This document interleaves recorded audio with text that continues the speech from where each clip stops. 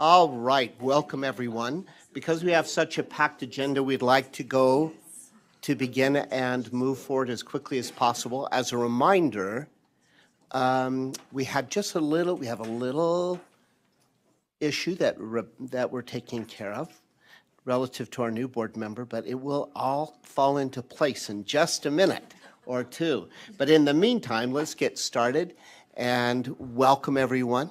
This is always our annual meeting when we have the opportunity to listen to potential new proposals, and we look forward to that always, and as the charter schools in Utah grow and expand.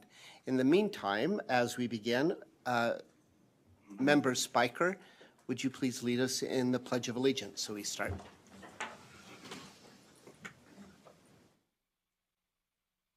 Pledge allegiance to the flag of the United States of America and to the republic for which it stands, one nation, under God, indivisible, with liberty and justice for all.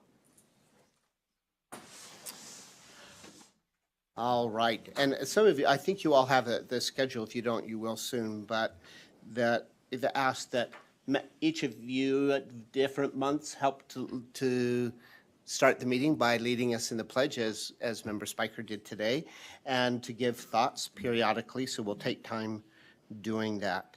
I'll go to the board chair report just as a reminder. For some, thank you so much. Those who attended last night, Beehive Academy had a ribbon cutting ceremony.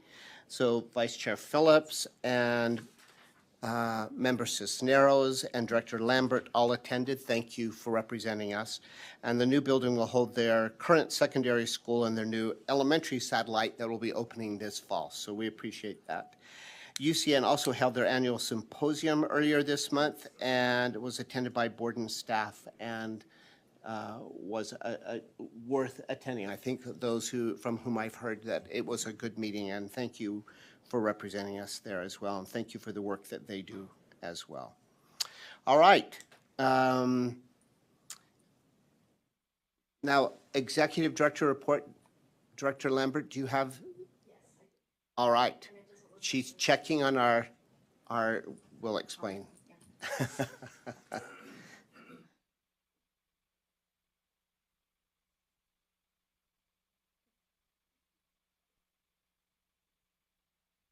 Good morning. It's been a busy morning already.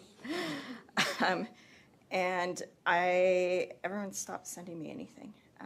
So, Director's report. I want to point everyone to, this is in the back. We have a resident artist, Liz Bunker. She is our remediation coordinator here at the State Charter School Board staff, and in that back corner is her artwork, and she is actually a professional artist, and she also does stuff for us on occasion, but they have up here different individuals who put artwork in, and hers was chosen to be included. So take a moment to go look at it. I believe, do you currently also have something at the Fine Arts, the University of Utah Fine Arts? Yes, thank you, Dr. Lambert. Yeah, yes, I apologize too. I have a painting at AIR, which is an exhibit about the air quality issues impacting Utah. That's at the Utah Museum of Fine Arts, currently on exhibit till December 11th. Yeah, so if you get a chance, go see that. So talking about our schools, there was a recent Qualtrics research that came out, and it had some very interesting findings, not all too happy, but especially I think we can all guess that the pandemic has caused a lot of hardships with our students. They found that currently those, and this is with high school students, that 51% feel like they belong at their school. So that means 49% do not.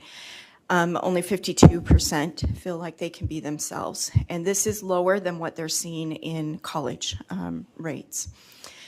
The sense of being is lower for students on free and reduced price lunch, 49% versus 58% who are not.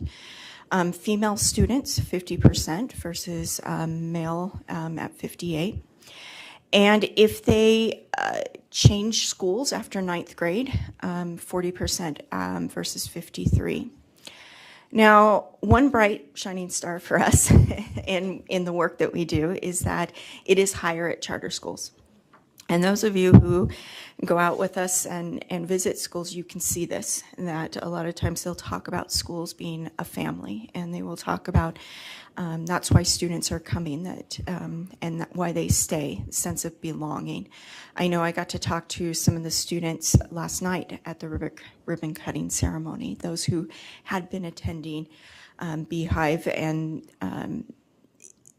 even though they're moving buildings, and it's, usually you lose a lot of students, but it is because of that sense of belonging that they're staying with the school.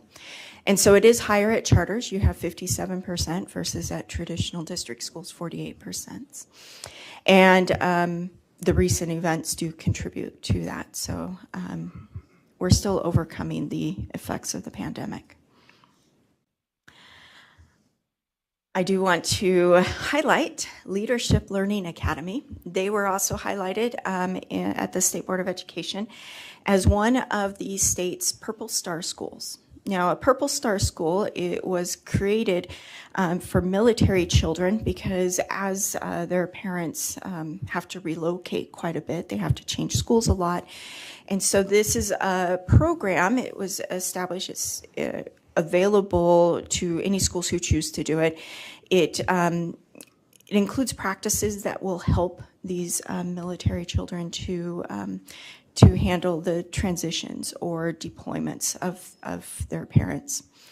There were 6 schools, and I already gave up the lead, but it was Leadership Learning Academy was one of those honored schools. So congratulations to them.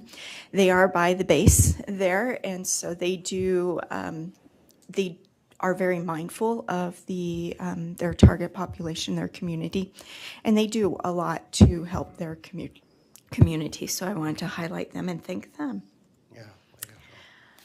Now, I don't know if any of you noticed, but we have a redesigned website. And it is, I really want to thank Marie Stephenson, who's taken the lead on this.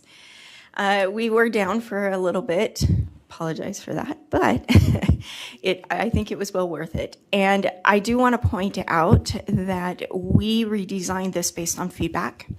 We sent it to get that feedback and to get kind of going back and forth with different stakeholders. We even did a focus group of stakeholders, administration, and board members so that it could be better useful. I also want to point out that all of the pictures that you will see on our website, all but one, which is showing a family, so we didn't have that, but they come from our schools. So these are directly our schools. I just want to quickly draw your attention to it. So this is the home page, the landing page. If you scroll down, so again, these are pictures all from our different schools, and you can go to the different navigations. You, of course, have the board meeting agenda in the quick links. It's right there at the top. And it goes to the UCAP where we've gotten that, and you've got the agenda and all the documents just in one place. So I just really want to thank my staff, all that have worked on this, Marie, and then in terms of UCAP, Amber, in getting this together. I think I'm just really excited by it. And then, oh, that was it. So thank you. That was worth the report. Thank you so much. So I always think never waste a good crisis, right? So when the website's down, what an opportunity to do something new and improved. So to Director Lambert, to Ms. Stephenson, thank you so much for taking out of that crisis something better and more useful and new and improved for us. I also want to just talk a little bit about the belonging and know that of course, as we're starting a new school year, between now and the time we meet again, a new school year will have started for our schools. And now's a good time to renew that opportunity to connect with kids. And resiliency theory tells us that the way that the number one component for students to remain resilient and to succeed is a significant connection with an adult. So anytime that in schools we can make those connections and connect with kids and give them role models, and they know that we know who they are, we improve not only belonging, but their lifetime resiliency as well and ability to succeed. And it's not surprising to me to know that charters have a higher percentage of belonging, since I think in that's usually a smaller atmosphere and there's more connectedness and family engagement. And so it's not surprising, but it's commendable that that's true. All right. Now, yes, Member Spiker. I was just curious if there was any data about, on a national level, about the sense of belonging in other states or, no. Sorry, I'm trying to Lambert, I'm do sorry. many things at once. Sorry, I was just curious. So that it was not solely on Utah data, is my understanding. That was national data. It was not solely Utah. Now, Qualtrics is based in Utah, but from what I could read and what they were talking about it was national. That's excellent. I'll just thank you for your comments, because I think it is the most critical need. And our schools are a microcosm of what's happening in society. That's right. And so I think those numbers also could speak to how we feel as adults and our ability and our sense of connectedness and belonging to each other, and who we are as a society. So, you know, I look forward to seeing different numbers in a few years. Well said. Thank you so much. Thank you. All right. Now, we are at a point that we should still welcome, and I think we will. Is all set? Okay. Our little glitch was that we want to welcome our newest member, Rebecca Cisneros, to this board. She's not a stranger to this board. She has extensive experience when she worked most recently on the staff, but she's currently at Itinerus School, currently working, so she's deeply involved with charter schools and comes with a wealth of knowledge that will benefit this board as a whole. And we welcome her and have been excited to have her join us in this, really her first official meeting today. But as part of that, we swear in after she's gone through all of the selection process through the governor's office, the confirmation with the Senate committee, but also she has to officially be sworn in. The trick has been finding the right individual who could swear her in. So today, we had all ready to go, Riley Wheeler from the Lieutenant Governor's office, who can swear her in. And Riley had a little emergency today, but I think Riley is on Zoom. And we will Zoom swear in Member Cisneros. So that's modern technology, right? Why shouldn't we just be part of that modern technology and take advantage of that? So if we are ready, how should we proceed? Riley, are you there? Yes, I am here. Wonderful. Great. So Thank you for joining us, Riley. So Yeah. should we just have Rebecca stand up? Do you want to give her the instructions, and we'll follow your lead? Okay, yeah. If Rebecca can just stand up and raise her right hand and then repeat after me. Sorry, I can't see it on the camera. I'm She's assuming up and standing, right? she's up and ready. I don't know where to look at you, Riley. Sorry. No, it's all good. All right. I state your name. I, Rebecca Cisneros, Do solemnly swear do solemnly swear that I will support, obey, and defend that I will support, obey, and defend the Constitution of the United States the Constitution of the United States and the Constitution of this state, and the Constitution of this state, and that I will discharge the duties of my office with fidelity. and that I will discharge the duties of my office with fidelity. Great, thank you. Thank you. Yeah, I think So welcome officially, Member Cisneros. And Riley, thank you for joining us electronically today so we could complete that process. We appreciate you taking time to do it. So thank you so much. Yep, happy to help. Thank you for your time. Thank you. All right. Well, we are, I think, even just a couple of minutes ahead of where we need to be, but that won't hurt us at all. So we are ready to start to hear some proposals for new charters. Oh, so sorry.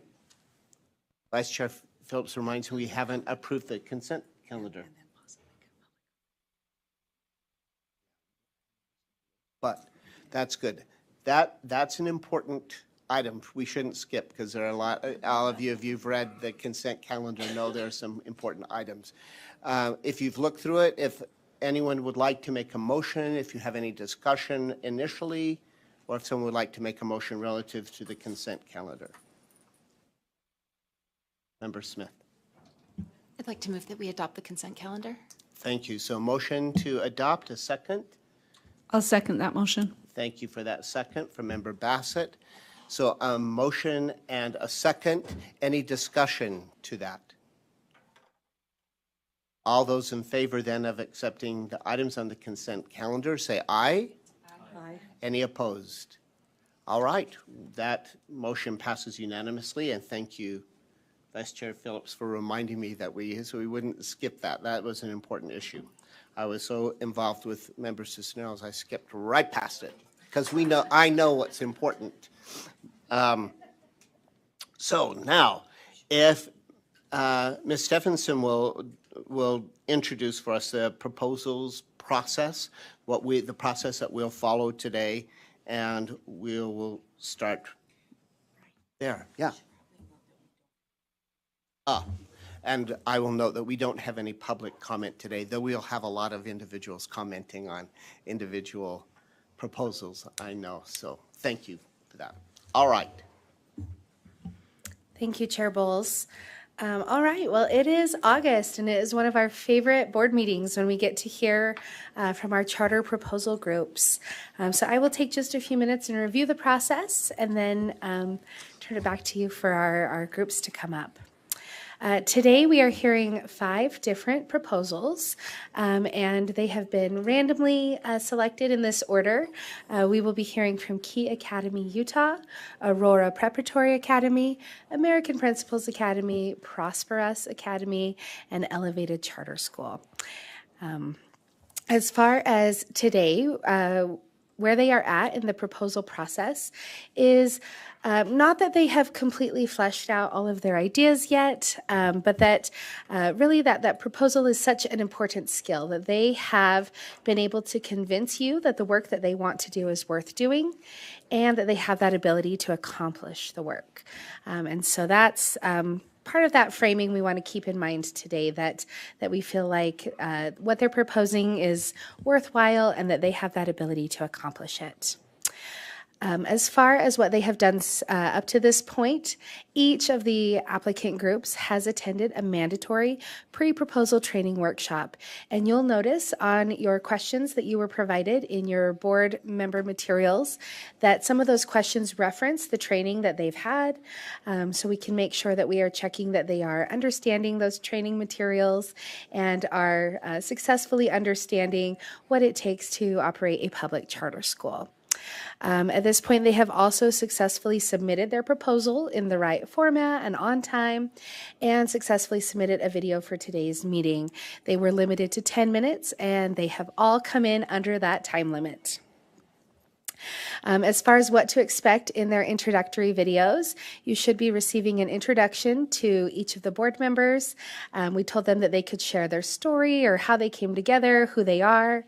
They should also be sharing an elevator pitch, and we have advised them that this elevator is short, like our USBE elevators, not a Sears Tower elevator that is many, many floors.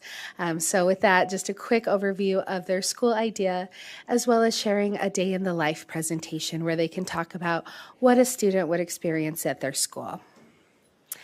The primary questions that we're hoping to address today are as follows. We want to address if there's truly a need and community support for the proposed school. In your board member packets, there's also an information sheet that you've been provided that talks about some of the other schools in the area, what their performance looks like, what sort of enrollment numbers we're seeing. So that's something to keep in mind as you are listening and trying to determine if there truly is a need and community support. The second question we want to look at is, does the group that wrote this proposal have the capacity to be an effective governing board and to lead a successful school?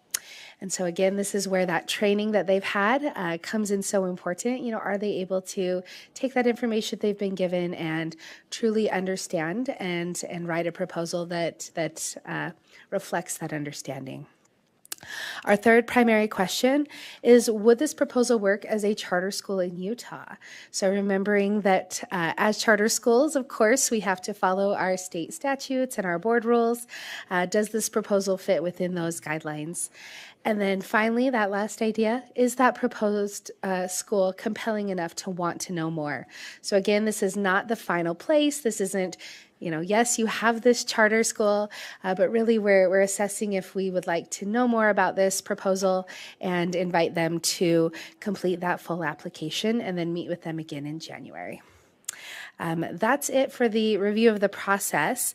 I do have Key Academy first on our schedule, Chair Bowles, and so if I will turn the time back to you to invite them up. Wonderful. So if members who are here representing Key Academy would like to come and sit in these seats at the end of the table, then as we come to a point after we've heard the presentation. Well, I should also note that, of course, we've had materials to review also, so we feel like we have some background prior to you coming, but there are questions that we'll want to ask just to make sure we have a good, strong understanding. And as Key Academy is taking their seats, Member Cisneros wants to just make one quick statement relative to that as we begin. Thank you, Chair. I just want it on the record that as a staff member, I was first introduced to Key Academy, and then prior to this appointment, I did have a consulting phone call with one of the founding members where I did notify them that I would be on this board, so I could no longer be in any consulting capacity, and that we just kind of had a generic conversation about how they could make their application more palatable to the board, and have had no further conversation since June, but I did want that on the record as a potential conflict. Excellent. Thank you so much. All right, let's begin with the video.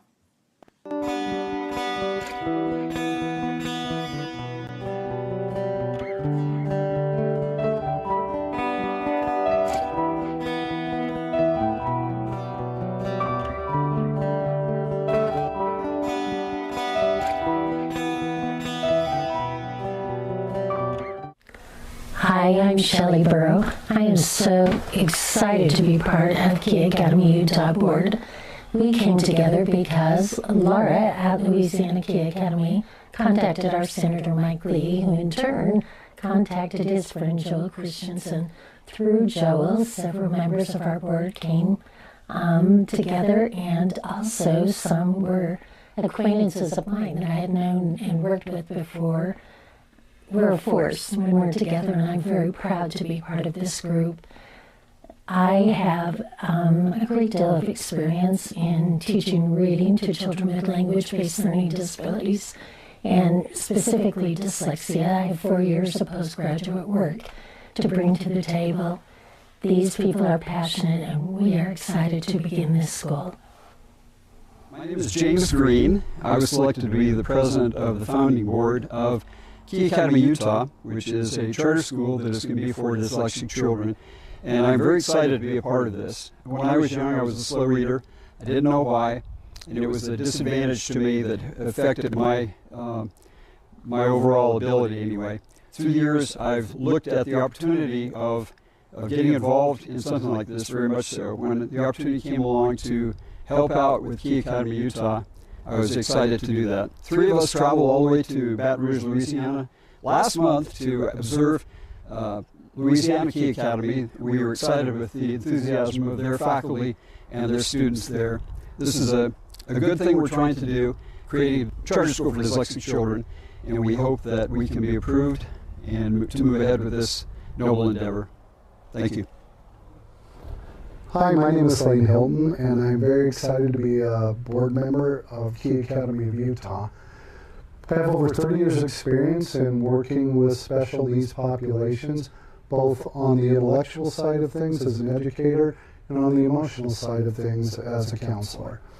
For the board, I am over admissions, testing, and guidelines. We are affiliated with Louisiana Key Academy. I have thoroughly reviewed their admissions process and those of other schools, and I'm very confident that we will come up with a program and testing and assessment process that will work well for the population that we are looking at serving. I am very, very excited to bring what I have to offer and to the population that we are looking to serve, those with dyslexia in the state of Utah. Thank you. Hi, my name is Ryan Marchant, and I am more than excited to be part of Key Academy and to see it be successful and just a wonderful charter school that I think that it's going to be. And just a little bit of my background, I was involved with helping the school with its business aspect and its business plan. I have about 20 years of experience helping various charter schools in the Valley become successful financially, and that involves every aspect that would go into doing that. But the biggest reason why I was excited about Key Academy is simply because I've had two children specifically that have struggled with reading and dyslexia, and it has been a struggle for both me and my wife personally, and I love the unique program that Key Academy is going to offer to help children and help students of all ages achieve their full potential, and I am so excited about that. So I love Key Academy, and I'm excited to see it grow and be successful. My name is Michael Schwab, and I'm a board member for Key Academy, Utah. Professionally, I'm an attorney, and hopefully my legal background has been of some benefit to the board as we've wrestled with legal issues.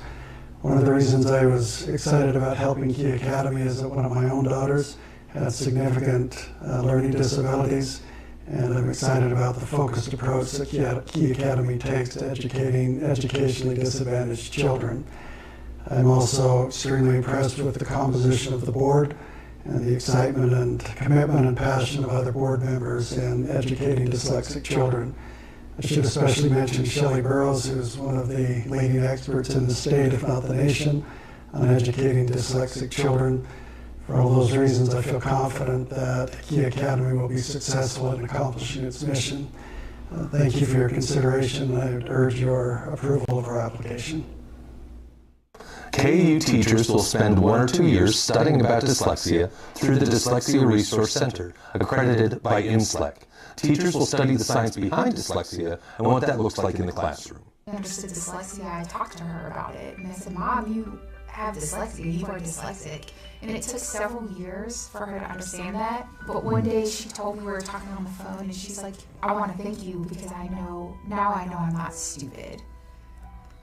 To know it at that personal level and to interact with all these parents over and over and over again and hear that story, you can't help but take action. And the action that's needed is this school where there's an answer for parents, there's an answer for children to understand that they're smart, that they can learn to read, and that they have many gifts. Unidentified dyslexic children struggle in school and they don't know why.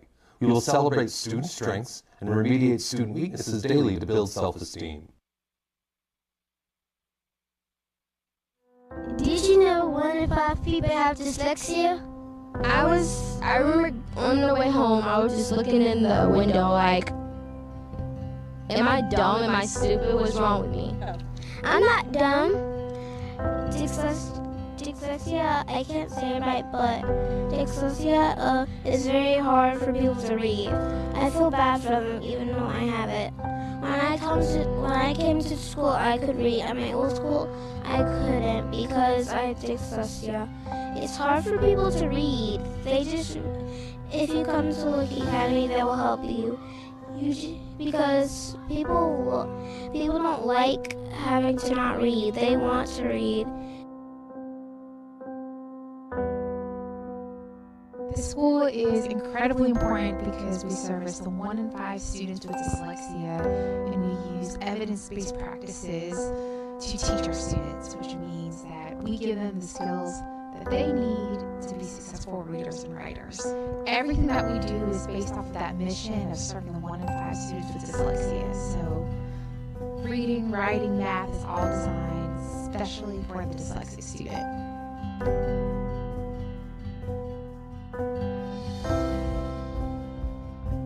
I'm really impressed with what I've encountered from first grade all the way actually to y'all, like the level of critical thinking, problem solving, like thinking outside the box. It's fantastic. So what? I have dyslexia. Today, I'm a regular person. I can read so much better. My grades are a lot better. I just want to say to all those people who have helped me get as far as I am, thank you so very much. I'm dyslexia. I'm proud. Dyslexics are slow readers, but smart thinkers. Once dyslexic children identify personal strengths, they are empowered to persist with things that are difficult. School can be tough for dyslexic children, but when they know they are smart and there's a scientific reason for the struggle, they learn to persevere, finding a pathway to success. Children that embrace dyslexia can learn how to advocate for themselves without shame. Students will learn and practice self-advocacy skills. KU curricula is based on recommendations for the National Reading Panel and in accordance with 21st century science.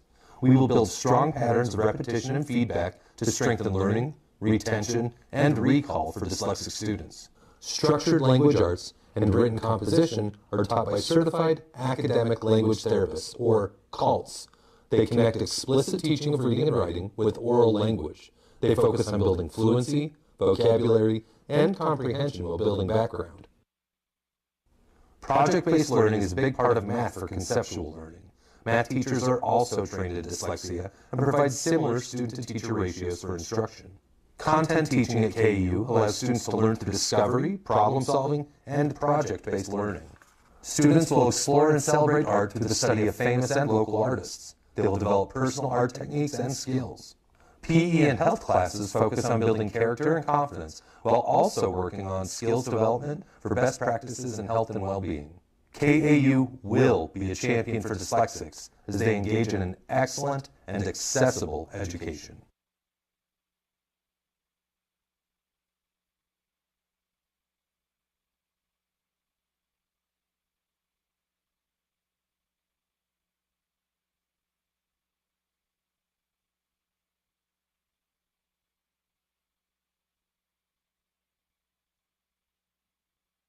I'm thinking that's the conclusion of the video presentation. Is that right?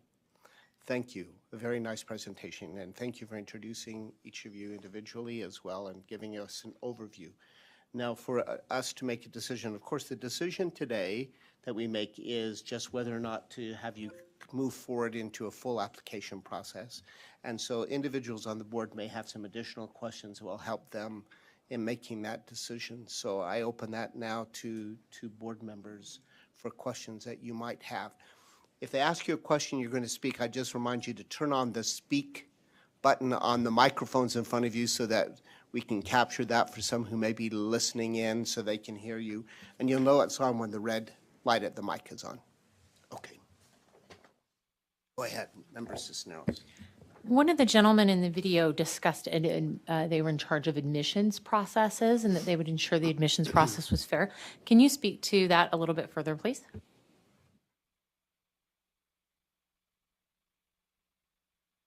Just so you know, you don't move it because it might but just make sure you do talk into the mic. So yes, mics are flexible. you can do the mic, but if you try to pull on it, you might unplug it.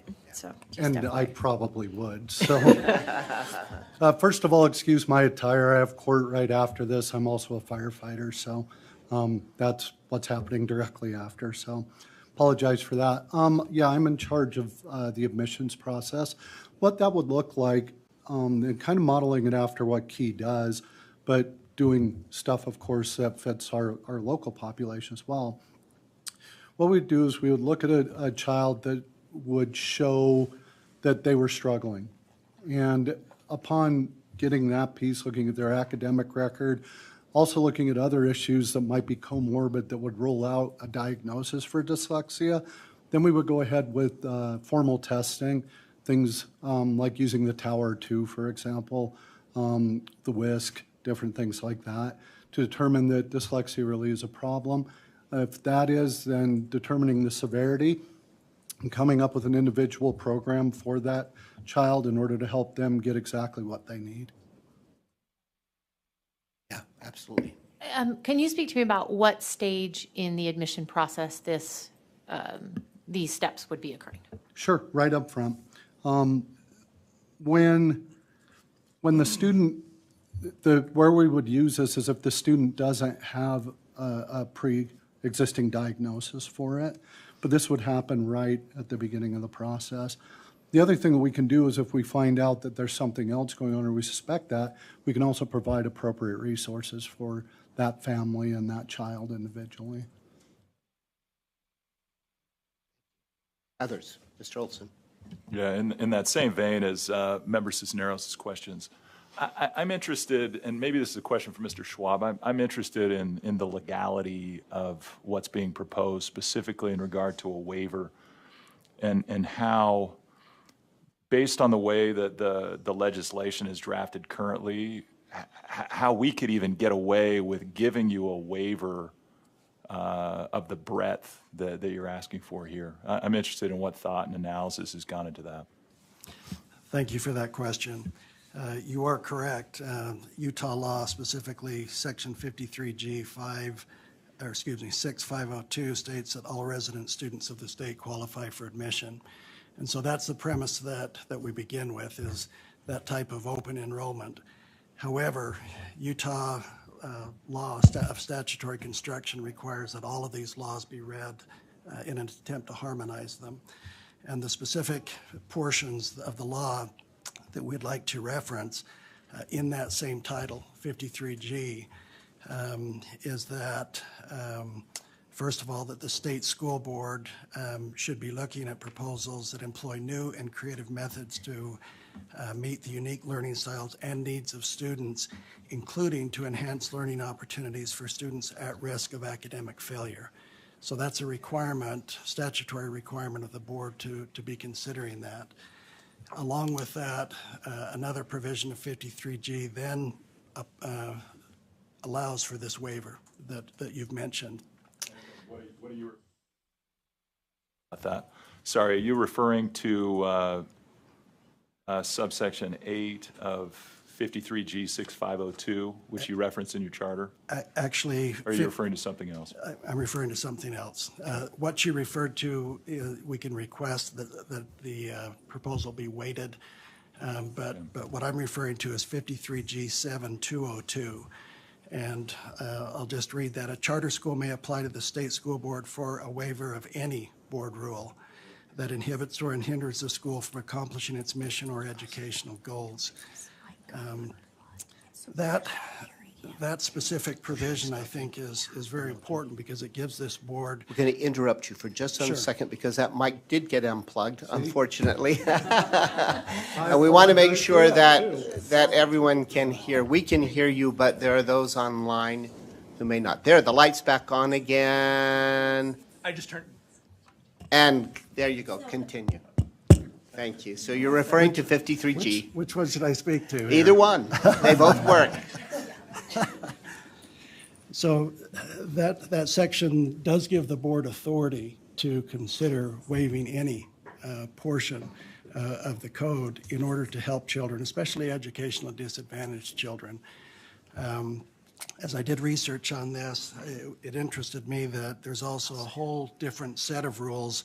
The Board of Education, Utah State Board of Education's administrative rules, and under those rules, Rule 277-121.4 requires the board to do an annual audit of these type of waivers to make sure that the waivers are being used properly and should continue on in the next year. And so this is something that's obviously allowed by Utah law. There's a system already set up to review those waivers. And the reason that a waiver is being requested is because of the unique teaching style that is necessary for dyslexic students. frankly, to have an open enrollment where non-dyslexic students were being taught under this system would be a disservice to them. And it would be a disservice to the dyslexic students too. And so that's why we're requesting a waiver. I hope that's answered your question. Yeah, thank you. Yeah, not exactly. The concern that I still have, I mean, I'm looking at 53G 7202, that allows for waivers from state board rules. Right. So we've got rules that are promulgated by the state board. We also have the law that's laid out by the legislature. I think we're powerless to grant a waiver or an exemption to the Utah code. I don't think we've got any authority that's been given to us to be able to do that. Rules appear to be a different issue, and that's something that would go to the State Board of Education, I believe, and not necessarily to us. But I'm concerned about how we legally would have the authority to approve this charter where what you're asking for is a waiver of the Utah code. That's the concern that I have. The open, thank you, the open enrollment requirement is actually part of the Utah code. And so when it says that you have the opportunity to seek a waiver of that, that is part of that. This has been done in other areas. For example, the Utah Schools of the Deaf and Blind have this kind of exclusivity that we're seeking. Under federal law, if you look closely at the American with Disabilities Act, those requirements are even more stringent than state laws are, and arguably even require something like this, not just allow it. And so we feel strongly that the law does allow for something like this, does allow for a waiver. We don't have the time here today, I don't think, for me to give a legal briefing on this. We would love to do that. If our approval is granted, then there would be a separate written proposal for that, and we would love to do that and explain how that's been done in other states, both under state and federal law. Okay, thank you. That is a genuine concern. So if you move forward in this process, that's something that we'd need to address. And that's why in 53G it does say you can seek a waiver of board rule. And that's the distinction, of course, the distinction between statute and board rule. And so, we would love to address that if we're approved. It's a great question, and would love to address that in more detail. Member Smith. I just wanted to comment to make sure that you understand there's a significant difference, obviously, between code and rule. The thing that can be waived is rule. The thing that cannot be waived is code. The people who do the waiving are not us. It's the State Board of Education. Also, the rules are different for charter schools versus standard schools. And in Utah code, the charter schools have much less authority to establish a school that has the kind of waiver that you're looking at. For example, we have Autism Spectrum Academy that we could not restrict admission to students with autism. That's just one example. So, however attractive this idea is, because I think all of us are in favor of specialized education for dyslexic students, this is seriously problematic, and it concerns me that you haven't sorted through these important details of how Utah law is specifically different from other states. Thank you. Yeah, Director Lambert. I do want to point out that in the statute, in terms of enrollment, it does allow charter schools to give a slight better chance in the lottery to certain educationally disadvantaged students, and that does include students with disabilities. So while a school cannot absolutely restrict, and it is correct that even we cannot give waivers to board rule, it has to be the agency that is making the rule. They have to actually give that waiver, and we cannot even apply for waivers to statute. But a school could give a slightly better chance of admission. And Member Smith brought up Spectrum. What they do is through like advertising, and that they're known that their strength is serving students with autism. And so that if a school wanted to go down that route, that's how they could handle it. And I just wanted to add that I think every one of us here would be in favor of the enhanced weight in admission for students with a disability. I think that would be great. And we do have schools that very successfully use that. We don't have any schools who have a waiver from the code, because that's not a thing. Thank you. Additional questions, Member Cisneros? Two related. Statement first. I would actually almost make a motion for the proposal just to hear the legal brief, because I would love to get even some of the statute challenged in order to allow for more specialized instruction. But if the waiver were not granted, question number one, would you still be able to function and would you continue to pursue the full charter? And number two, is the dyslexia instruction not enough of a universal design? I'm just questioning how the statement that it would be problematic to a neurotypical reader, why would the instruction not be enough of universal design that all would benefit? May I defer to Shelley Burrows to answer that, please? So I'm going to go backwards. That's the way I remember best, if that's okay. As far as the problematic to the neurotypical learner, neurodiverse learner, sorry about that. That probably was an overgeneralization. What we do, if I may have a concern about, and we have worked through this process so far with Brad Nelson of Spectrum Academy mentoring us, and we've talked about this at great length. And one of the things that we have a great concern for, he and I rolled his numbers and their rollout and what this means for them as well as us. When in Brad's numbers, they have 1,800 students in their enrollment currently, with 15 to 20% students who are non-autistic.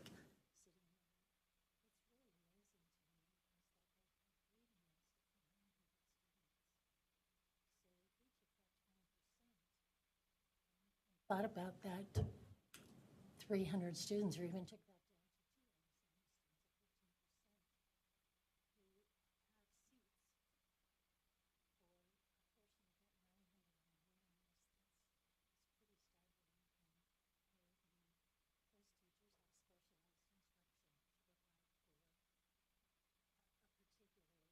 that population, and with that,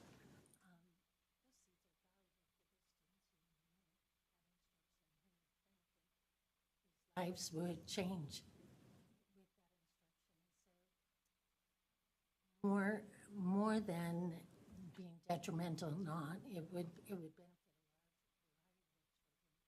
But what I've found in my years of experience,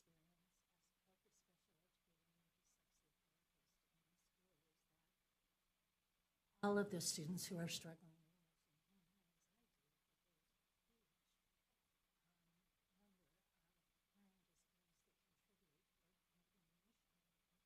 mental disorders that contribute.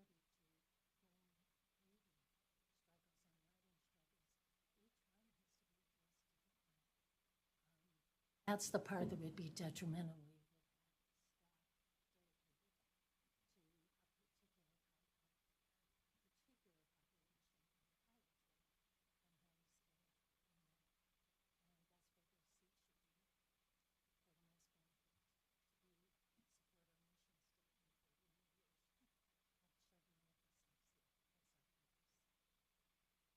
First part of the question, ask me that again.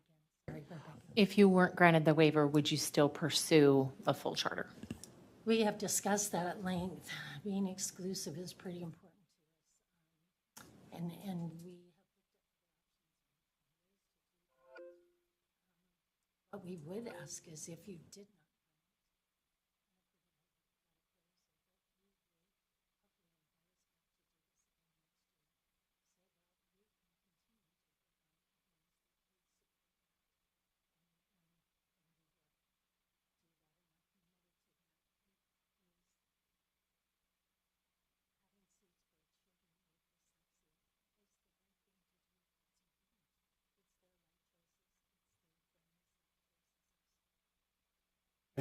May I just add one thing to that?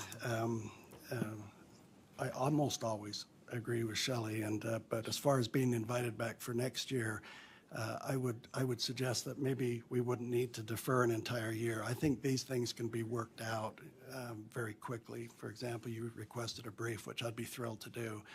And I think that these things and the other options could be worked out very quickly as we move forward even this year.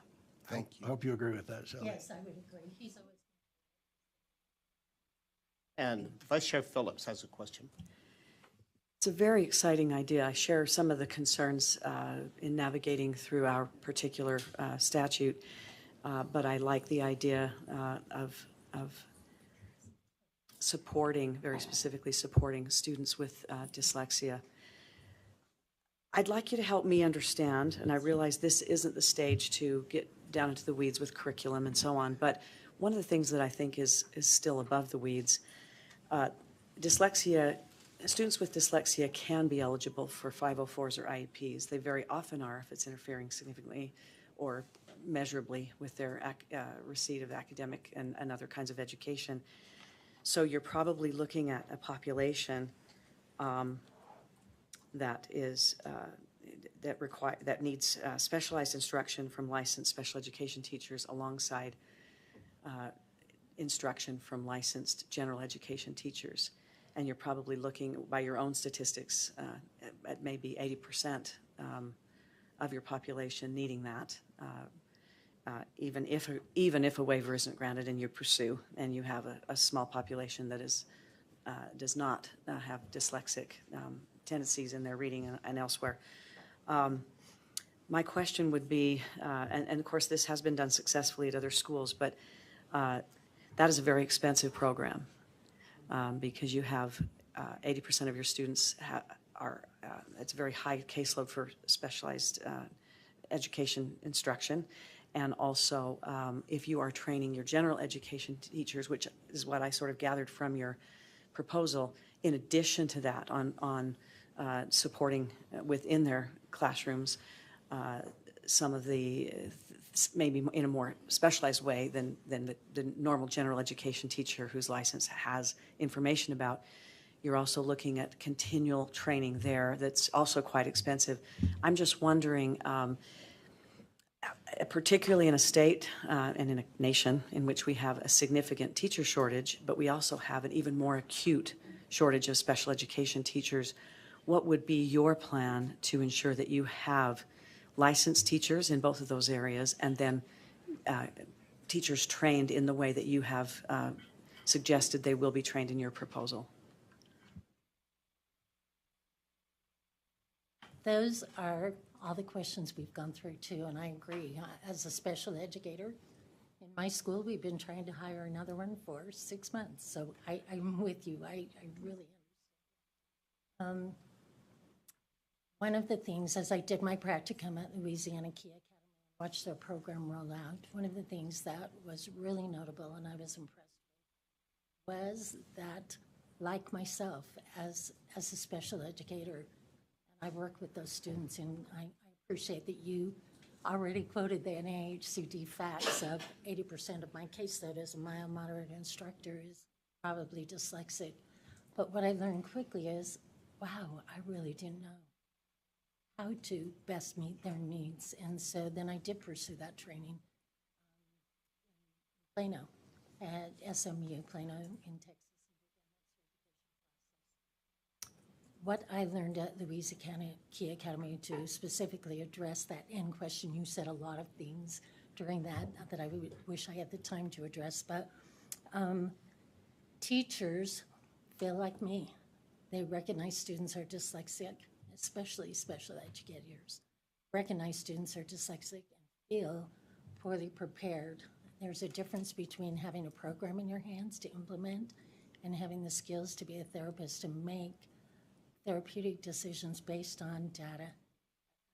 Big difference between, and I've done both. And I've watched teachers do both, and implementation is the hardest part of the dyslexic process. Programs alone. What they did is they began that training. So more were attracted, and what's really remarkable is their teacher turnover is very low. We discussed that a lot there. During the 2 years I was there, wow, what keeps them here? What makes them stay? There's two prongs, that they see the success of the students But the other part is that they've invested in their training.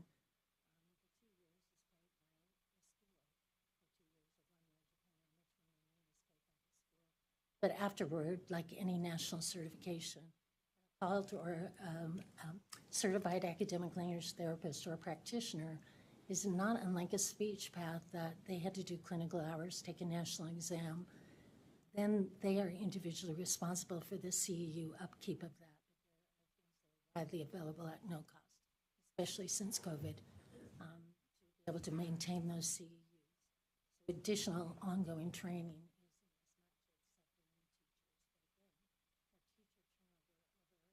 The 9 years they've been there has been remarkably low.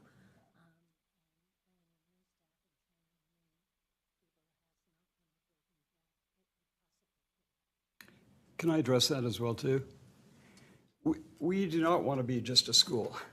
We want to be a facility for remediating the disadvantaged, educationally disadvantaged kids that have dyslexia, dysgraphia, dyscalculia. And our teachers are going to be obviously very gratified by doing that. There is no other school in Utah that we know right now that is specifically focused on dyslexia. We want to be that school, and we want our teachers to have a great amount of pride in coming to teach and work with these children to help them change their lives. We went to Louisiana Key Academy in June. We spent quite a bit of time down there observing the students and the teachers, the teaching there. It was very gratifying to see these young kids that were so excited and so enthusiastic, and to talk to them about how their lives had changed because of this. We want that to be our school. We want kids to come to our school and be excited about changing their life, where they, like the little girl said, I felt like I was dumb before, and now I'm not dumb anymore. It's going to be very gratifying for us. I think we'll be able to retain our teachers, even though we'll have to pay them a little bit more. We'll be able to attract them because of that. You have a follow-up? I have a question for Jennifer, but when you're done. All right. Vice Chair Phillips has a follow-up, and then Member Smith. Just a quick follow-up. Should this proposal be advanced by the board, I would at least want to see, I can't speak for the board, but I would want to see a sort of a budget and a financial plan over a number of years that reflected not only the need for additional teachers that you will have. You know, the average school has a certain percentage of students who needs specialized instruction from special education teachers. This school that you're proposing would have a much greater percentage, and therefore would almost double the number of teachers that are on any given campus. And I would love to see that reflected in a budget plan, so that that would be something I would be specifically looking for as you came back, so that I would know that this would be a school that had planned financially to support the kind of program that you're proposing at this point. Ryan, do you want to comment on? Ryan is our financial coordinator. Sure. And just to answer your question, yes, we can do that. I understand your concerns, but if we were invited to move on to the next stage, we could certainly provide a detailed budget for you that would address some of those issues. So thank you. Thank you. Member Smith. I think this question is mostly for staff, but it involves you, so I want everyone's input. I've been talking with some of the association people, Royce and Kim, and we're wondering if you would be averse, and what this would do to our timeline and scheduling, if we were to have you proceed, but proceed as if you were like autism spectrum, not exclusive to children with this particular disability, but as if you weighted that in the admission process, as is clearly allowed under a waiver, but with a stipulation that if we were able to secure changes to the legislation that allowed a restrictive admission, that you would implement that for new admission students. So existing students could continue at the school. You're not going to be kicking anybody out, right? Does that make sense? That seems like a way that we could seek to serve these students that all of us would like to see better served with targeted instruction, but would still not run afoul of Utah's issues. And the other question is, if we allowed them to proceed like as if they were regular, the question is, help me understand what timeline is like. If we say, go home, come back, or do a legal brief and then come back and tell us that how we don't want to throw them off in an opening schedule, right? So just to be very clear, this board has no authority beyond what its authority is. Like this board cannot change something that another board or body creates. So this board cannot grant a waiver to even board rule, let alone statute. But in terms of if this board were to move ahead and go forward with this school, it would have to be with whatever the current law is. But if that law were to change, I mean, the charter agreement can always be amended by mutual agreement. And So we would just plan that as an amendment, not as as I had written into the charter, this will happen in this event. So I would imagine that if there was we could put in, if there was a charter, if it went forward, it was eventually approved, we could definitely put in that preference, that enrollment preference in the charter agreement for students with disabilities. If the law got changed where there was an allowance to limit the enrollment, then we can always, I would assume this board would want to do it, and we could always consider that amendment to add that into the charter agreement. Now, if they get approved in January, because you were asking about the timeline, it would be 18 months before they would actually open, which I believe would give them 2 legislative sessions. So I don't think you would necessarily be dealing with any current students that would necessarily be affected. Could a charter be written that said something to the effect of, we will grant the maximum enrollment preference allowed under Utah law to students with a specific disability or just students with disabilities? If I can answer, I was kind of looking at data. I would suggest that we're getting maybe into the weeds. You know, what that contract could look like or would look like, that would be something down the line. Right now, if I can just make sure that we're clear, you're just considering if there's enough here that you're interested and want to know more.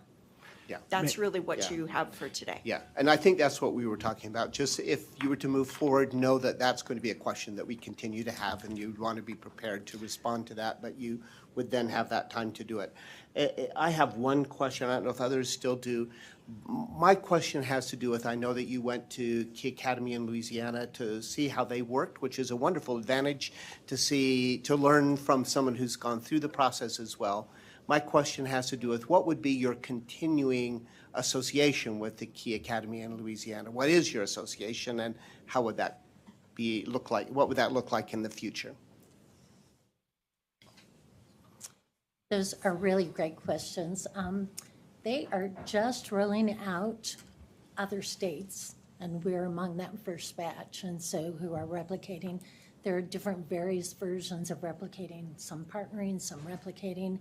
And we are waiting until we know what our status is to be able to finalize any contract. But we are hoping to replicate, which means they would continue to be on our advisory board. They would oversee the programs. They would offer initial training for the first 2 years to make sure that we're rolling it out with fidelity as they do as therapists. And after that, the people who roll out that training for the teachers and run that program are called qualified instructors, which is a national certification level that allows a person to train under the current certification statutes. I am a qualified instructor. So after a 2-year period, the hope is then that we become autonomous in our state, which is what we want. We want to be able to roll out a model that supports not just Key Academy, but becomes a model for all schools to be able to implement the very best that we can do for students with dyslexia. It wouldn't be possible, as you noted before, to service all 80% of mild moderate caseload in every district. We can all do that. Thank you. Thank you for that response. They've become very successful there in Louisiana. In fact, they're starting 2 new schools in New Orleans, in the area there. And they love what we're doing, and they're very supportive of us as well. Thank you. Thank you. Chairman Bowles, may I just make a brief comment? I'm not going to sleep well tonight if I don't do this. There have been concerns raised about the waiver, and rightfully so. We've had those same concerns. We anticipated that would be a key issue coming into this. But I love the idea of moving forward and looking at the other options. I should just mention, in anticipation of that very type of thing, we have already had discussions with legislators, and having dealt with that in the past, I have been a little shocked at the interest and how interested they are in doing that, in legislatively making this available. So yes, we are doing that and would absolutely continue to do that if allowed to move forward. Thank you. Thank you. Any additional questions from members of the board? We thank you for not seeing it. That means you answered the questions well, and your presentation helped, because this board often asks more than double that number of questions. I think you answered them initially and anticipated the questions we might have. So we thank you for your time today at Key Academy, and a little later today we'll make the decision about applications that will move forward. And thank you for your time. Thank you so much.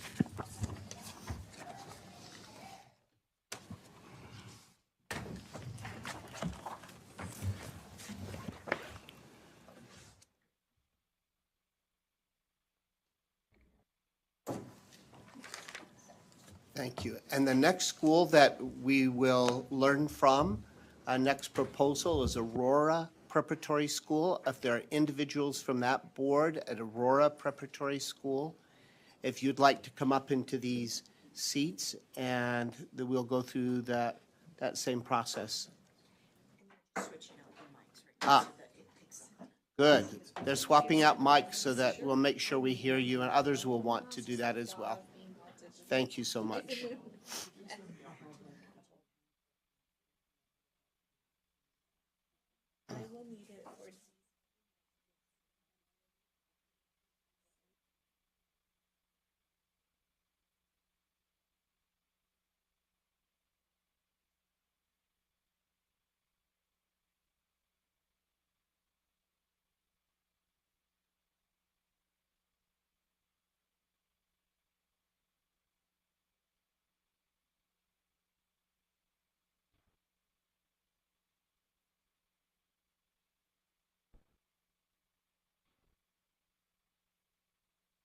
All right, with new mics in place, we're new and improved, so folks who are listening online will make sure that they can hear the full proposal and responses to questions and responses. So thank you for being patient in that trade out.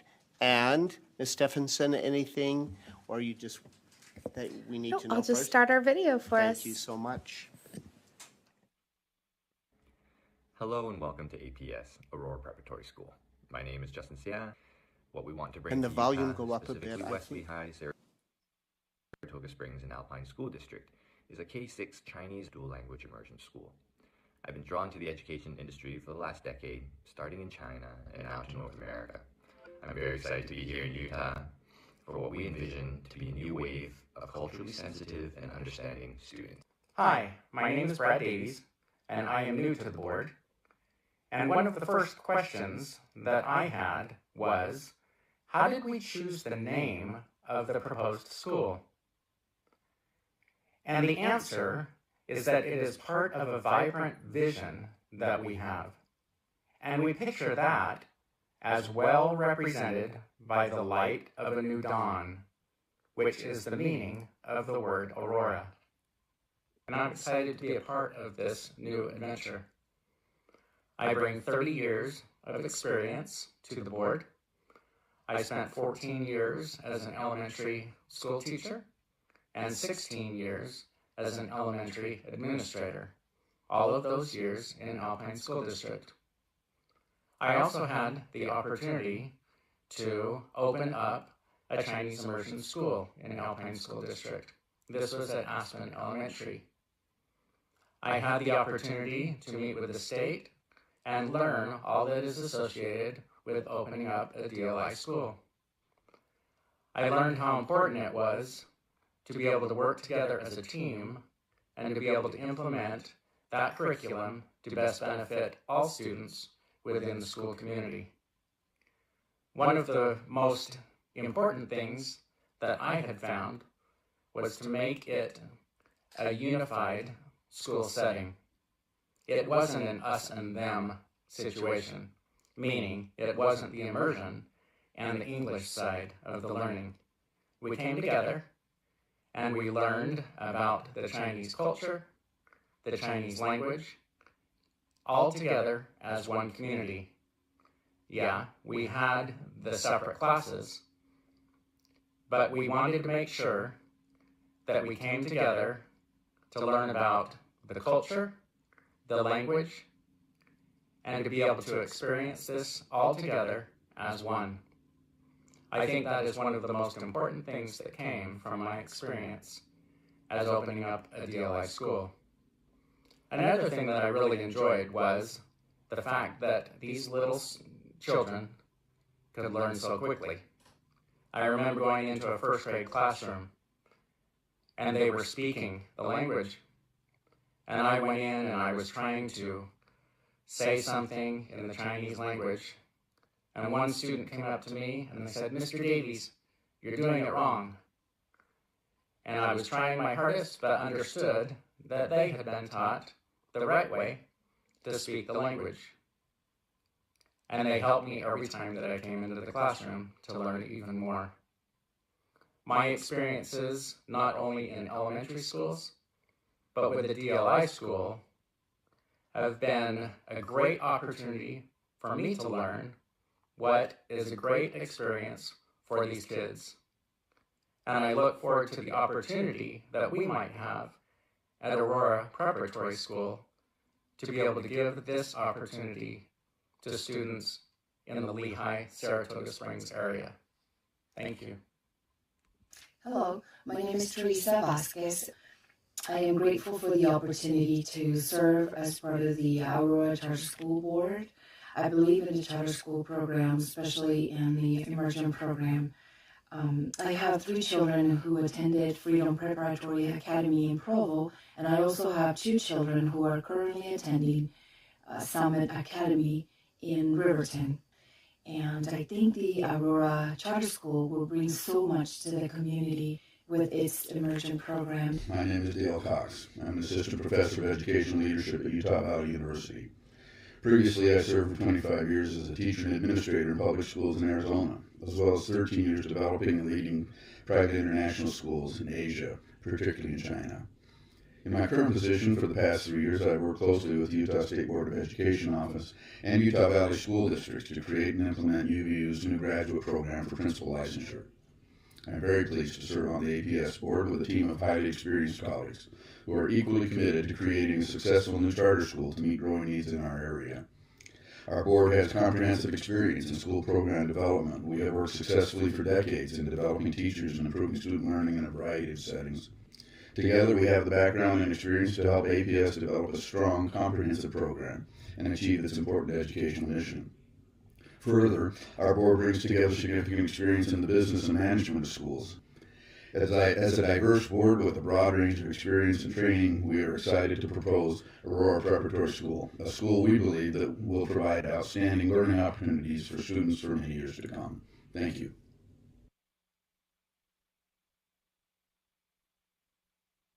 Wonderful. I have to remember to turn my mic on and off as well, so I don't provide feedback in the system.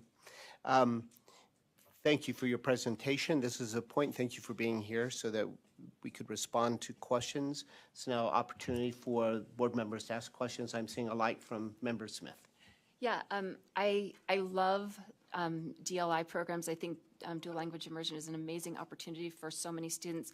My question is whether you've really looked at the demographic of surrounding schools. In the Alpine School District, there are already 5 elementary schools with Chinese immersion programs, 3 of which are very close to your target area. You have Alpine Elementary, the Eagle Mountain Elementary, I'm missing the name of that one, and then Riverview Elementary in Saratoga Springs itself. So I, especially with a larger school like you're looking at, I worry that you may not have sufficient demand. You know, with you're functionally duplicating existing programs in the same area. state of Utah has over 60 DLI programs. It's by our research, which is not exhaustive, certainly, a state with more DLI opportunities than many other states. Almost half of those DLI programs are within the Alpine School District. And so again, there's a heavier concentration in that area. The Alpine School District has a very transparent set of demographic studies of the growth and projections for their communities. And they put that right up front on their website that shows the populations of all the individual schools, the growth trends of those schools, the growth trends that they expect. They include census data from a number of the communities. So it really is very open in the numbers.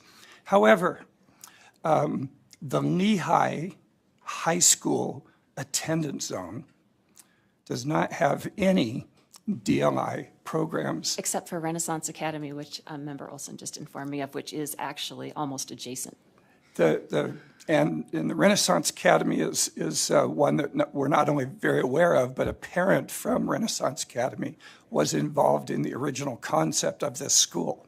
So and her thought process when we met with members of the Alpine School District DLI staff, they actually encouraged us to establish this elementary school within the Lehigh attendance area because it is an existing hole within their district in the program that they have. Additionally, it took quite a while, but they did finally give us the internal data on the DLI attendance at all of their programs. When that data is applied to the Lehigh High School District attendance zone, it projects that there will be approximately 600 DLI student enrollments. That's based on the average across all of their different high school attendance zones, which is a very positive thing. If we tended towards the upper limits of their average of their attendance within their different attendance zones, there would be almost 1,200 available DLI students to enroll from that attendance zone. And that recognizes the numbers that are taken off by those others. I think it speaks well to the community interest and acceptance of the DLI programs. I think Alpine has been responsive, but Alpine, as many of you are very well aware, one of the fastest growing districts, one of the fastest growing areas in a fast growing state, and is an area of a lot of high technology employees and families that are looking for more rigorous types of curriculum. And so we recognize and we look at the level of interest and actual numbers of programs as actually being a benefit to our program in driving that knowledge of the system. And so we're excited and comfortable. Thank you. It's really helpful to know that you've done a thorough market analysis with existing programs in mind. Thank you. Mr. Pike, just before we continue, and we've read the materials, we saw that your name is listed on the materials on the application that you reside in Layton, but we didn't see you listed as a governing board member. Can you talk to us about your relationship with the school? Sure, and for the newer members of the board, this is our third round with your board, and we appreciate the opportunity. I was listed in the previous two rounds as a board member. I operate a business and live in Arizona. I served on the Arizona State Charter School Board when it was originally created in 1995. Served on that board for 2 terms. I was the president of that board for 2.5 years. After leaving that board, I served on the board of directors of one of the largest charter schools in Arizona for 10 years. Then I became employed by that school and worked for them for 4 years, 3 of those years as the CEO. I left that about 6 years ago. I helped another charter school that was new at the time increase and add 3 campuses as their chief operating officer. And then I went into the consulting business, which I've been in for the last 5 years. And the individuals from the Lehigh area who had the original concept of this school were business partners. One of them was a business partner of mine in Arizona in bringing international students to charter schools, which was one area that I worked in. He at the time lived in Shanghai, but had transitioned over here to America. And so we talked about the possibility. So I have worked with this group that are primarily Utah residents and most local to the Lehigh area for the last 2.5 years. There was in our prior to considerations by the board, a number of comments, questions from board members, statements from readers, and ADE staff readers of the applications that questioned the appropriateness or the need of out-of-state individuals being on the board and its usefulness. I have lived here in the state of Arizona for 7 years. I've had children. I have 9 children. I've had children attend Lone Peak High and Mountain View Junior High in the Alpine School District. I lived in Highland. And so I, after the recession, returned to Arizona, where I've lived for 30 years, and continued my business there a few years ago. But so I am not unfamiliar with the state of Utah, with ADE, with Alpine School District, and it has been a comfortable relationship, but it has been a relationship that has been on my own time. I've volunteered it to these friends and business associates. There is no intent on my part to become a full-time employee of Aurora Prep Academy. My prior career, that my oldest son and wife request that I maintain my licensure in case I stop playing school someday. I'm a civil engineer that's been in the construction business for many years, and so I intend to be available to Aurora Prep as a consultant should they be approved to help them build and obtain a school. I don't see my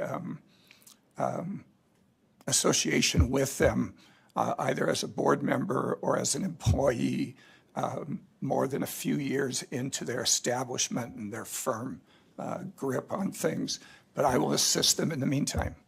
Thank you so much. So as a volunteer consultant to the school, that's your relationship? It is. All right, any additional questions?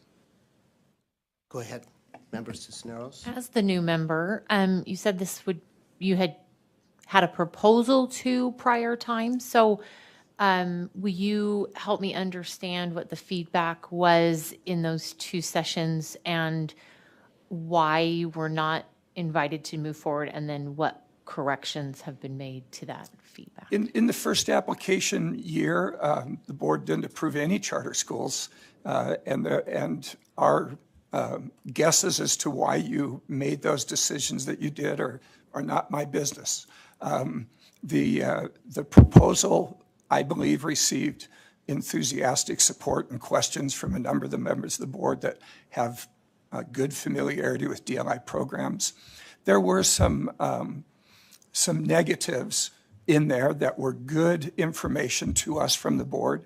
Our original proposal proposed 2 different languages be included in the DLI programs of the schools, both Spanish and Mandarin, which are the 2 most popular or the most common within the Alpine School District. And we believe that there is a strong desire for both.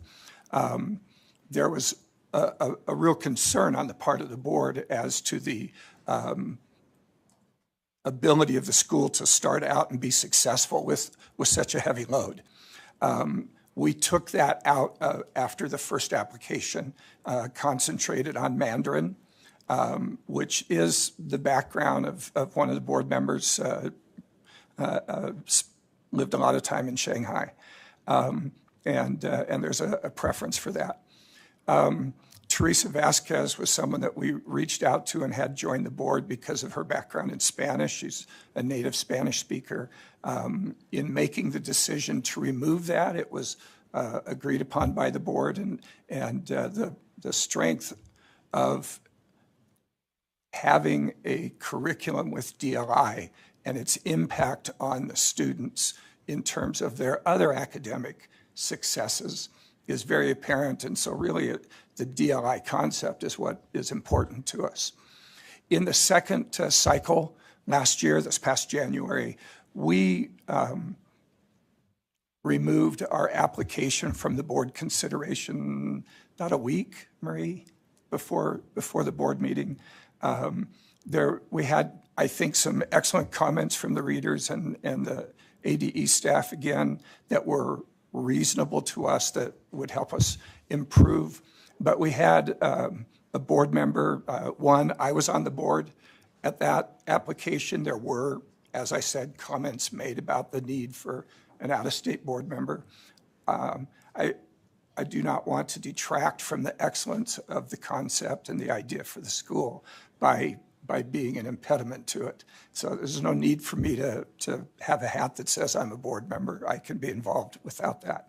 We had another board member who has a very successful business, but had undergone a great deal of regulatory scrutiny, which was highlighted in the review of our application. Has nothing to do with ours. She resigned from the board. She's still very supportive of our efforts and of the concept, but again, did not want to detract. And so we withdrew our application. We've restructured the board through a mutual connection. We were introduced to Brad, who, as you heard in the presentation, started a DLI school within the Alpine School District, has good experience, has been a benefit.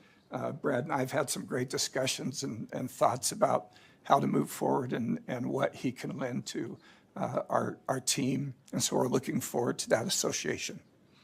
Thank you. Additional questions from board members? I'll ask. I want to ask a DLI specific question. In most of the DLI models that we see in the state of Utah, there is target instruction. I think you referred to it in the video as well. There's a target language teacher and an English teacher who the students swap halfway through the day, half going to the target language teacher in the morning and half going to the English, and they swap in the afternoon. That's generally how that works. At this school, will you be admitting only students who are interested in the target language, or will you follow that same pattern? That's the first part of my question.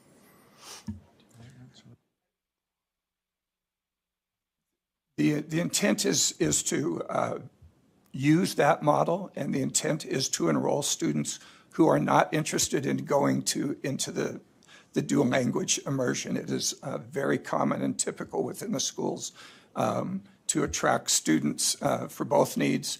Those students that are in an English language track will have exposure to foreign languages in their classrooms, but it will not be as a dual language. It'll be taught as you typically see most students exposed to languages in their schools. All right. So one of the real tricks, of course, and you talked about a market study of the number of schools who have Chinese immersion, and you anticipate that there would be a need for additional. It's not having a school and attracting students that is as difficult, though that might be if there are those who have decided, everyone who's going to a Chinese immersion program have decided that. The big trick is having enough qualified teachers. What's been your process relative to having enough target language teachers to give excellent instruction? As far as finding the teachers, one of the things that stood out to me was the experience or the background of the other individuals on the board with Dale and Justin and their association in China. and being able to have those maybe resources to be able to access individuals from there to be able to look at for potential staff members here at the school. Also, it was really nice, I guess, to be able to see how many people were actually available locally. It was one of our concerns when we were opening up our school as far as hiring. And we did work as a district because we had multiple schools that were looking all at the same time to be able to staff the schools. And so we worked as a kind of a cluster of schools to be able to find individuals.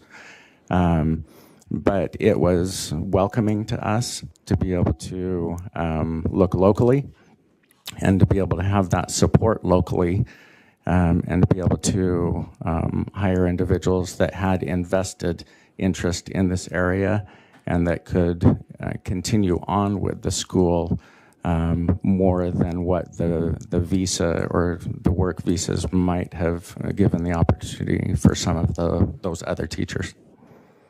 Good. You noted that, of course, knowing qualified teachers in China is different than qualifying them to work in Utah, being able to work. And you just talked about that with visas and the complications of that.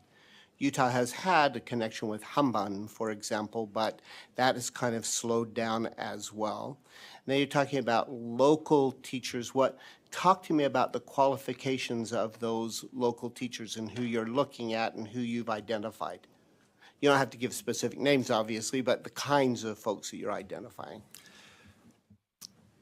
Justin Xia's primary business while he was in Shanghai was connecting. They maintained a business here in the state of Utah that brought English teachers to China.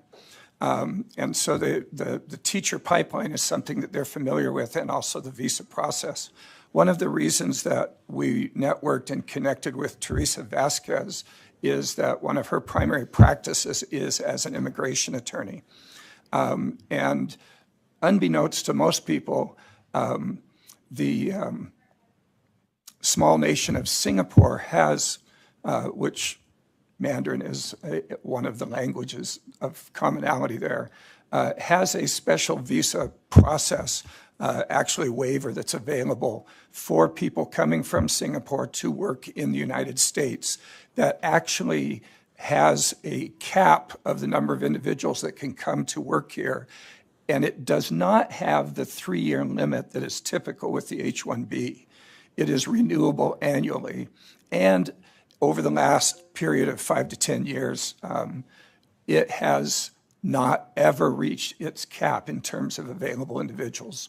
So a recruitment effort that individuals such as Dale and Justin are fluent in the language of in an area that they've had residence in is something that they look favorably upon as being able to produce and contact individuals to come and to work here. One of the problems in discussing with the individuals at the Utah Department of Education that work with all of the DLI programs in the state of Utah, and they all communicate with each other because what you've talked about is one of the primary business difficulties of maintaining these schools and keeping a steady stream of qualified, not only language individuals, but per state law certified teachers. And so we're aware of it.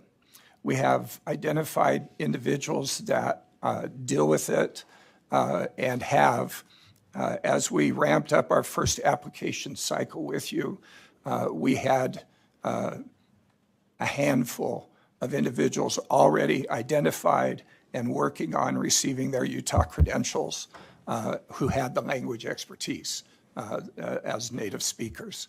And so that is a program that, with your permission, later, should we move on, we would be able to ramp up again. And I think it's interesting in Brad's experience in the connections we've made with the Department of Education and some of the other DLI schools that it really is a state cooperative process that will best serve the establishment of this school in working with the other DLI campuses. Vice Chair Phillips. Just thank you so much for this, for persisting in an idea that I think many of us do love and support, and there are great outcomes very often from these programs. So one of the areas I'm licensed in as a teacher is world languages, and it's classical languages. I've read a lot of language studies. I say that to let you know that I have, in fact, read much about L2 acquisition and also sort of the punch that you get from an immersion program.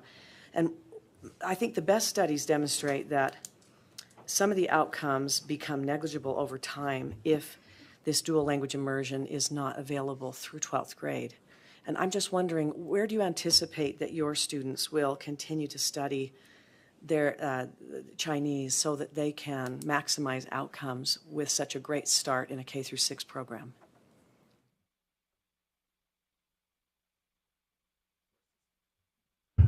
It would be our hope that they would continue on with what would be available in the middle schools, junior highs, and then the high schools. I think one of the things that stood out to me most about Aurora Prep is the location, and we talked about the location a little bit, but being able to be one of few that would be feeding into the Lehigh High School area, and having that opportunity to be able to work with Alpine District and be able to hopefully have that vertical alignment with the other schools in the area to be able to make that available to the students that would be attending Aurora Prep, and then having those opportunities to be able to advance that in the junior high and high school.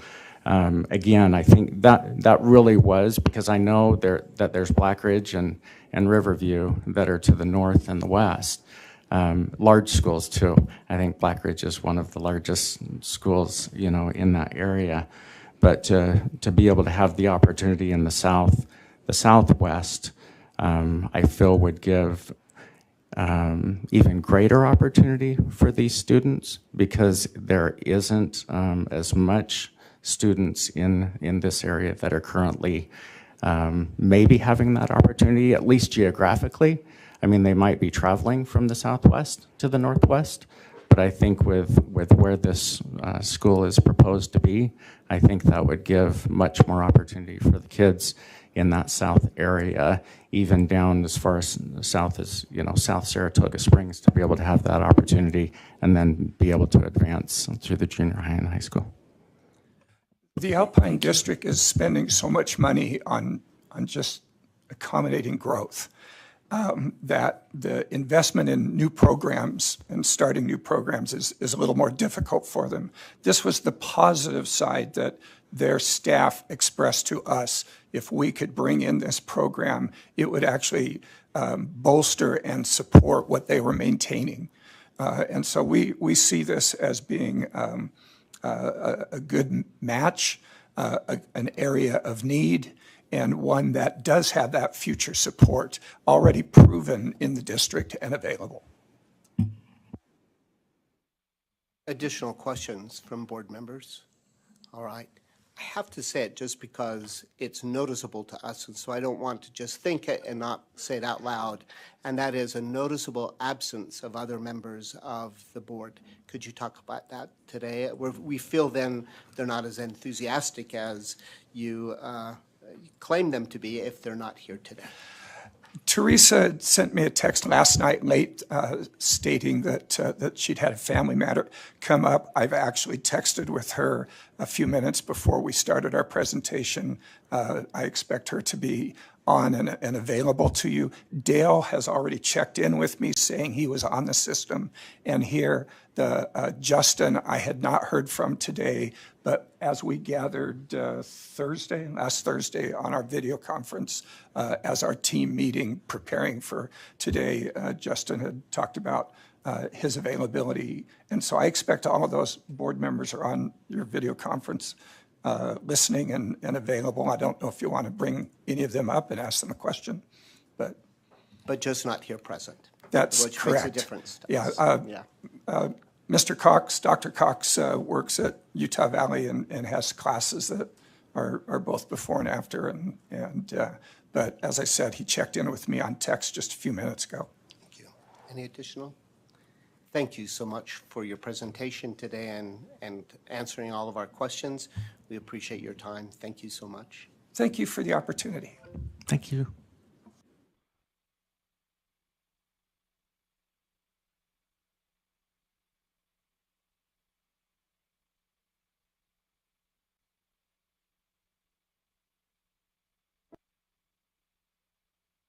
And right on time is our next school to present, American Principals Academy.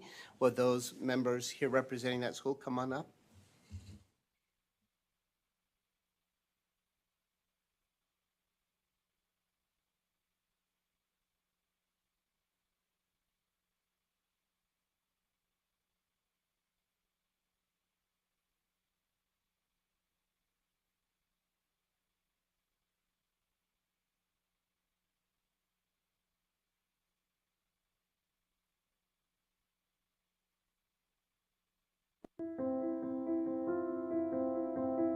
Hi, my name is Carrie Thielen, and I am the chairwoman of the board of American Principals Academy. Our mission is to provide a classical education, ensuring that every student achieves academic success and develops virtuous character. We chose the name American Principals because we believe that the principles of America's founding are the foundation for virtuous moral character and personal success. Having been a part of American Preparatory Academy, first with my children attending the school and then as the district school nurse, I loved how my children grew and how the education was taught. My family moved to Cedar City recently, and in searching for educational options for my children, there aren't many in the area. Public school, Gateway Preparatory Academy, and homeschooling were what we had to choose from. I didn't like that these were the only options. So with a group of parents who were also looking for other options, we became a board and helped create another option for families and parents in this area. I have a lot of education myself and have a great understanding of the importance of an excellent education for children as they grow. I hope to be able to assist in providing another option for families in our community with American Principals Academy. I'm Matt Howard, the treasurer for the governing board of the American Principals Academy. I first got involved with the planning of the APA through my association with a couple of local political groups and local families that recognized the need for a classical education in Cedar City. Our families deserve to have a school like the APA in their neighborhoods, and our students deserve an education that provides strong focus on rigorous academic learning and character development, and lays a moral foundation for them for the rest of their lives. Our veterans have done so much for us, and it's time we return the favor. The veterans are the reason we live in a free country today. And this is why I am committed to launching the American Principals Academy in Iron County. My name is Casey Anderson. I currently work on the board of American Principals Academy, and I'm responsible for community outreach. And I first came to Cedar City to go to Southern Utah University 20 years ago, and I've lived in Cedar City ever since. Received a bachelor's degree from there, and then also a master's degree, and I currently work as a rehabilitation counselor for the state of Utah. I was first engaged regarding the possibility of bringing a charter school to Cedar City by a neighbor who had recently moved down here from up north, and he had just voiced such an appreciation for the schools that he had had experience with up north, and he wanted to see some of that same opportunity for his children down here. Let's get, where do I go to a verb, adjective, or another adverb? What do I ask? How, when, where? What do I get? An adverb. That's what. Whoopee! So when he approached me, I listened and I was open-minded and I did some research, and I'm excited to be able to help in every way possible. What I personally am most excited about, and having some discussions with my wife as well, we most are passionate about a very rigorous academic standard that is pursued in schools. That's what we look for the most. We also appreciate a more traditional education. That's something that we look for. And here in Iron County, we have kind of an interesting situation because we're the fastest growing county in the state of Utah, 6.5% growth last year. But at the same time, the voters recently opposed a bond in order to build a new school. So our schools are over capacity, and the school board doesn't have an option available to build a new school. Now they are going to be renovating some existing schools, but that simply just does not cover the need and the demand for our students that we have. I prefer an environment where students don't get kind of lost in the shuffle.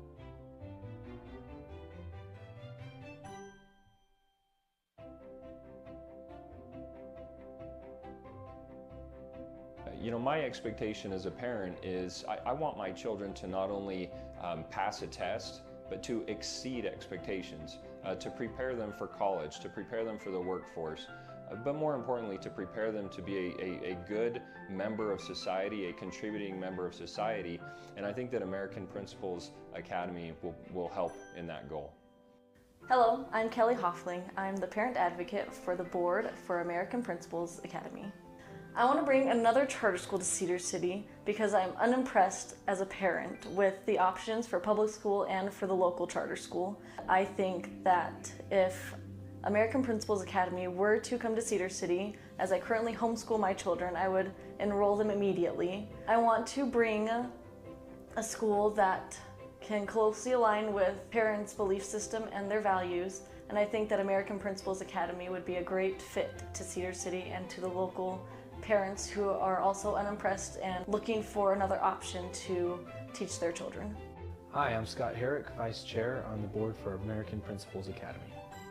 I've been an educator for 8 years. I've taught elementary and high school, both in Utah and in Texas. I want to start this school because I've seen what good comes from innovative thinking in an educational approach. I've seen students get left behind through different programs and things, and one of the things that I really love about the model we're trying to push forward here is ability level grouping with reading, math, and spelling.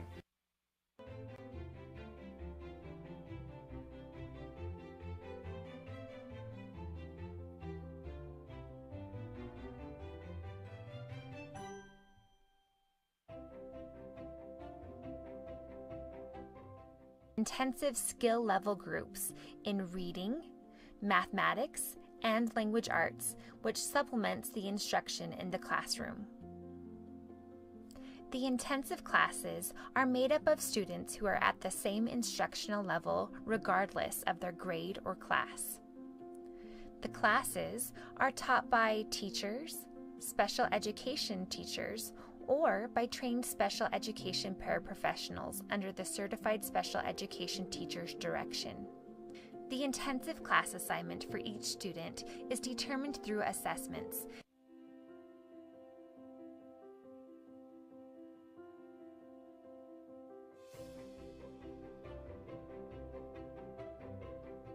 With ability level grouping, we can give kids tests to kind of see where they're at and figure out, okay, where are the holes that need filled in their education in this particular subject. And I've seen kids who were behind in math or reading fill those holes quickly and be able to jump to the next level up or beyond.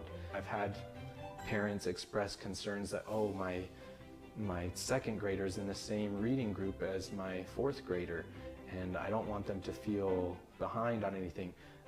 And they really don't. And I've seen siblings helping each other and pushing each other to do better. It's been a really, really good method. Average day in the life of a student at the school. It's actually really nice because it's pretty regular. They have a schedule, they know what to expect, and they get into the classroom. Everyone's dressed the way that they're dressed. There's no peer pressure or things to dress in different ways or to fit different social groups within the school. Being a teacher who's taught at schools with uniforms and taught at schools without uniforms, we want uniforms in our school. I can tell you there is a huge difference, not just in behavior, but also in confidence. Hi, my name is Cami Merrill, and I'm the Secretary of the Board of American Principals Academy. I'm very excited for American Principals Academy because it will provide a rigorous curriculum and a classical education that a lot of families are looking for, and an excellent character development program. I first got involved in American Principals Academy through my work in the community. I'm part of the Iron-Dixie Committee of Rights, and we try to stay really involved in what's going on. We watch over our schools. Needless to say, I have heard from many families the need.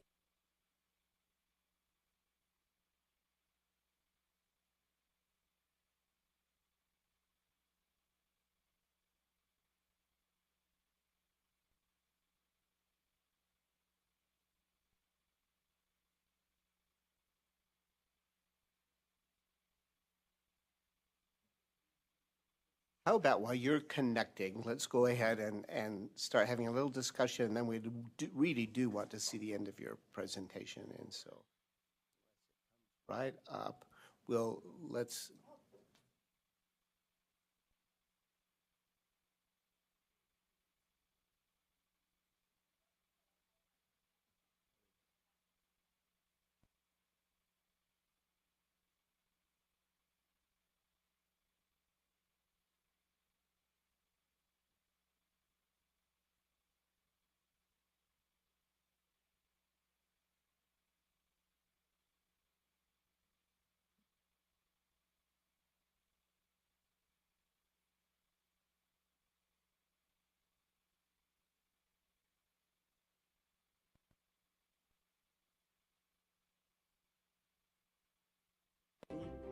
As a mother of 5 children, I've experienced curriculums and programs that have worked and inspire learning, and those that do not. I've worked in education a little bit. I've been a substitute teacher in the Washington County School District, and I taught physical education there for several years. Ready, person, eat. Move over, get ready. Start like an I-form, move back and trail. I've seen there's just no one size fits all in education, which is why we need another option here in Cedar City.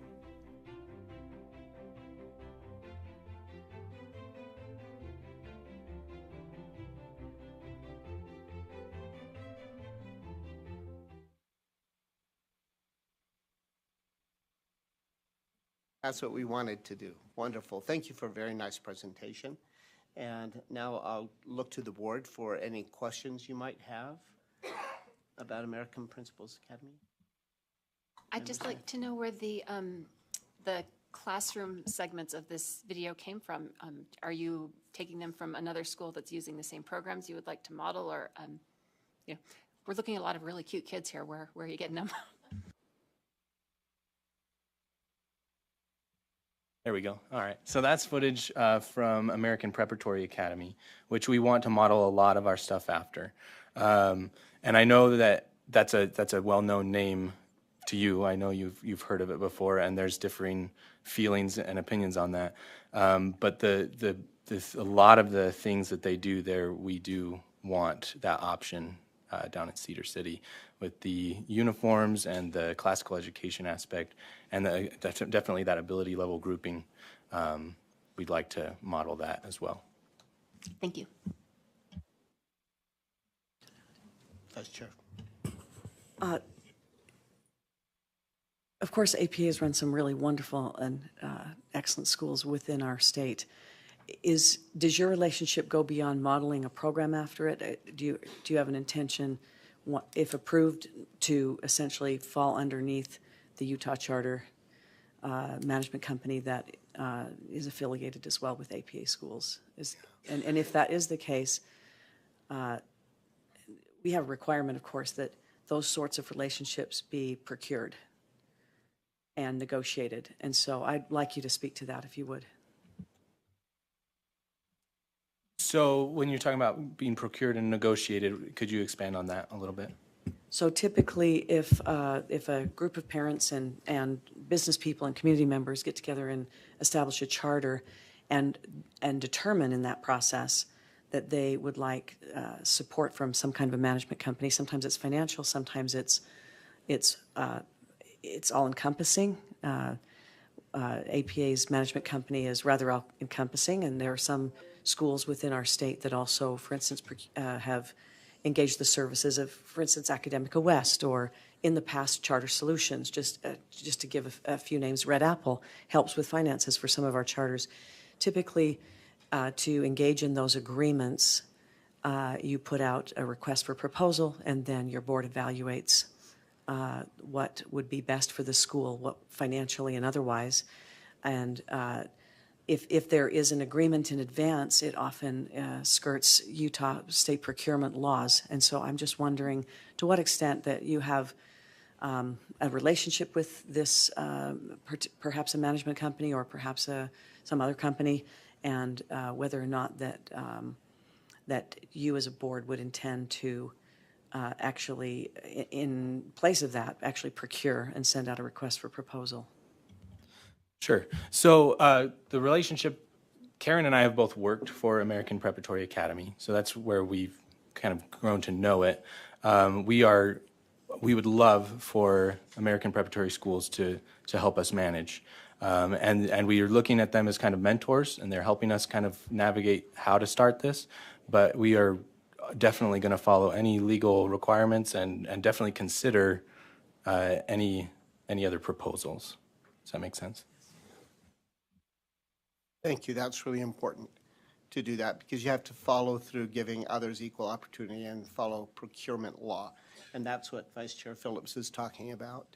You can't just award something without going through that procurement process when you're in a financial arrangement. Are there additional questions? Go ahead, please. Member Bassett. Thank you. So I have two questions, and they're not related, so we can decide what order to take them. But the first is, your application mentions the homeschool population frequently, and I'd like you to just speak to me about that connection, whoever's best suited to address that. I am the homeschool educator on the board. I think that a lot of the homeschool educators I have known, and I started my homeschool journey because of COVID. And COVID shut the schools down, and when my daughter was going into kindergarten, we were in the state of we might shut down depending on the cases in the district and everything, and under those things. And so I kept her home, I homeschooled her, and I know a lot of parents who did the same thing because COVID was so unpredictable, and then the political climate in our district changed a lot, and we had buzzwords, CRT, all of those things come up, and they decided they didn't want those things pushed on their vulnerable children, their impressionable children, and so they kept them out.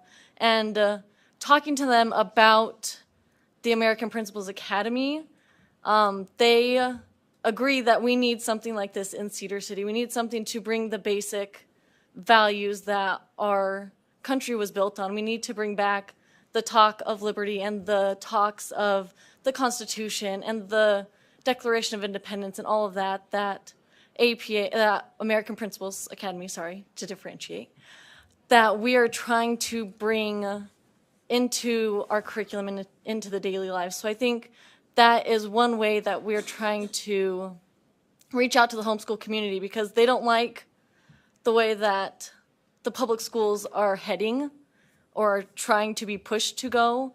And then the other local charter school that we have is not always the right fit. They are full, they are at capacity, and so it's very hard unless you're a preschooler there or going into kindergarten to even get into the charter school there. So another option would be amazing with the values that most of the homeschool population have down there, are seeking for, and are not being taught currently in any of the schools available. Member Bassett, may I just follow up? Since you said your two questions were unrelated, so let me just follow up with the homeschool portion, because I had a note about the homeschool as well from your application. Actually, it said you'd provide accommodations for homeschool families. Can you talk to me about what you mean by you'd make accommodations for homeschoolers? So we've discussed about doing a part day. The homeschool parents send the kids to English, math in the morning, and then they pick their kids up halfway through and take them home and do it like that. There's currently an option for that, but again, it's full with our other local charter school, and they only do history and science. They don't do the English and math can get very intimidating to try to teach, and English is also intimidating. Even as a trained educator myself, I look at my second graders' stuff and I'm like, so that's what I'm supposed to have learned growing up going to a public school that I did not learn. And so having that option, I think, would draw a lot of homeschool educators, because they want that break but also still want some input into how their kids are taught certain areas. I'll just make one comment and then Member Bassett's second question. When you referred to homeschool families didn't like things like a CRT, if that CRT means criterion reference testing, which refers to our end-of-level testing. Critical race theory. Sorry, I should have specified critical race theory. I don't have a question. I'll go to Member Bassett.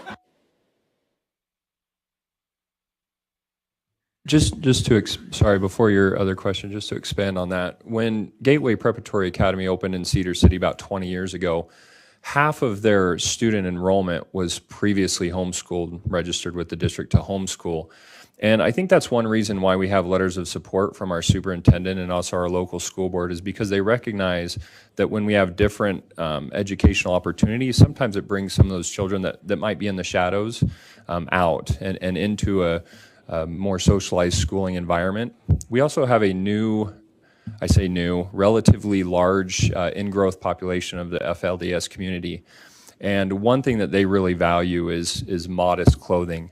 So having a uniform, a school in our community that has that requirement, I think helps them to feel a little bit more comfortable to put their children in that educational setting. Thank you. So having read through the application and watching your video, I am still asking myself this question, so I'd like to put it into the room. What do you consider to be your most compelling innovation in this school model? I think for us, the most compelling thing is that we have that basis of the classical education, but we also have those intensive breakout groups where we have the ability to put a student who might be behind in math into a math group where they're going to learn what they need to catch up and to feel confident. I know for my oldest daughter, she was kindergarten first and second behind in both math and reading, and she struggled a lot trying to feel that confidence and learning that reading. We cried and cried every day trying to get her to read. And then we transferred her to an intensive group as American Preparatory Academy when we lived in Salt Lake. And she thrived. And she got to the point where she said, "Mom, I'm the smartest kid in my breakout class." And I was like, hallelujah, even though I know everyone's in the same group. She didn't know the difference between the students and the grades. And for us to be able to say, you might be ahead in math, but you might be a little behind in reading. It's not a label. It's not a category. It's saying this is where you need to be, and this is where your pace of learning is going to be. And this is going to help you feel that confidence to continue to grow to where you can be at the same grade level or above the expected grade level that your peers are at as well. Additional questions? Member Spiker. Thank you, Member Bassett. I had similar questions as well about innovation. I guess I'd like to begin by asking a very simple question, but one that is important to me as it is in your mission. Could you define virtuous? What does that mean?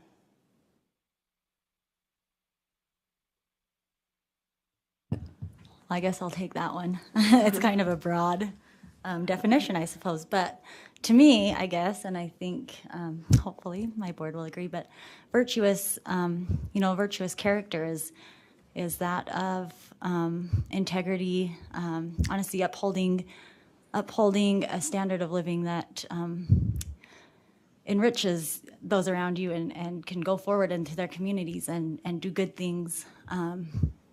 That's what I think of when I think of virtue, just that good character, and that we want to instill, bringing in beauty and truth and really instilling that in the kids at this school. I don't know if you guys want to add anything. Yeah, I think that virtue can kind of become a buzzword in today's current culture. We want to be really clear we're not in any way trying to exclude any type of group, or we are welcoming to all different philosophies and lifestyles. Everyone, regardless of whatever their lifestyle is going to follow the dress code and the rules of behavior. We focus on building each other up and not tearing each other down, regardless of social standings or things like that. And that's one of the beautiful things that I love about this model, especially with the uniforms.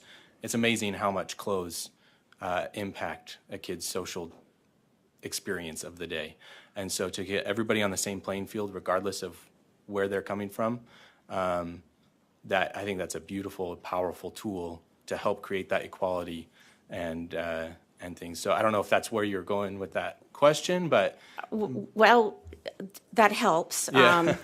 I appreciate that. I come to this space. I'm a teacher educator. I'm a professor at Weber State and teacher ed. I also was a director in a charter school that had a dress code. So I share that. I teach classes specifically in curriculum and instruction based on innovation. I also teach diversity in education classes. The program that you are sharing has two major premises, right? You're talking about academic success and character development. Character education, as was articulated very clearly, has been under fire. I think that we have to be very aware, and I'm being very mindful as a career educator. Just as much as you talked about, it's very difficult to teach math if it is not your area of expertise.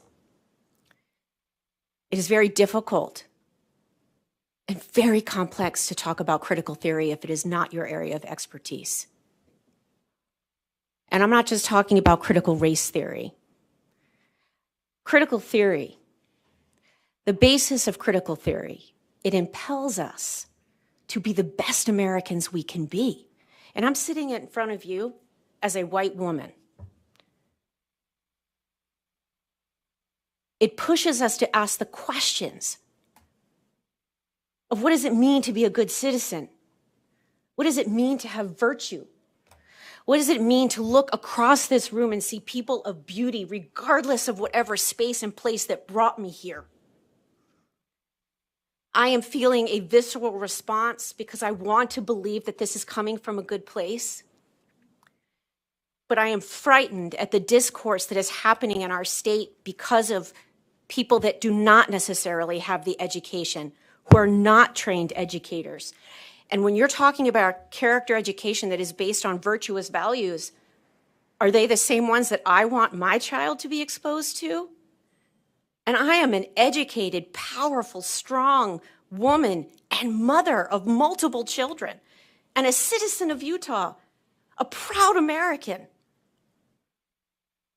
I hear and I read between the lines. I'm very clear.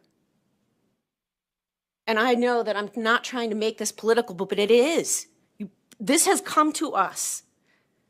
This school is coming to the table because of political discussions and uneasiness and social unrest and the things that push us to be the best humans that we can be.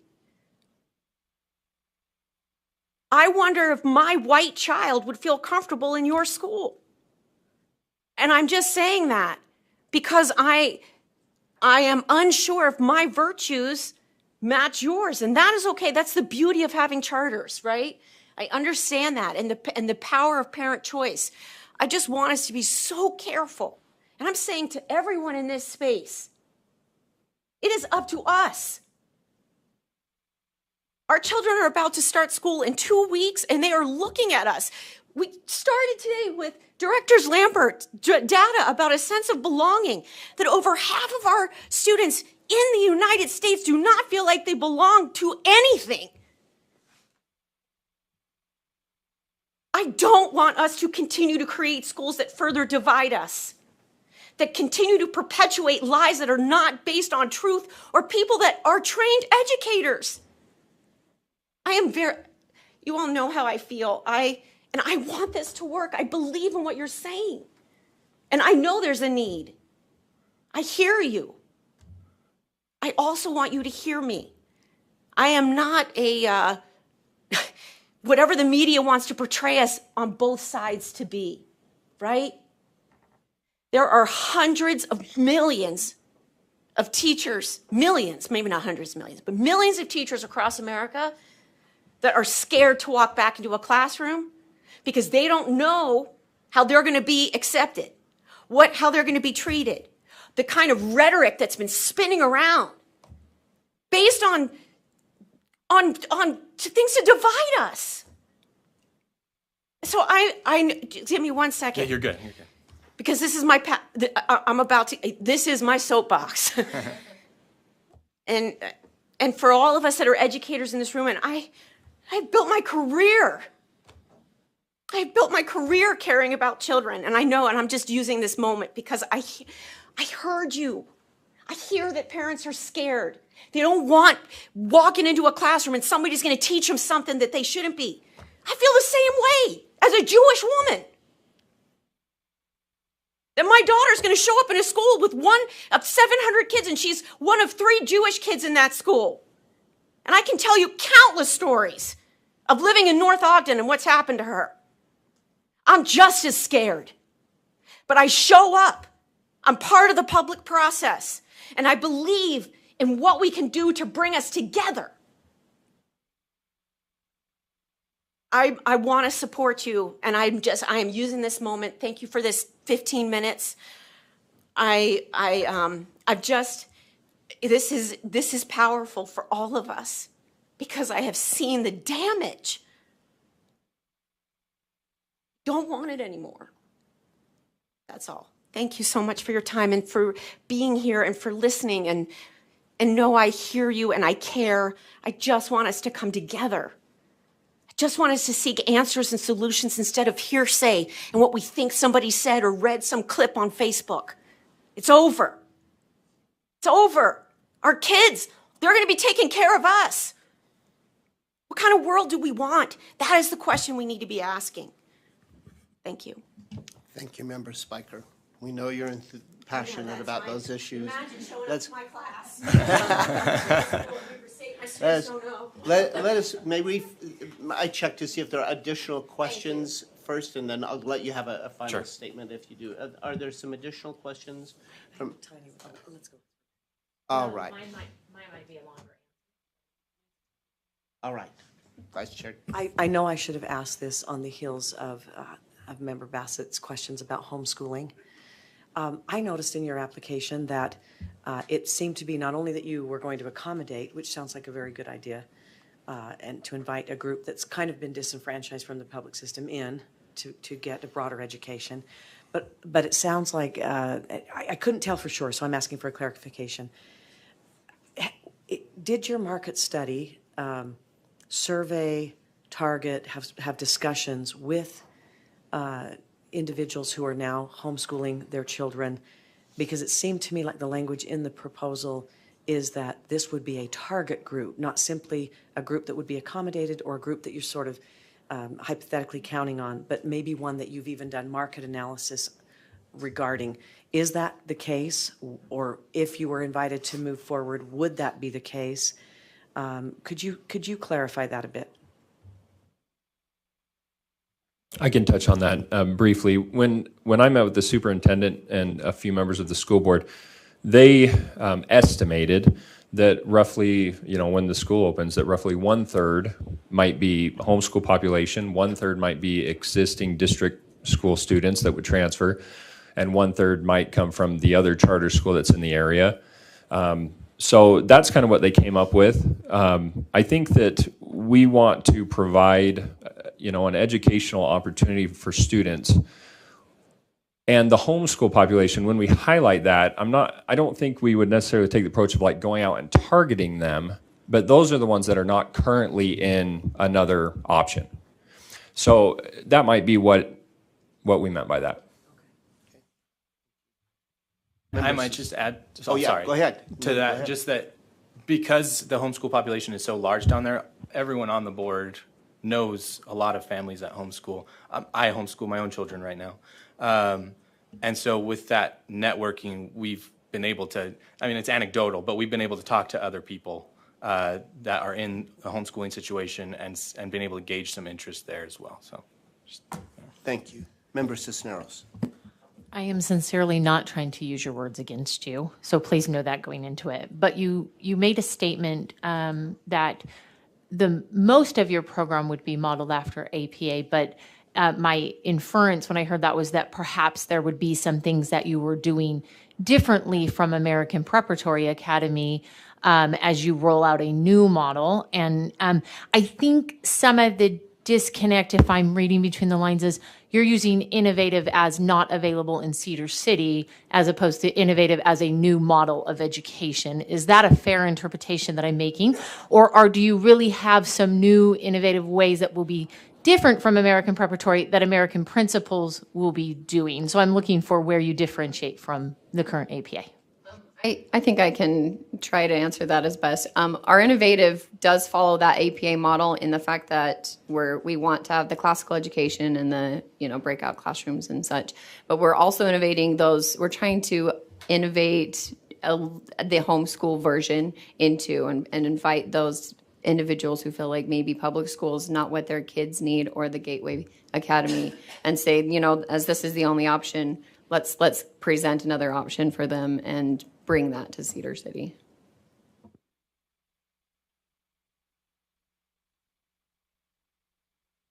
I think Member Heimus has a question, if you would, please. It's not a question, it's more of a clarification. Thank you. It's no secret that I worked for American Preparatory Academy since 2008 till recently, July of 2022. And the model, this is clarification for Member Spiker. I want you to know, and board members and everybody to know, in my experience of the character education, it was fully inclusive. We echo and have similar, if not the same exact concerns that you have, that all of us have for students across the state of Utah, and in fact across the country and the world, to feel a sense of belonging. We would love to see 100%, of course, feel belonging within the schools. I know from that model, from personal experience as being a part of that, as an educator in that, teaching some of those classes, that is the aim of the model that American Principals Academy is seeking to adopt. So I just wanted to clarify that, and it'd be hard for me to sit here after 15 years or 14 years of work and not say something. So anyway, thank you. Thank you for that affirmation, too. Thanks for that expression. Are there additional questions? Go ahead, Vice Chair Phillips, and then I'll come to your comment, and I'll have one last one. I just wanted to give some, to sort of lend my voice to what Member Spiker has said, in that, just to use my school as an example, we bring together parents who love art, music, the outdoors, and classical education as well. And Latin is taught there and so on. But what we're not allowed to do, because that's parent choice, to go to a school that has an education that they value. Not everyone values, for instance, art and music in the same way as our school would, or outdoor education. What we're not allowed to do is exclude people who may, for instance, and I've chosen this word carefully because I don't think it's quite as much of a political landmine to step on as other words might be, but for instance, someone who has, or a family who has, a different view of what it means to be patriotic, let's say, or a number of other things that we could list. And so I think that what I took as kind of a core understanding is that you may have, particularly in a college community, even though it's rural Utah, you may have families coming to you with very diverse views about certain things. Our school happens to have a very great diversity, for instance, in religious composition, which is very unusual in Utah, but we have a wonderful Jewish synagogue, for instance, in Park City.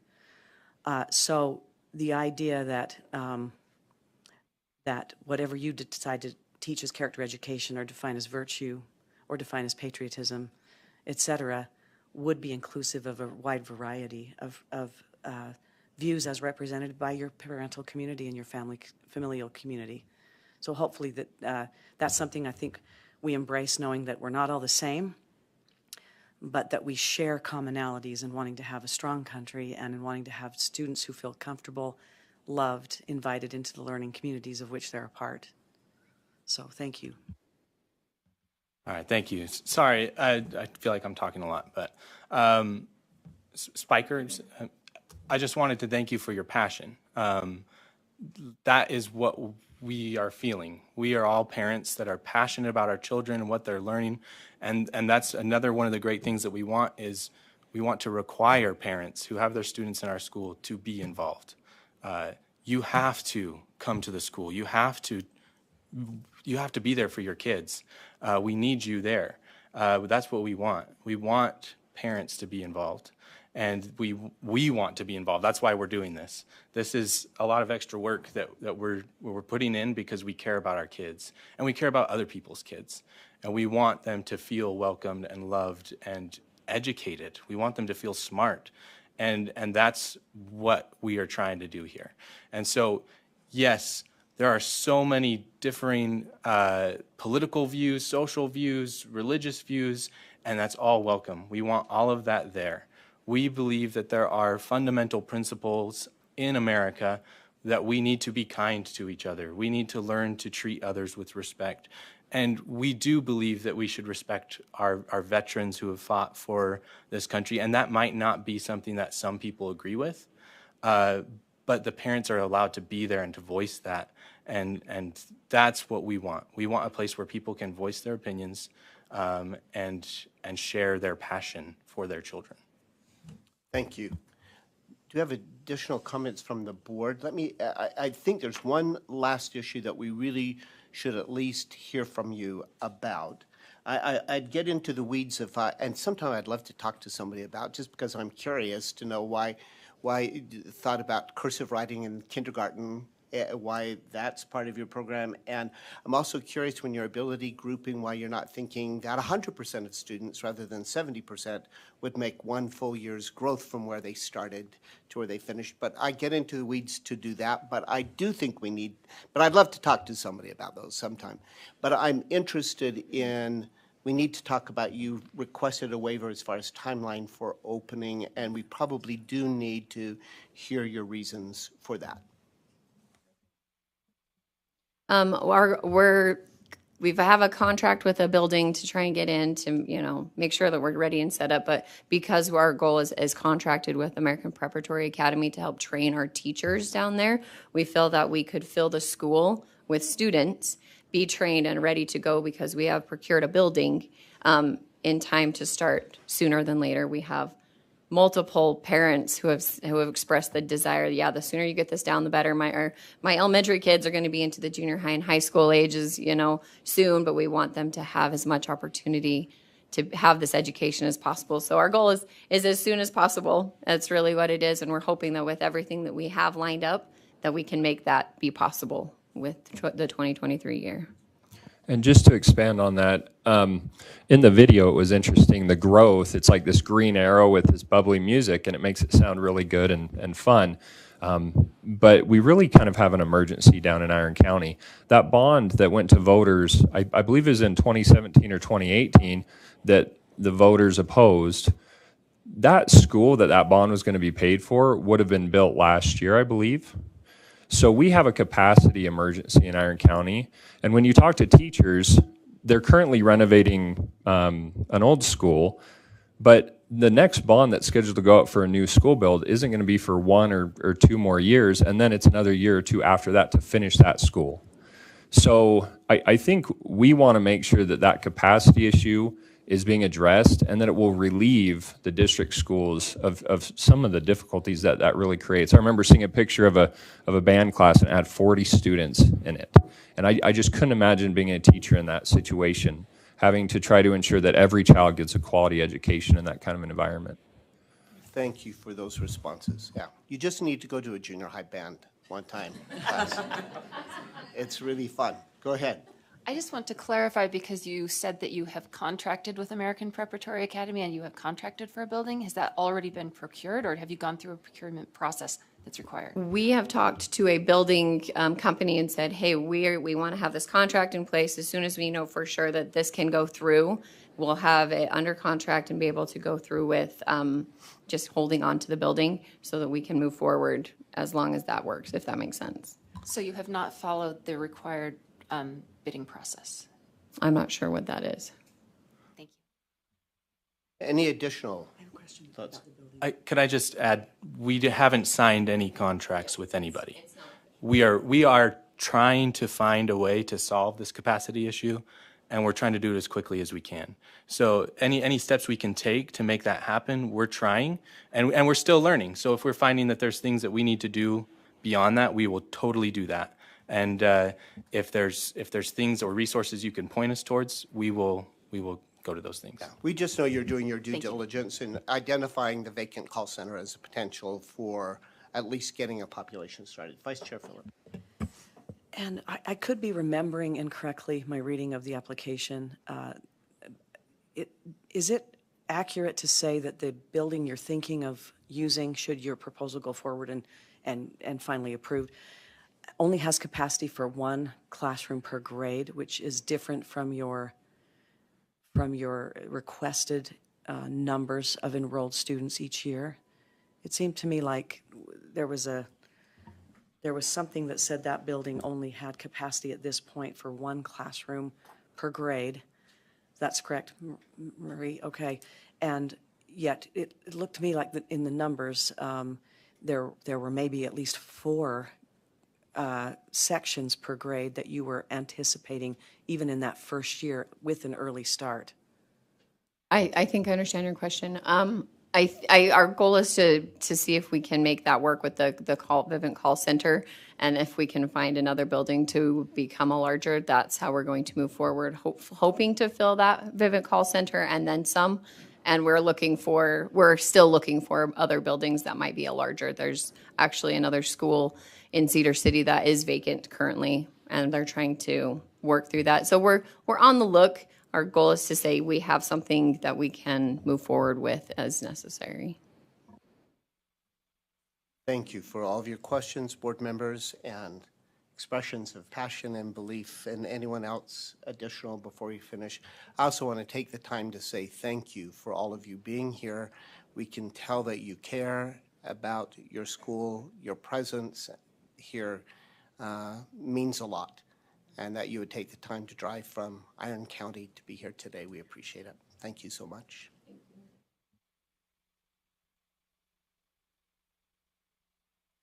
Oh yeah, they have to remind me by making a slide that says break. So we do have a break, and we've gone just a little bit beyond, but there were things that we needed to answer. So I'm going to ask if Prosperous Academy, am I saying it right? I hope I'm saying the way you'd like it to be pronounced. Academy can begin to get ready and another, come up to the front. But let's finish our break and have Prosperous begin like 10:55, so we have a little bit more break. Will you do that? All right, 10:55 we'll begin again, so we're in break.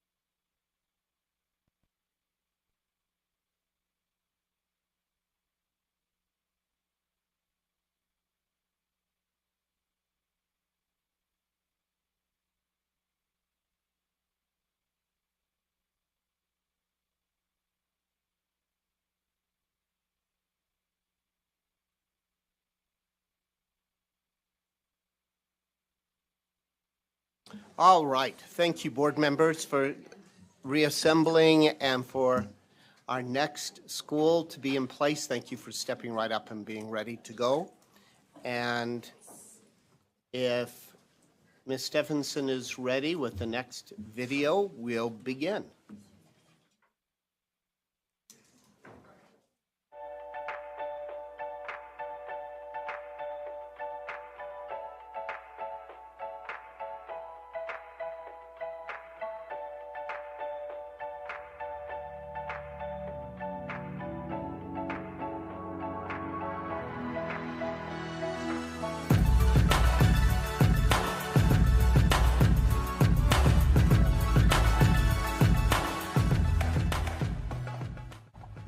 Our day will begin with the teachers greeting their students as they enter the classroom. The first 15 minutes of class time will be dedicated to personal development as they assess their map and current goals. Goal setting is a focus at Prosperous Academy. These acquired habits will aid in the development of lifelong skills in organization, personal accountability, and confidence in progress and achievements. From here, students will transition into their differentiated learning groups or math, where students will receive tailored instructions as per their individual needs. Our math lessons will have a special emphasis on finance appropriate for each grade level. Our focus on finance will instill good financial habits and create an understanding of the power of a dollar and its worth. As the day progresses, incorporation of the core standards and authentic applications will be an instructional focus and vital to the success of our students. Studies show that making real-world connections promotes student achievement and allows the results of learning to extend beyond their school years. It also creates an awareness of choice, social context, and a solid connection between community, students, and school. Our older students will have additional opportunities through our affiliation with the DATC. In addition to meeting the Utah State Core Standards, students will be allotted time every Friday to meet trade certification requirements by graduation, providing them with an advantage for success in career and a head start for higher education. School will end by reviewing goals set throughout the day and allowing students time to reflect goals achieved and expectations for the following day. My name is Ashley Clary, and as board president, it is my honor to introduce you to Prosperous Academy and its exceptional board members. Our board was formed by sharing a common goal for choice in our community and a love for youth and their education. Our goal at Prosperous is to provide our students with opportunities to prosper. By creating an atmosphere for personal responsibility and growth, our students will take pride not only in their education, but in becoming compassionate, well-rounded, and financially responsible individuals, focusing on math proficiency and fiscal responsibility.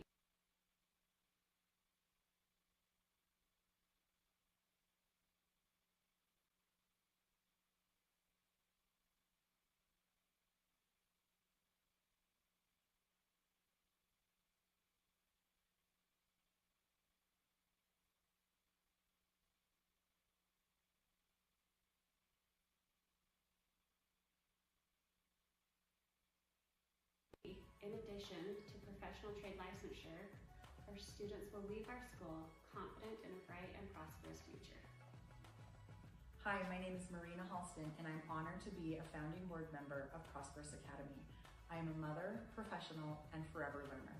My passion for learning is reflected in Prosperous Academy's 3 pillars of our learning philosophy. They are grow, learn, and prosper, or in Latin, crescere, discere, prosperus. I believe that Prosperous Academy will contribute towards the growth of our community as we provide a diverse educational option for learning in our area. We hope to provide students the opportunity to love to learn. With mathematics as a cornerstone of our curriculum, financial literacy instruction plays a crucial role in our philosophy. We want our students to prosper. I look forward to working with this board so that we may grow, learn, and prosper together. Thank you. Hello, my name is Mark Cadley, board member for Prosperous and the director of programs for the Davis Technical College. Our goal at Prosperous is to encourage accountability, helping students understand their potential so they can make personal choices towards continual growth. We believe in coaching and investing in our faculty and students through constant collaboration and exploration. We want to be known for using innovation and technology. We will encourage our students and empower our students to take accountability through assessment in math, reading, and finance, helping them better understand their needs so they can be responsible members of society. Our goal at Prosperous is to provide a personalized map for every student and provide opportunities to attend technical colleges and/or universities on a pathway of lifelong learning. Hi, my name is Crystal Nilsson, and I am a mother of 5 wonderful children and the co-chair for Prosperous Academy. I've spent many years in the teaching industry. Academic rigor and excellence is something near and dear to my heart. I've witnessed that students will rise to their given and personally set expectations. Therefore, as a school, we will provide the necessary motivation, support, and growth-driven environment to aid and assist our students as they explore their budding curiosities and are challenged to expand their intellectual understandings. We are passionate about instilling ownership, responsibility, and personal accountability in our students. We are helping the next generation create the habits and work ethic that will elicit future success. Students will leave Prosperous Academy financially literate, ready to confidently manage their personal and business finances. Additionally, they retain a strong academic foundation and ability to implement the life skills of time management, goal setting, and drive will help them prosper now and in their future. Hi, my name is Julie D, and I am Secretary and Board Member of Prosperous Academy. I am also a physician and mother of 3 school-aged children. I am passionate about career education and believe it can provide hands-on training that translates directly to attractive careers upon graduation. Work-related or internship-like experiences that are often a part of career education can teach students the skills necessary in the labor market. Finally, by integrating the academic skills into a real-world context, career education can motivate students to attend school more frequently and be more engaged, and therefore improve core academic skills. Prosperous Academy will work closely with Davis Technical College to offer 35 career education programs. Students can complete these programs on our campus or at Davis Tech as their schedules permit. This partnership provides a pathway for continuous learning to other colleges and universities. Prosperous Academy plans to invite Weber State to provide concurrent enrollment in college courses. The sky is the limit at Prosperous Academy, and we won't fall short. Hi, I'm Nate Bano, and I'm grateful for the opportunity to address the board in regards to our charter school location and surrounding demographics. As a Utah native, I've attended all of my schooling in northern Utah, from K through 12 and college education. I do not feel that out-of-state school attendance is necessary for a top-tier education. In fact, I firmly believe that our kids deserve an excellent education, and that can be provided right here in our local rural area at Prosperous Academy. We have focused our efforts for a location in the Mountain Green area of Morgan County. Its geographical location is ideal for a charter school due to its rurality of its location and the fact that there are no other charter schools in Morgan County, North Summit School District, large parts of Weber County districts, including Huntsville and Eden. These areas are experiencing large population increases with families that primarily have kids that are K through 12. Morgan County alone has seen an estimated 30% growth since 2010 alone, and I fully believe that that growth pattern will continue with us in Mountain Green, Morgan County, and our neighboring counties as well. The Mountain Green area has seen a new and huge amount of residential growth with very little to no commercial growth over the last few years. Fortunately, Morgan County has approved the new Mountain Green Town Center, commercial town center, which includes a grocery store, hotel, retail spaces, warehouses, restaurants, multifamily, and traditional residential. This is all going to be constructed or is under construction currently. Additionally, this growth creates additional demand for educational opportunities. Pressures from overgrowth in adjacent counties are spilling into Morgan County, causing larger class sizes and creating the necessity for alternatives right now. We're going to have additional pressure from the new town center and residential development. At Prosperous Academy, we will provide an excellent opportunity for the current and future families of the Mountain Green and surrounding areas.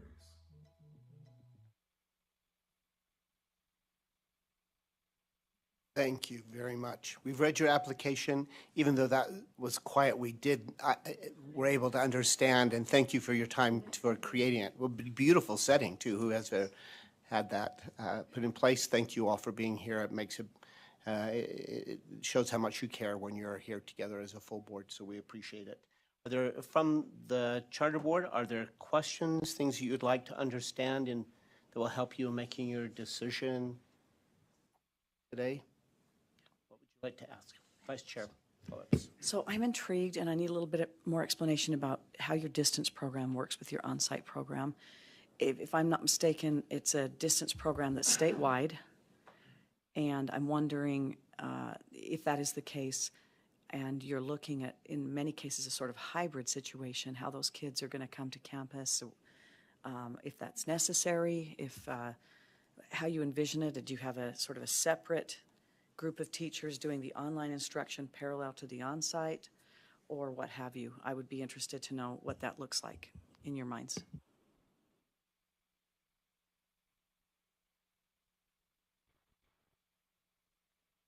Crystal Nelson has had some of the experience with charters and the distance program, so we're kind of leaning into her expertise in this area. We are leaning more towards the hybrid. We just want to give our students options. I currently homeschool my kids, and I've gone through Harmony and I've gone through my Tech High. I just love options. I love that I can create a plan that best suits my kids and how they learn. So if that is facilitating a way for them to do classes online, then yes. I think our plan is to send out more in-depth surveys as we continue on to see if that's something that's desired, and if so, continue on that, and if not, then we won't offer that. But yeah, that is the goal, is to have a set of teachers to facilitate the online learning.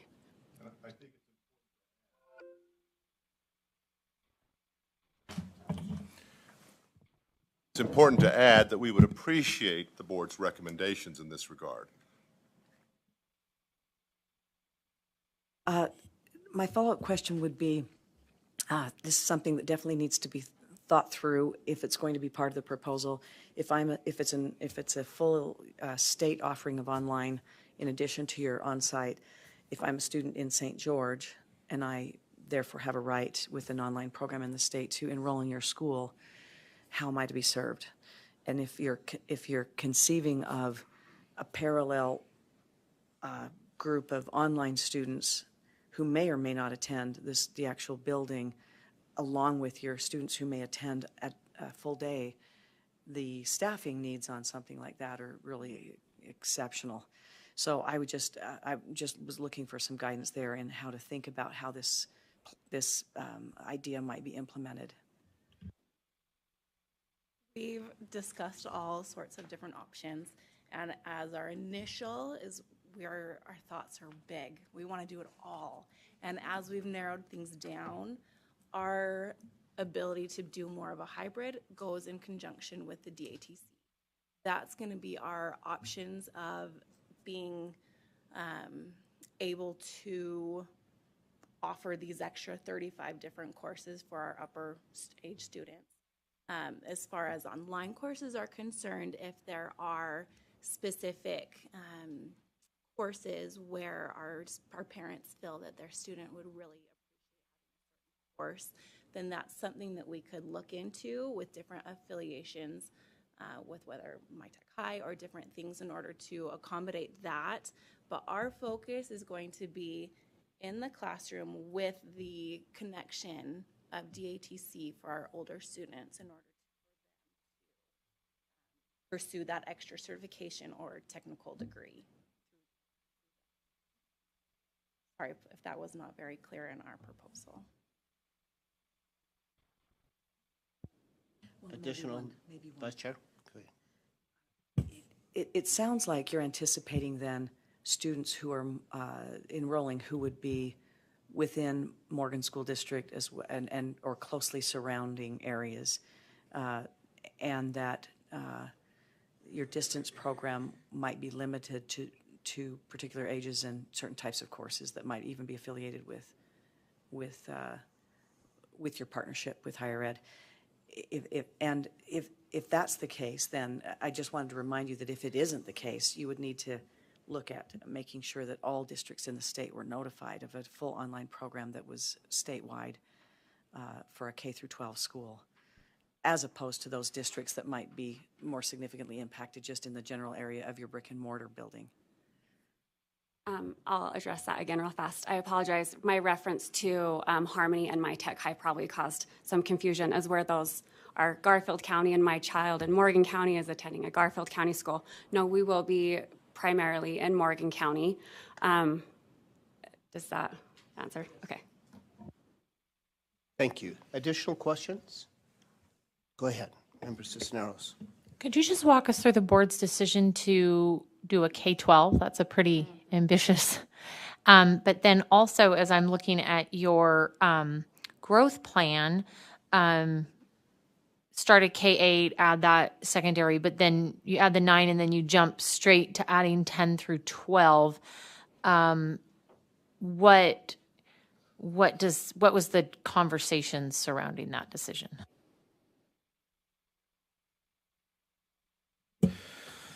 The conversation was really where we're in such a developing area of Mountain Green and the surrounding Morgan County, Huntsville, Eden area, the rate at which families are moving in and residential construction is happening even now.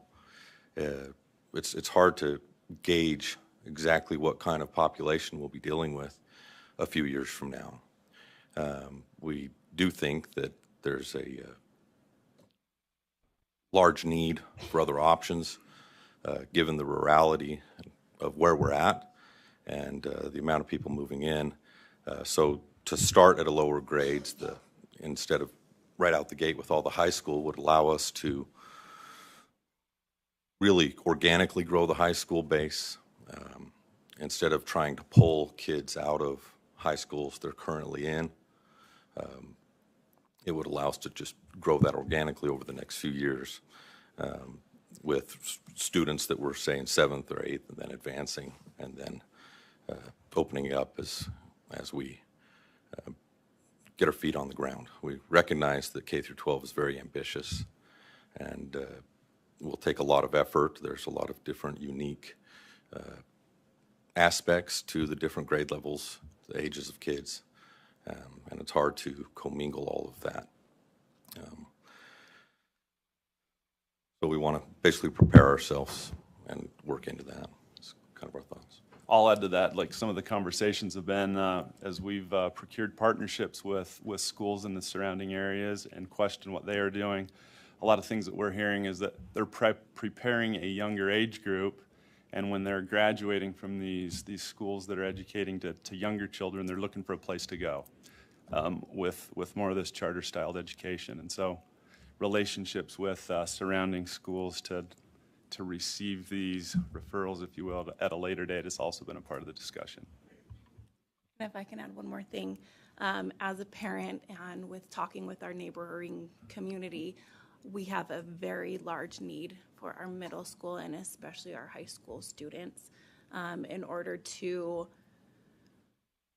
increase their desires to learn. Currently, it's a lot of what do I need to do to get an A, and let me just fulfill the steps. Our goals and our desire in creating this school is to increase student participation, increase student motivation, have our kids actually want to be in school because they have abilities and they have desires, they have their choice in different areas where they can create these questions, and we can have our inquiry-based learning. They have these opportunities to really pursue their desires in education. We want to have our school be somewhere where they're excited to come to school. They're proud of their school that they graduated from. They enjoy, they wake up, they want to learn. And so currently, that's not something that our area, we just lack that desire. And we feel as a school, as you rise the tide, all ships come, right? As we increase what's expected, we increase our ability to succeed, then we feel we'll bring up all of the schools around us and we'll be able to increase the education that our students are currently receiving, either whether it's through our schools or through our current district schools as well. think I understand your question too. Of on our proposal, we go from K through 8, K through 9, and then we jump through the K through 12. What we've also heard from our other charter schools is as we get this up and going, parents are more apt to test the waters with their younger children and their education. And so we feel like if we get our feet underneath us and we show that we have a great education, those older students, especially as we grow, their parents will see the value that we have and we would get that increase. It's just showing that we'll succeed because they don't want to potentially harm their child's education at that age by taking them from their current high school and dropping it into an unknown source. We're new and we acknowledge that, and so we want to show our community as we grow that we can meet the needs that our high schoolers and older education will need and instill that into our community of confidence in our school as we progress. Additional questions? Partly we talked to you about that growth pattern because our desire is to help any new school to be successful, and to do that sometimes we have to help you to be realistic as well, and to say that if it takes time to build to those. The earliest students you would have at that peak, you're not going to have students who in 3 years will have grown into a 12th grade in 3 years. So it's just to us to help you to be realistic and really think that through, and also knowing then a 9-12 school also requires accreditation and other kinds of things outside of this body. So it's just for us to help you to think through. You talked about doing a study, and 83% of the respondents wanted a charter option. How many individuals was that? 83% of those who responded still doesn't tell me how much of the population. It tells me 83% of respondents, but not of the total population. I agree, it doesn't. And like I said, we have talked about doing further surveys. This was a small survey just with our board that we just created a Google survey and sent it out at random to members in the community. We had 150 responses is all. So we realized the scale is minuscule. Okay. Hence our desire to continue down the road and do more broad spectrum surveys. But yes, of 150. But I can commend you for looking at it, for knowing that that's something that you need to examine. Absolutely. That whole, the Morgan I know is growing, and that's partly what you're anticipating. I don't know if you have numbers, if you're looking at how much you think that will grow. At this point, if someone were just to look at numbers of enrolled students in schools, you indicated that Morgan School District has 3,478 students, and after 3 years of time, you anticipate your growth will be 1,190. That's like 34% of everything Morgan School District has. Currently, I'm helping you to, I just want you to make sure that you have thought through those numbers and know financially what is realistic, so that you wouldn't be discouraged by not reaching those numbers, but to look at it realistically over time. So that's from my perspective, that seems overreaching. It doesn't mean you can't set that as a goal, knowing that you won't reach that yet, but you eventually, over a much longer period of time, hope for that number. But you also have to consider financially what you will be able to do.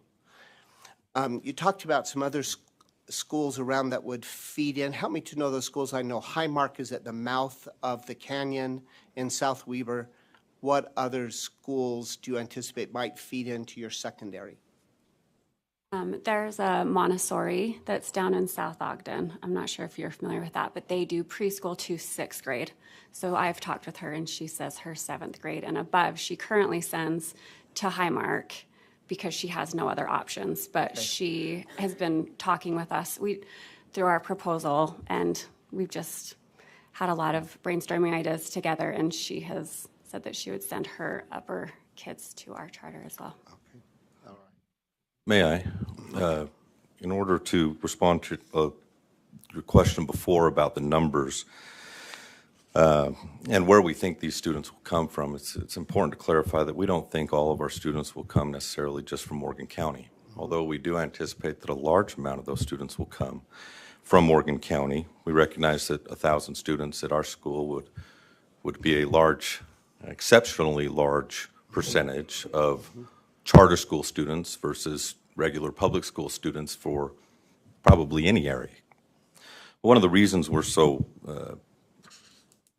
excited about the opportunity this brings to just our area is we're kind of in this little zone where there's a few different school districts and counties that kind of converge right here. We're right on the border of a few. We've got Davis County, Weber County, and we've got North Summit County. We've got a lot of people just out of the canyon from us. There's a large amount of people in the Huntsville-Eden area that are already driving long distances to either Weber High or some of the other schools or charter or private schools currently. So there's a large need there that's not calculated in the Morgan County School District area. North Summit, they're very used to as well, driving long distances for school, and given an option down I-84, might be on the way out for parents. So we think we're going to pick up a lot of students outside of just Morgan County. And you get 8 minutes down the road, 10 minutes down the road out of the canyon, and there are a lot of students looking for options. And then, of course, north of us. So it is a large number, and we do think it is ambitious starting day one. But we would rather prepare for the growth that the area is already currently having and the need that is already there, so we don't have to go find a new building. One of the other issues we run into because of where we live is there's not pre-existing buildings. There's not somewhere we can just go rent. So we need to spend a lot of time, money, and effort on creating a facility that can not only handle our need today, but the growth of tomorrow. And those numbers, I think, are actually very realistic for the growth that we are having for tomorrow. And we want to prepare for that.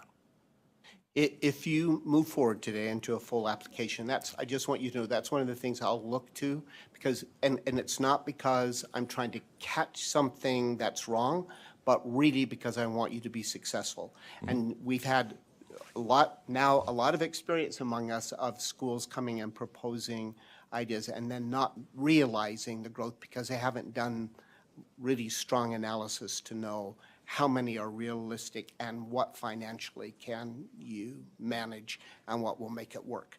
So I don't want to curb your enthusiasm. A high number means you're enthusiastic. But I do want you to also mix that reality with it too and know what really is going to be possible over time so that you can do it. And that's something I'd look to. You talked about partnering with it's now the DTC, right? Not DATC, but the DTC, connecting with them. And there would be a requirement, I think, at the 11th, 12th, because they take juniors and seniors, not sophomores even, right? I think just juniors and seniors, but even if it's sophomores, there's a requirement. But that means you've got to live locally because that campus is right in Morgan, right?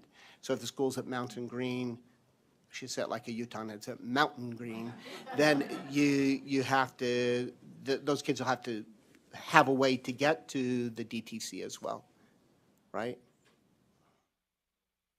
And I wish Mark was going. Mark Hadley is our DTC advocate, and he was going to Zoom. He called me. That's why I had to take a phone call. He was trying to log in. And are you here? Oh, you should be able to hear. Can you hear me? Yes. Yeah, thank you. So, yeah, I'm actually in. And yes, so while that's correct, yes, we take juniors and seniors at Davis Tech. The thought was that we would join with Davis Tech and possibly having a program there at Prosperous. Again, if not, we would, work out to where the kids could come right directly to Davis Tech, which again is only 10 minutes away from where Prosperous would be. Yeah, and understanding that, it's at the junior and senior level, and I know how, and it's nice to have a program that already has the technology in place, like DTC, and a great reputation, having been on that board as well. I was on the DATC board for a long time. But the DTC, to have a program in your school also increases their costs. So they have to also say, we're willing to do that, as opposed to having you come to our campus, and you think about what courses are actually going to be available at that site as opposed to driving to Kaysville. Right. All right. So, Which, Mark's on there. I was like, he talked to us about starting the kids as early as 9th grade to get them to be working on their stuff. So we've looked at starting our students as early as 9th grade on some of their certifications. Yeah, as long as we and it goes the same for all the high schools that we're in right now at Davis Tech. If that high school has a 9th grade program, if they are joining that program at Morgan High School and or Syracuse or Northridge, where we have programs, it's unique to Morgan because Morgan takes his freshmen, correct? So if we started as we start a 9th grade program at Prosperous, that could certainly work as long as we had the class at Prosperous. But they couldn't come to Davis Tech as 9th graders. But if we held a program that would be compatible for our kids at Prosperous, then we could definitely hold a program there. Again, working with the Davis Tech on how we handle the cost of an instructor there. So that's correct. And you have to know I'm an advocate for kids taking advantage of a program like DTC wherever you're going to school. It's a great program and has a tremendous reputation. Kids should do that. You have to think about how many options are available for your students. If you want them to love learning and come to school, they have to have a variety of options, and how else might you meet those needs if it has to be within that the programs only offered at the DTC. So that's just something I would look to if you move forward. I would look to that you've really thought that through and that you've looked at those offerings. Additional questions? Thank you. From the members of the board? Go ahead, Member Spiker. Could you speak to the amendment or the waiver request for the 4-day work week? That tells you where I am. The 4-day school week. Thank you. Yes, I can speak to that, and I want to thank this board for letting me zoom in as I'm not feeling so well today. And please pardon the sound of my voice. I'm sure it's awful on that end. But can you hear me okay? Okay, wonderful. Really, the 4-day week is for a couple of reasons. Number one, understanding that we are in a rural setting and in a rural community, we very much understand that the distance traveled by some of our students could be significant. So in order to help just facilitate their attendance at our brick and mortar school, if they'd like to, we have implemented or are requesting that waiver from a 4-day travel to school school week, rather than the 5th as well. Another thing that we're hoping to accomplish with that is just in our previous discussion, I think is a great example of how we can use that 5th day, that Friday, to work through some of our continuing education programs, some of our DC certifications, things that still could happen at our brick and mortar facility, but aren't necessarily always 100% needed. So we do have that flexibility for students to go elsewhere, whether it's a sporting event, whether it's a club, whether it's a field trip type of activity, a hands-on learning type of experience. That way those students can have that day and kind of use that where they feel like they need it the most. Certainly educators are part of our plan and will be part of the value that we bring to students. And we want the educators to feel like they have, whether it's a preparatory day or maybe they're an advisor in some of these extracurricular activities, hopefully it's a day that they can spend doing something like that. We actually are going to put professional development very high on our teachers' priority list because we know that as our teachers grow, learn, and prosper, so will our students. So that will also, that 5th day will provide them with that opportunity as well.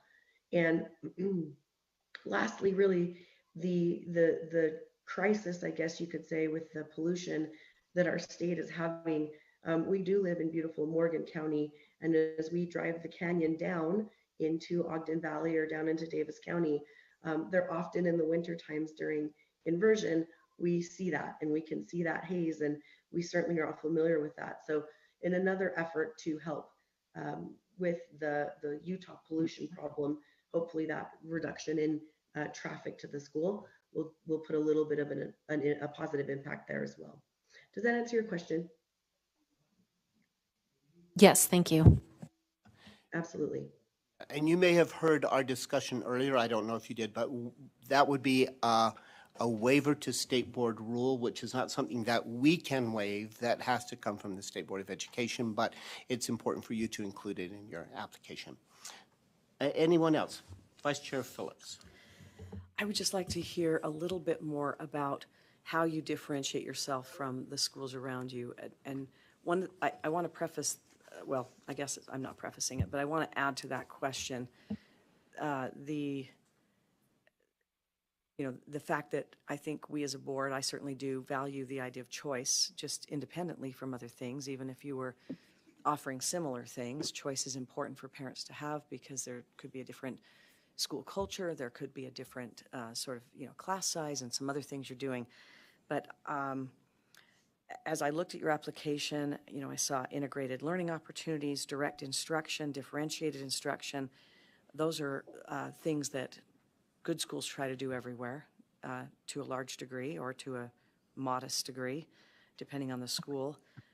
And I noticed that you have and many schools also have some kind of a relationship with higher ed, so that their seniors and juniors can take classes, even if it's just through distance. And in addition, most schools, both at the middle school level and at the high school level, will teach financial literacy, and whether it's in CCA or some other specific course that's required. And I noticed that you did have the CHAMPS and the career ed and the financial and literacy and math proficiency focus. Trade licensure is often done as well through at high schools. So I'm asking you to maybe clarify for us what couple of things really differentiate you from the schools around you, whether charter, private, or public high school or public middle school, or elementary for that matter. Speak to part of it, and then I'm going to have Gavin speak to part of it. In our district currently, I obviously have kids enrolled in the public school system as well.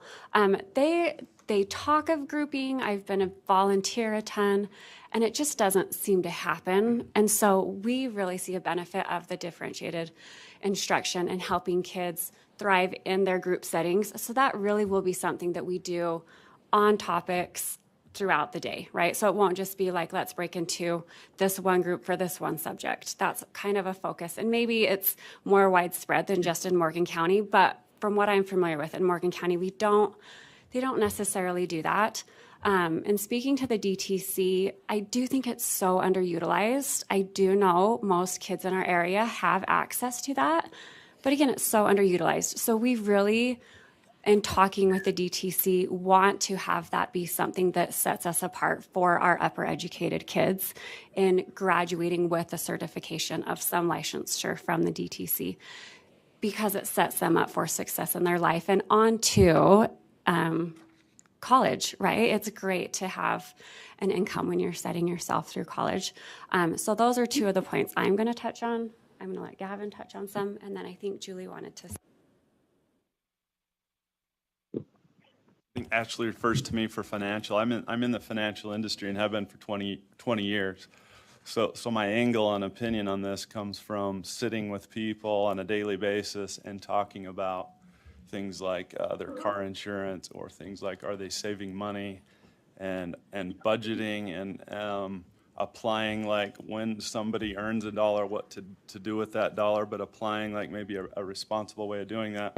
I just find in 20 years, not only in Utah, but in our country as a whole, there's a disconnect in application. So developing financial literacy programs that applies to youngsters, but also older, help them to progress, to understand these simple ways to transition into life and how to go to college, how to budget for that, how to get out of college, how to buy a car, like what the costs are associated with owning a car or owning a home or starting a family, things like that, that I think we can go much deeper into, as I've just discovered in real life application, that there's a huge disconnect with how things really work.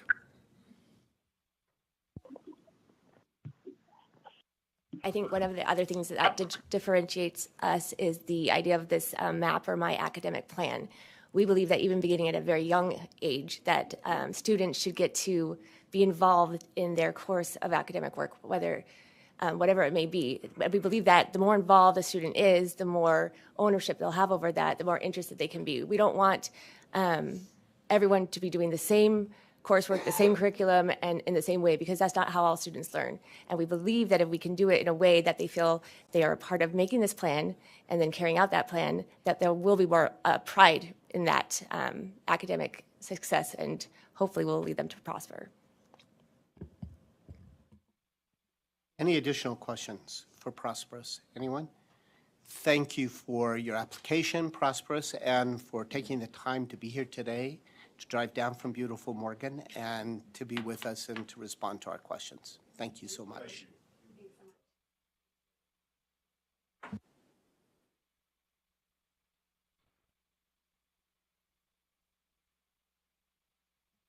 And that takes us to Elevated Charter School. So if the folks from Elevated want to come up and occupy these seats, we'll be ready for your video presentation.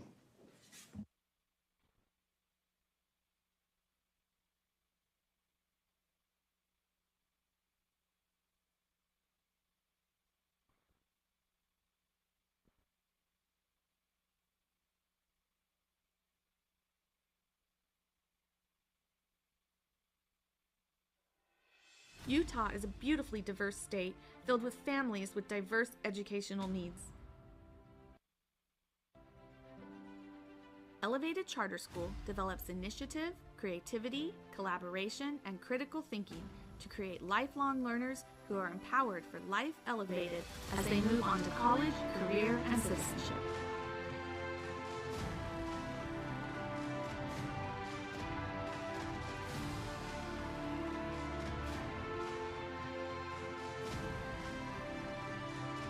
The balloon is like the heart muscle. When it contracts, it pushes the blood through the one-way valve. It's so awesome to see the blood flow through the chamber and then splash all over the place.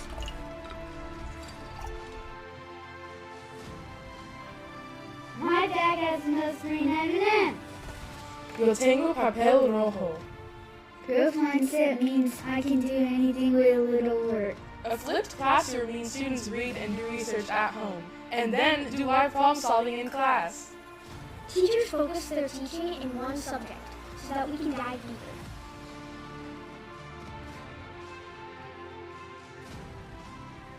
Hi, I'm Amy Edwards. I'm the board chair for Elevated Charter School.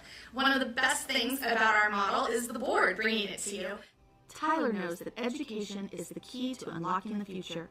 Tyler's own education has provided him numerous opportunities, and he loves witnessing the same thing occur in the lives of his 5 children.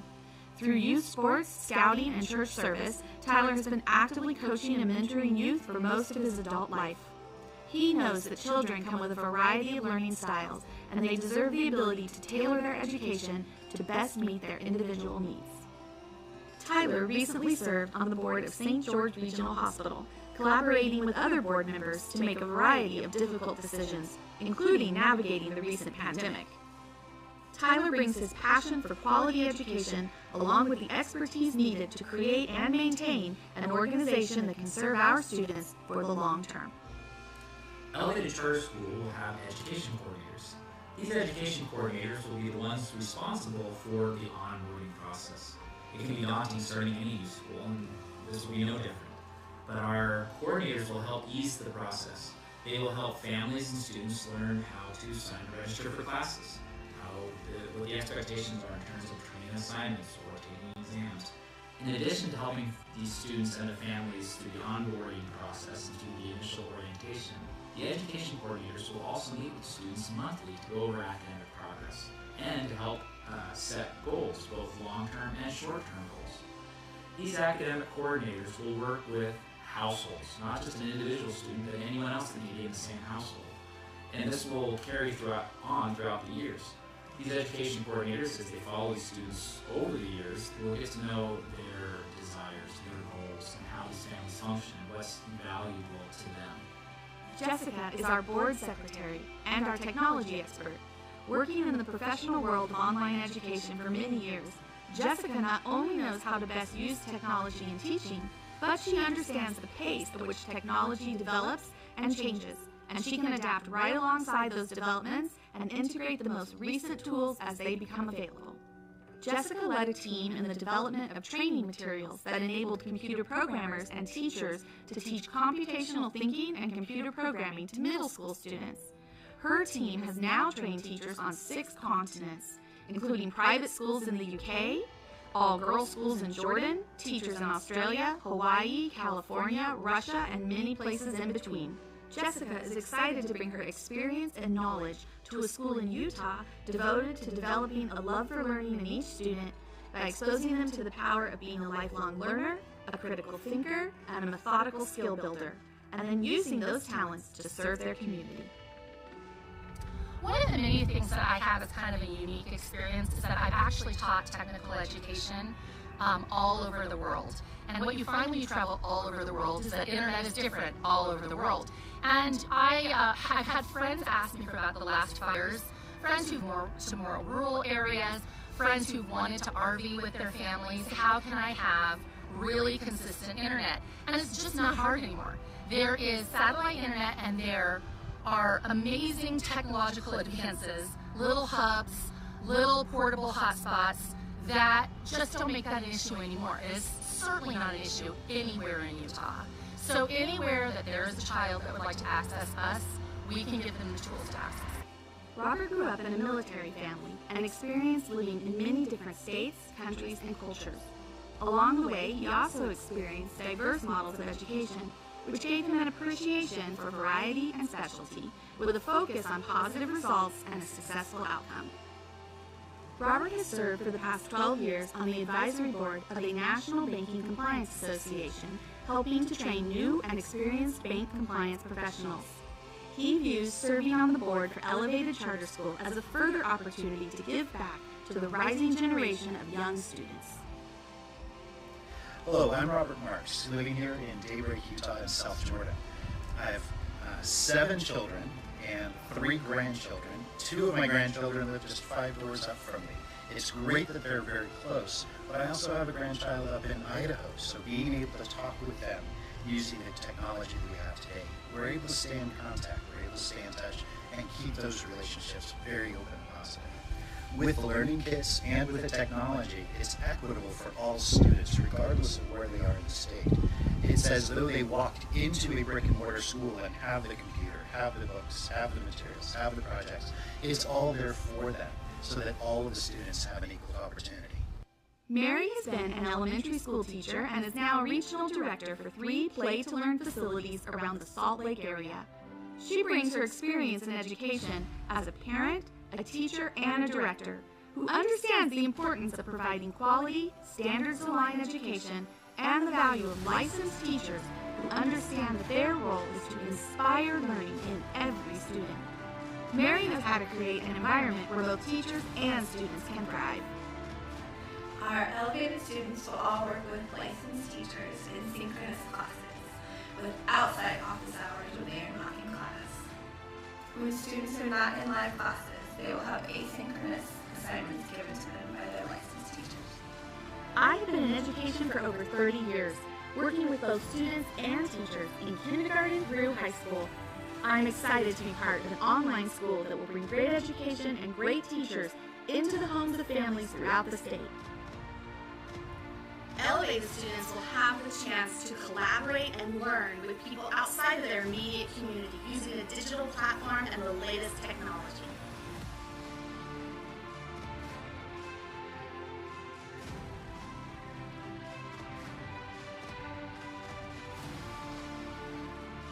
Thank you, elevated board members, for your video presentation and your application today. I'm going to turn to our board members and see if any of them have questions they'd like to ask you.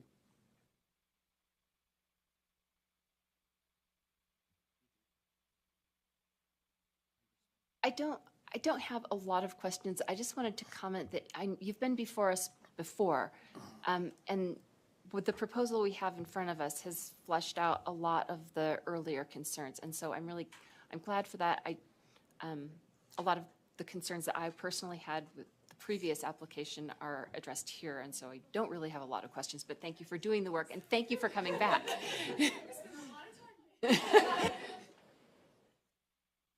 Still, I think always in an online program, people ask questions about what's the curriculum that you'll be using and how do you put that. Will you just talk through that a little bit, just so that it's clear for all of us?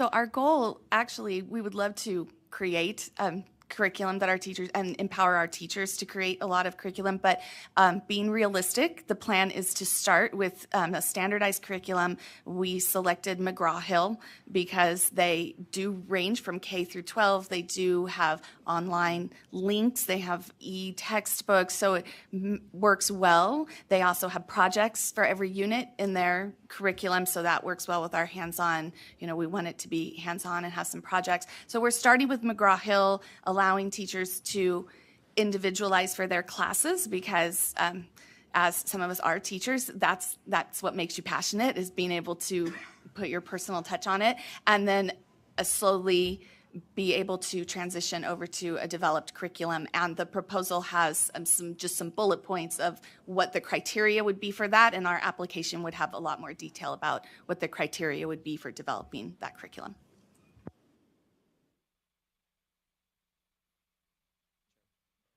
Just want to make sure that I understand the program. Thank you for, as Member Smith said, for clarifying a number of things that we had questions about in the past. Do I understand correctly that your education coordinators or licensed teachers, as are your teachers for the synchronous classes, and I see you shaking your head, so I'm going to move on. Let me just clarify on, maybe get a sense of, because it sounds like these education coordinators have a pretty comprehensive supervisory role in ensuring that students are attending and producing, and that families are engaged. And I also saw within that, so you have a sort of a layer of licensed teachers, and then licensed teachers teaching, some of whom is said in your application would be licensed in multiple areas. Obviously with elementary, that is already multi-subject, but less frequent in secondary, though many are. And so I have a question about that, kind of the way that would work, and also the number of teachers beyond what you would expect in a normal sort of brick and mortar school that would require you to have. And then finally, my question, which is kind of related, is when you have mixed grade level classrooms, certainly there's efficacy in teaching students the curriculum where they are, right? Meeting them where they are. But in Utah, we're required to teach, if you're in 4th grade, those standards. If you're 7th grade, ELA, teaching those standards. And so to what extent have you looked at research, or do you have a plan, because you kind of differentiated between how difficult it sometimes is to teach students at different levels within the same class. Is that difficulty not simply shifted to teaching different core standards in a mixed grade class? So I'm just wondering how you're sort of sorting that out in your minds. Okay, that was a lot of questions. Okay, I didn't bring anything to take notes. Okay, I nodded at one of them. So, thanks. yeah. Okay, so check. Okay, so as far as education coordinators and teachers, I've worked with programs that they don't call them that, but that was essentially what they have. You don't need a lot of extra staff, and because this is a distance program, and it is not, we are not building a facility, and Rob can talk to the money aspect of that. There is room in the, but we did work it out with our numbers with him when we did our application. I made sure we could afford those teachers. I have worked with schools where the education coordinators also teach maybe one class, so that they, but that's not the initial idea going in, because it's nice when they can focus on their supervisory role. And they would be primarily multi-subject credentialed teachers, K through 8 credentialed teachers. And if they are supervising a high school student, they would work closely with high school counselor in the school, and a separate, once we go into high school, there would be somebody over high school director or high school coordinator. So that we made sure it works with the budget, and but we want the class teachers to be able to focus on teaching their classes and holding daily office hours, and they are also supervising students and being able to customize. And then the education coordinators who are working with whole families, all the students within a family, and following students through the years. So there's that continuity. So their education coordinator moves with them as they move through the grade levels, where their class teachers do not necessarily move with them. What was your next question? How to just the mixed grade level. The mixed grade level. So for some standards, that works really well. English language arts and math, there is some overlap, so some of that works very well. And they, especially in a platform where they're online and they're in class for 2 to 3 hours a week, and then they have independent assignments that could be tailored a little more to their, making sure they're coming up to their grade level, or adding into that.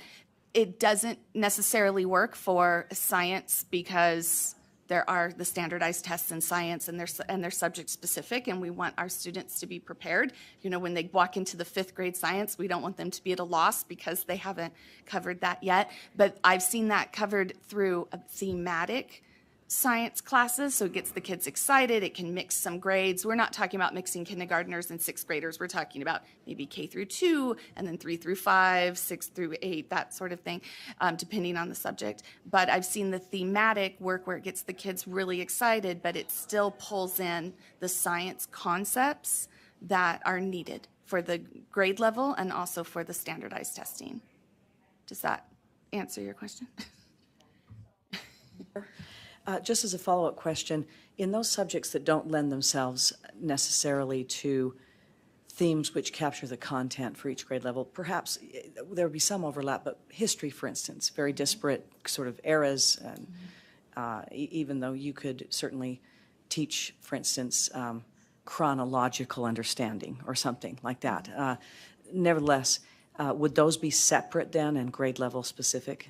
Yes, those would be separate, and so they're choosing from their classes almost from a menu, and the mixed classes are more the core subjects and to help students who don't qualify for SPED. They don't have a 504 or an IEP, but they're not quite up to par, or they're advanced, and so we're going to allow them to work in an advanced level while still interacting with their peer age group.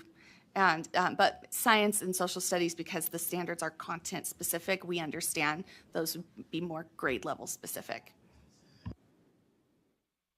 Additional questions from board members? Please, Member Cisneros. I am the new one here, and I understand from reading your application that you were here last year. So besides the name change, what was the biggest change that you had to make from last year to this year, especially since Member Smith is pleased with those changes? Would you just fill me in on what improved there? But then somebody's on the board is affiliated with Pacific Coast Academy. Is this a replication of Pacific Coast Academy? Okay. So I would say actually the biggest changes were just we communicated better and we used better terms. There was some confusion last year, and we take responsibility for. But mostly that's what we did, is the feedback we got from last year was like, oh, here are the things that we were assuming to be understood that were not. And so we went back and really filled in and made sure that all of us were on the same page also, that we understood all the holes. There was a lot of, and like one of the things was there was a lot of concern. We got a lot of questions last year about how are you going to get, what if somebody doesn't have internet, Wi-Fi in the rural, and I was like, oh, like I knew that wasn't an issue, and so we didn't anticipate that issue coming up, and we didn't fully explain what we would do in those cases. But yeah, the model for the school really has not changed that much. I would just say that it has expanded so that all the concerns that you guys brought to us, we fully vetted and addressed. That was. If I could add to that, there are a couple of financial impacts as well. We took a different approach at the payment structure for the teachers and the coordinators, changed those roles as was described. Also factored in with the budget, having on-site locations, the ability to do that on an as-needed basis. And lastly, having a central place for keeping inventory for I have a large house, so I run a business out of it. So I was thinking, yeah, we'll just use my basement because I've been doing that for 20 plus years with a small business. So here, recognizing that it does need to not be tied to an individual person, there needs to be a location, more than just additional insurance to cover that, but also appropriate security, access, and having appropriate sized facilities for all of that on an ongoing basis. So those are some of the very much in the weeds questions that came up before, and are a couple of other examples of specific changes that were made in response to the feedback from the board. Additional questions? I am going to still probe back about what you said, because I had it written here just waiting for my turn, but because I am going to ask a little bit just so you have an opportunity to explain, because I know you've thought through it and don't you want to talk about it? Of course you do. So since then, just a reminder too, to have, if you move to full application, McGraw-Hill won't have full Utah State curriculum, particularly 4th and 7th grade, because you're not going to have a Utah Studies curriculum.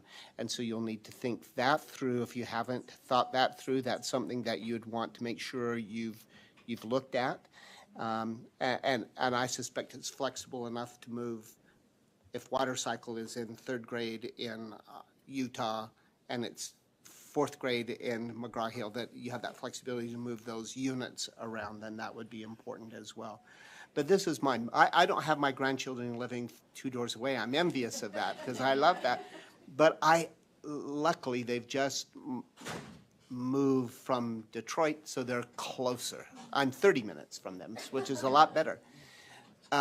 And they're going to go school shopping tomorrow. My son said, but I don't have a list of all the supplies their classroom teachers want them to take to school.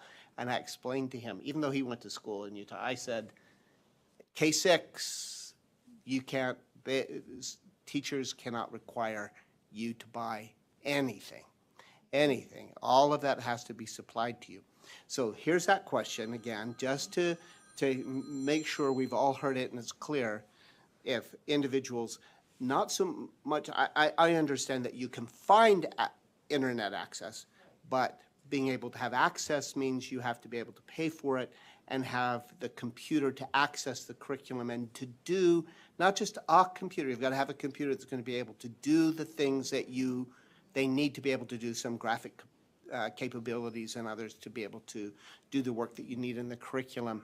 So if you have students who need that, and I know you now have thought through it because you just mentioned it, just still verbalize that for us. Explain. Certainly. From a technology perspective, the school will be providing laptops for all of the students. That is the property of the school.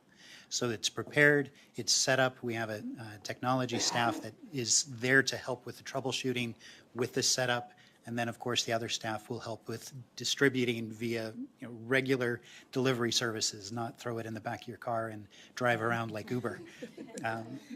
But with that, all of that is covered. When it comes to internet access, that is something where if a family does not have access, does not have the financial means, it's something that the school can assist with to help make sure that every student has that opportunity. In the case of someone that may not have a residence, might be homeless, we would work with them directly to help find where are their access points locally that they can take advantage of, or do we need to assist with providing something for them. So all of that has been contemplated. It sounds expensive, and it is, but I do want to reiterate what was mentioned earlier. We don't have a brick and mortar location that has all of the maintenance requirements and building requirements and financing and handling that loan. We're not looking at having that type of a structure. So we do have the budget for the technology, for the additional teachers, for that level of specialization. Also, I just want to add, the nice thing about giving them a school-issued computer, as I've worked with schools that have done this, is it first goes to our tech department and they put safety measures on it. So, and they can remotely monitor it. So it's an added level of safety that that student is on a school device and not on a private device. If we're asking kids to be online for a good majority of their day, we also want to make sure that that is safe. That's a big issue for me, especially over the last 2 years with COVID and some of the things we've seen. So that's also the hotspots, the internet. That is something that the school would provide, but only during the school months. So they can't use that to watch their favorite Netflix show in the summer, unfortunately. But it's provided during the school months and accounted for very detailed in Rob's budget.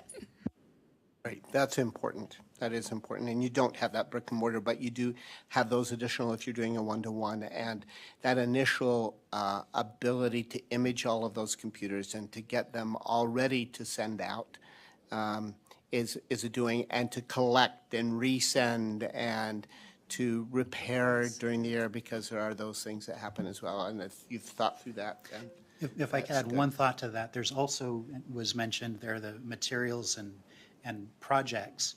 All of that is also being delivered to the students and is factored in to the budget, not only procuring, but also the delivering and the retrieval when that becomes necessary as well. Terrific, thank you.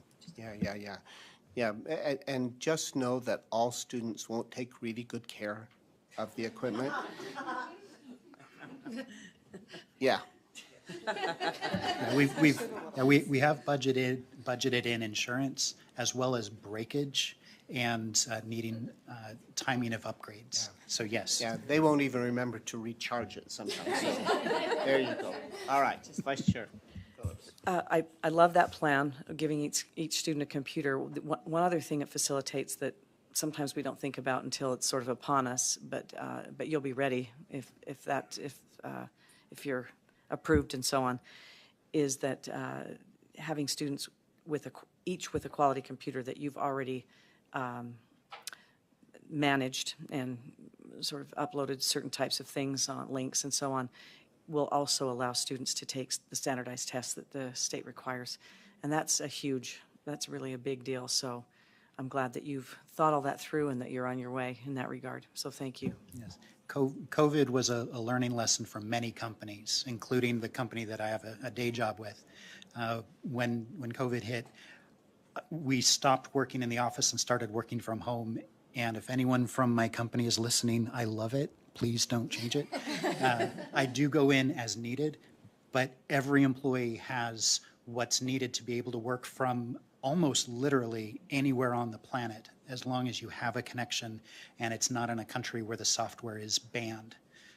I'm in banking, so there are some countries where we're not allowed to do things. But it's definitely been a learning opportunity to see what does it take. It's one thing to say, yes, we will provide this, but how do you physically manage 300, 400, 500, 700 computers when each one takes 45 minutes to set up? How many man hours is that? How much physical space is required? The maintenance, the ongoing. And once they're out, they forget to charge them. All right, any additional questions so that you understand the school and where they've gone?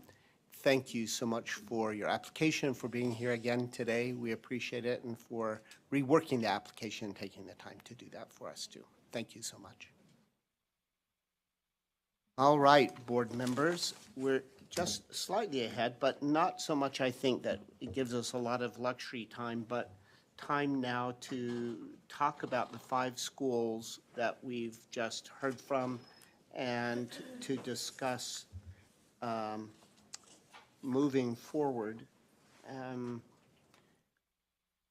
So at this point, we have time to discuss each of those proposals, to talk about each school, and I suspect we should do that one by one, talk about each school individually, and to make a motion relative to them moving forward to a full application in January, or if we're not seeing that that's something that's possible at this time. All right. So would someone like to begin that discussion? We'll start with the first school that we heard. Let's start with Key Academy. Vice Chair Phillips. I would like to move that Key Academy, Utah be allowed to pursue a full application process. I'll second that. So a motion from Vice Chair Phillips and a second from Member Smith. The motion is to have Key Academy move forward to a full application. Is there discussion to that motion? Yeah, my only comment is I'm not opposed to the motion. I think that's fine. My concern is that we should be clear with them and giving them the green light to go forward, that we're not here to change the law. We're not here to violate the law. And we're not here to interpret the law in a way that, frankly, doesn't make a lot of sense to me. If they have issues they want to take up with the legislature, with the State Board of Education, that's certainly up to them, and it's not our responsibility to do that. So if they're going to submit an application, it should conform to the law. And specifically, I would encourage them to consider the language that they mentioned in their proposal in section 53G-6-502, subsection 8, that says that a charter school may weight the charter school's lottery to give a slightly better chance of admission to educationally disadvantaged students, which includes students with disabilities. As I read it, it does not give them the opportunity to say, we're going to give a flat-out enrollment preference to students with disability. There is an enumerated list of preferences, and I'm not aware that that's on the list. So I think they should be mindful of that language, because I'm confident at some point the proposal will be vetted by legal counsel. So that's all I have to add. Well said, and not just, if it's all right if I add to that, it's not just students with disabilities, but students with a specific disability. Very specific, yeah. So the law is just general, it just says students with disabilities, just want to make sure that you're... But their desire is for students with a very specific disability. Member Smith. I would also like to make sure, in addition to agreeing with everything that Member Olson just said, that it be made abundantly clear to them that the way I read their current application, I could not support it going forward. They would need to make significant changes to what they have outlined in their admission process to conform more to what an actual charter school that targets students with disabilities, for example, Spectrum Academy does, and not use another sort of school that is not a charter like the Utah schools for the deaf and blind. In fact, that's set up specifically in statute for a specific group of students, which is different from what we read in 53G. Vice Chair Phillips. Thank you. And although I made the motion and would like to see a full application from the school, I concur fully with the idea that I would not be able to support it unless that were in the final application process and approval, unless that were worked out in the proposal. Yeah. And I hope that during the meeting we made that clear, but it's really good for us to talk about that. Is going to be a primary consideration if we decide to move them to full application, and if they do that. On a positive note, and using Spectrum Academy as an example, we have seen in our state where when a school has a very specific mission for a unique group of students who need additional support to be successful, it has been absolutely wonderful. And so, in the case of Spectrum, which has students who are not on the spectrum that are served very well, that would be a good model for this school to look at. But I do think it's exciting, the prospect that those students who elect to go there who may have dyslexia or some dyslexic tendencies could be well served in a school like this if it were well run. And I was very impressed with the enthusiasm, the commitment, and the expertise of the board members. Additional comment, discussion? All right, seeing none, I'm going to call for a vote. The motion is to allow Key Academy to move forward with a full proposal for January, with the notion in there that we are looking for them to answer that notion about a specific population, and that we know that we cannot waive the statute. That's our feedback, which Mr. Stephenson will make sure they have that. I think they got it when they were here, but just. All right. All those in favor of that motion say aye. Aye. Any opposed? All right, that's a unanimous decision then. Key Academy we will invite to move to a full application in January and look to their response to our questions. All right, the next one is Aurora Preparatory Academy. Second school we heard. Anyone like to make a motion? Other questions you want to ask prior to starting?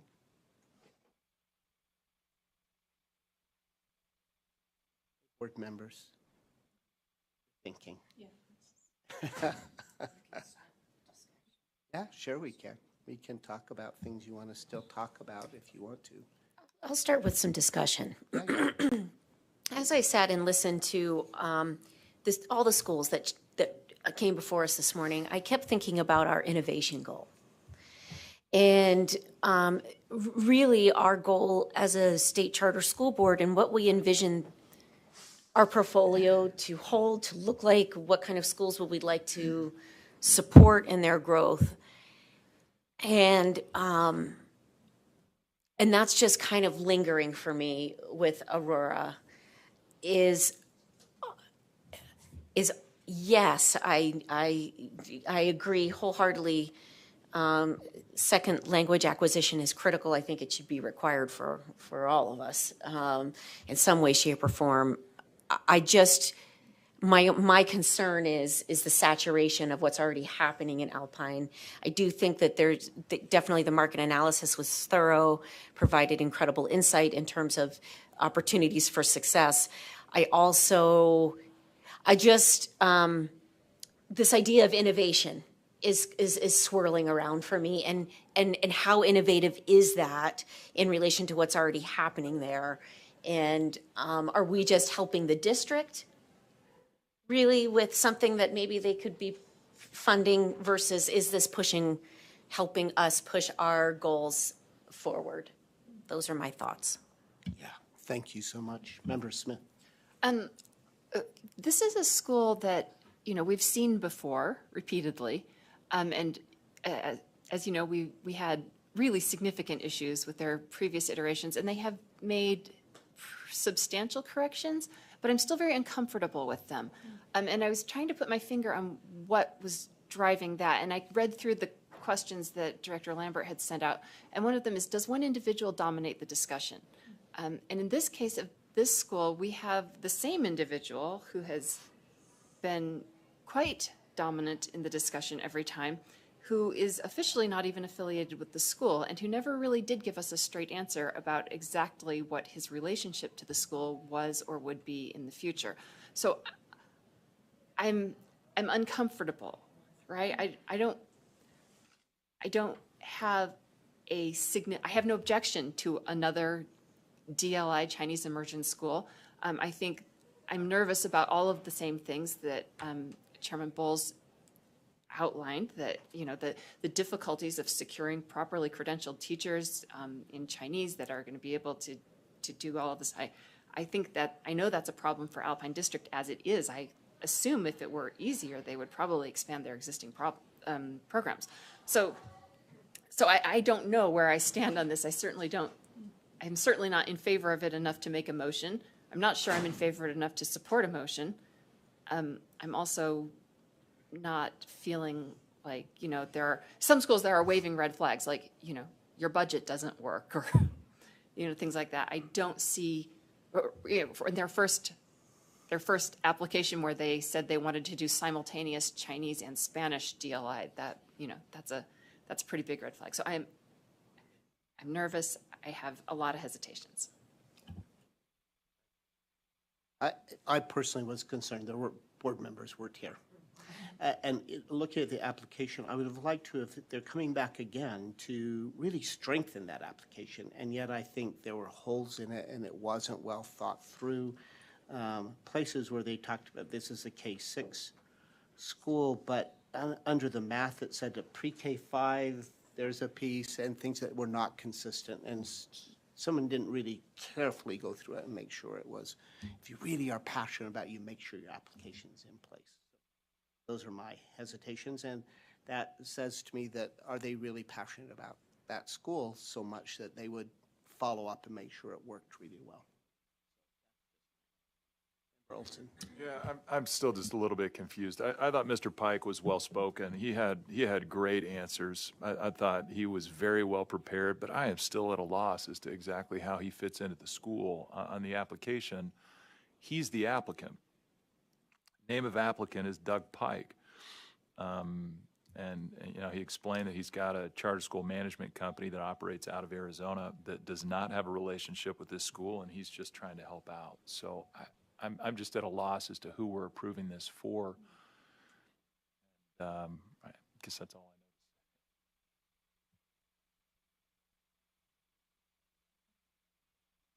Ready to make a motion, anyone, or further discussion? At this point, I could make a motion that, to make a motion to not, for Aurora Preparatory Academy to not continue to move through the charter approval process. All right, so Member Spiker has made a motion to not allow, you know, to end the process here. They won't continue. How do we say that? Yes. Director Lambert, tell me the right words. I would say that what we're seeking to do is either invite or not invite them to submit a full application. So we're asking that, we're not inviting them, thank you, to move forward with a full application. Is the motion, is there a second to that motion? I will second the motion. If we want to, do you want to pull the first motion and then we can try again with a not invite? I can, so I'll retract the first motion, and the new motion is, I would like to make a motion to not invite Aurora Preparatory Academy to move forward in the 2022-23 charter school application process. I would love to second that motion. And there's a motion and a second by Member Smith. Further discussion? Not seeing any, I'll call for that vote. All those of you who are in favor of not inviting Aurora Preparatory School not inviting them to move forward with the application process, say aye. Aye. Those opposed to that motion? All right, I'm going to say that was a unanimous vote, and we will not be inviting Aurora Preparatory Academy to move forward with the full application process. Mm-hmm. This is just a little silly thing, but it's something that we learned in some parliamentary training, that actually when the chair repeats the motion, they can correct anything at that time, and it's what the chair says is the actual motion. That's what we were trained on. So just a little cheat that we could do that way. That's great. And it worked out. It worked out that way, so you to get it. All right. The third school we heard today was American Principals Academy. Do you want anyone have a motion, or would you like to talk about American Principals Academy for a moment? I have a thought. I love the school's enthusiasm and passion. I love that they are working with programs that are established and work well and serve kids well generally. I think they're wet behind the ears, right? They're going to find out what they don't know. But I think that they are committed enough and they have the depth of experience that they need to figure that out, right? So I think I'd like to make a motion that we invite American Principals Academy to move forward with a full application.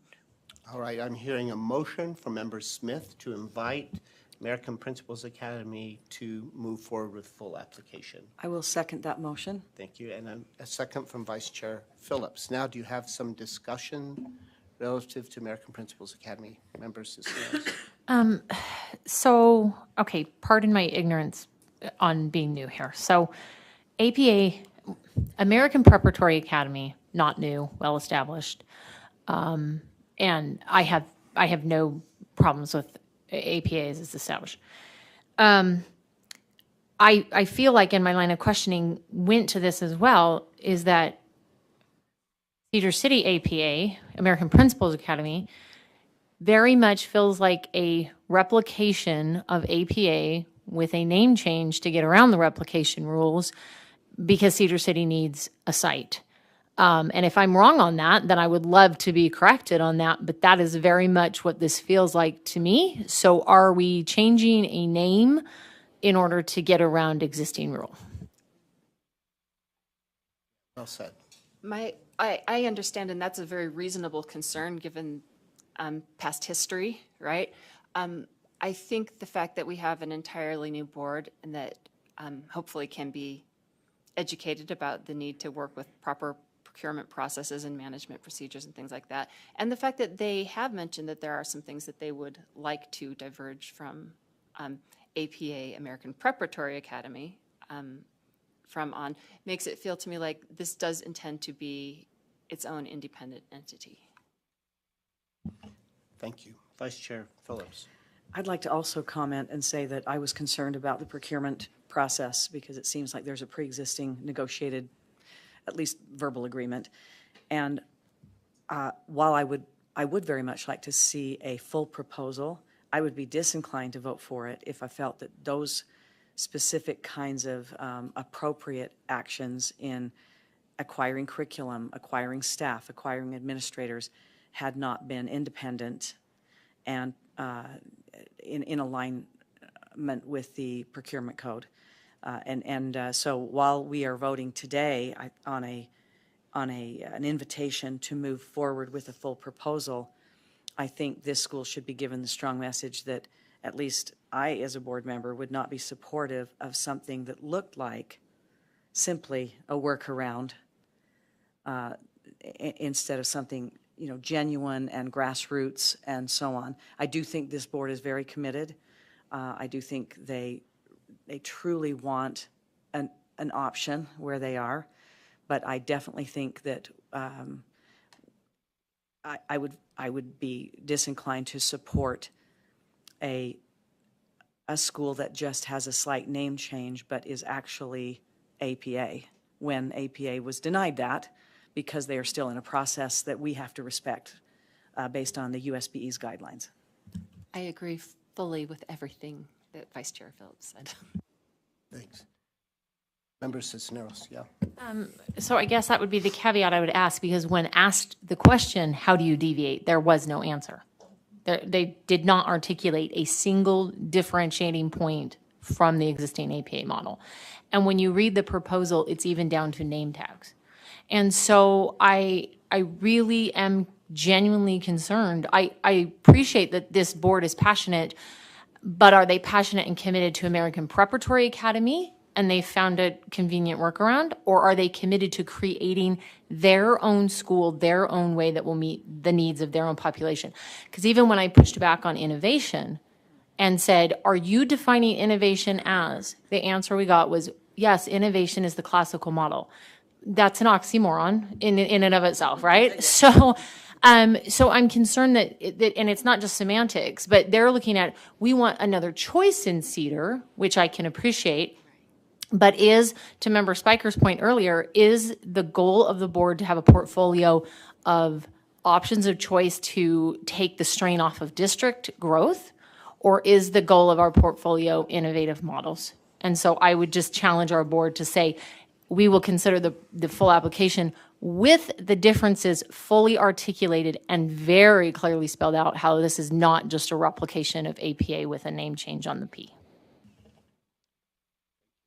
Additional comments? Go ahead. Member Bassett. I'd just like to go on the record as well. Member Cisneros is saying beautifully a lot of my thoughts and concerns. I pushed a little or asked the innovation question. I didn't see a compelling answer there. It does feel to me like that replication workaround. If we were to move forward, and I don't know if that motion will pass at this point, but if we were, they also were requesting a waiver to timeline. And I think that we would need to give feedback one way or another to them relative to if that's a possibility. Is that something we can do as a board, or is that timeline set in statute, is that process as well? So the timeline is set in board rule, and so because they're not our rules, we can't waive them. But the waiver process does require that we would have to first hear it and recommend it to the Board of Education. I do want to just notify as way of information, either way, that they have contacted with APS, so American Preparatory Services.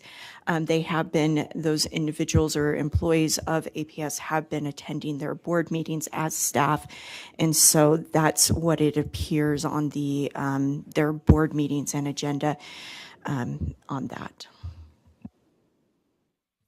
Go ahead, Vice Chair Phillips. As you know, my questions did center on procurement, and I was very concerned about that. And I was told, and I'd like these board members to make sure that I didn't hear incorrectly, but I was told that at this point there has been no agreement signed, no agreement made. Would you suggest that what you're seeing doesn't support that? I would have no reason to disbelieve what they said, but we just know that to us, it's always been assumed, like I believe the main individuals that have been working with Ms. Stephenson on the application are staff from American Preparatory Academies, and that they have been very much involved with the folks from Cedar City in helping them be able to get this kind of choice that those individuals want. Vice Chair. Yeah. My question would be to staff and maybe board members for their perspective as well. Is this a collaboration in the same way, for instance, that we might see Louisiana Key Academy collaborating with Key Academy, or is it something else that is perhaps concerning? I'd like to hear what people have to say. I would love to hear them answer that question, right? Which I think maybe we could give them the opportunity to do. Like you, I could not support this until I'm fully confident that they've been compliant and that they are their own entity. I think there's a possibility that they could be that. I think there's also a good possibility that they're not, or they, won't pivot that direction if that's what they need to do. I'd like to see this school have a chance to talk about those things. I had another thought, but I forgot it. So, welcome to being old. That's good. Ms. Stephenson, maybe you have some insight for us too. Thank you, Chair. On page 42 of their proposal, this is where they have minutes from their board meetings. It does list that they are working with Cedar charter holders. However, they have listed out board members, guests, and then staff of the school. And it does list both David Charette and Carolyn Charette from APA as staff of the school. Thank you. Thank you. All right. I remember the other thing. All right. The other thing I think that probably we would need to give them very clear guidance on, especially given that the facility that is causing their urgency to request a waiver that is likely to be denied, even if we were to recommend it, would not accommodate the school that they want to create. So I think that we should probably give them good guidance that that I at least, and I imagine the rest of the board would probably feel that the waiver is not supportable, right? The request for a waiver would not be something I would be in favor of. I think it just doesn't work. Additional comments? Yeah. Procedural question. So with the waiver just being part of the proposal and it being a matter of expedited timelines, if we approve the proposal today, is the waiver then approved by our board today and then heard by USB next month, or January, February timeframe? I'm thinking, no, that we haven't approved the waiver. We're just allowing them to complete a full application. And if they continue to ask for that waiver, then I just think that they need to be aware of that in going forward. Director So Lambert. I can give you different options. There's one option. What we have typically done is we have not considered officially the waivers until the application. You just get that waiver information at the proposal as kind of knowing going forward, but it's actually done at the application stage.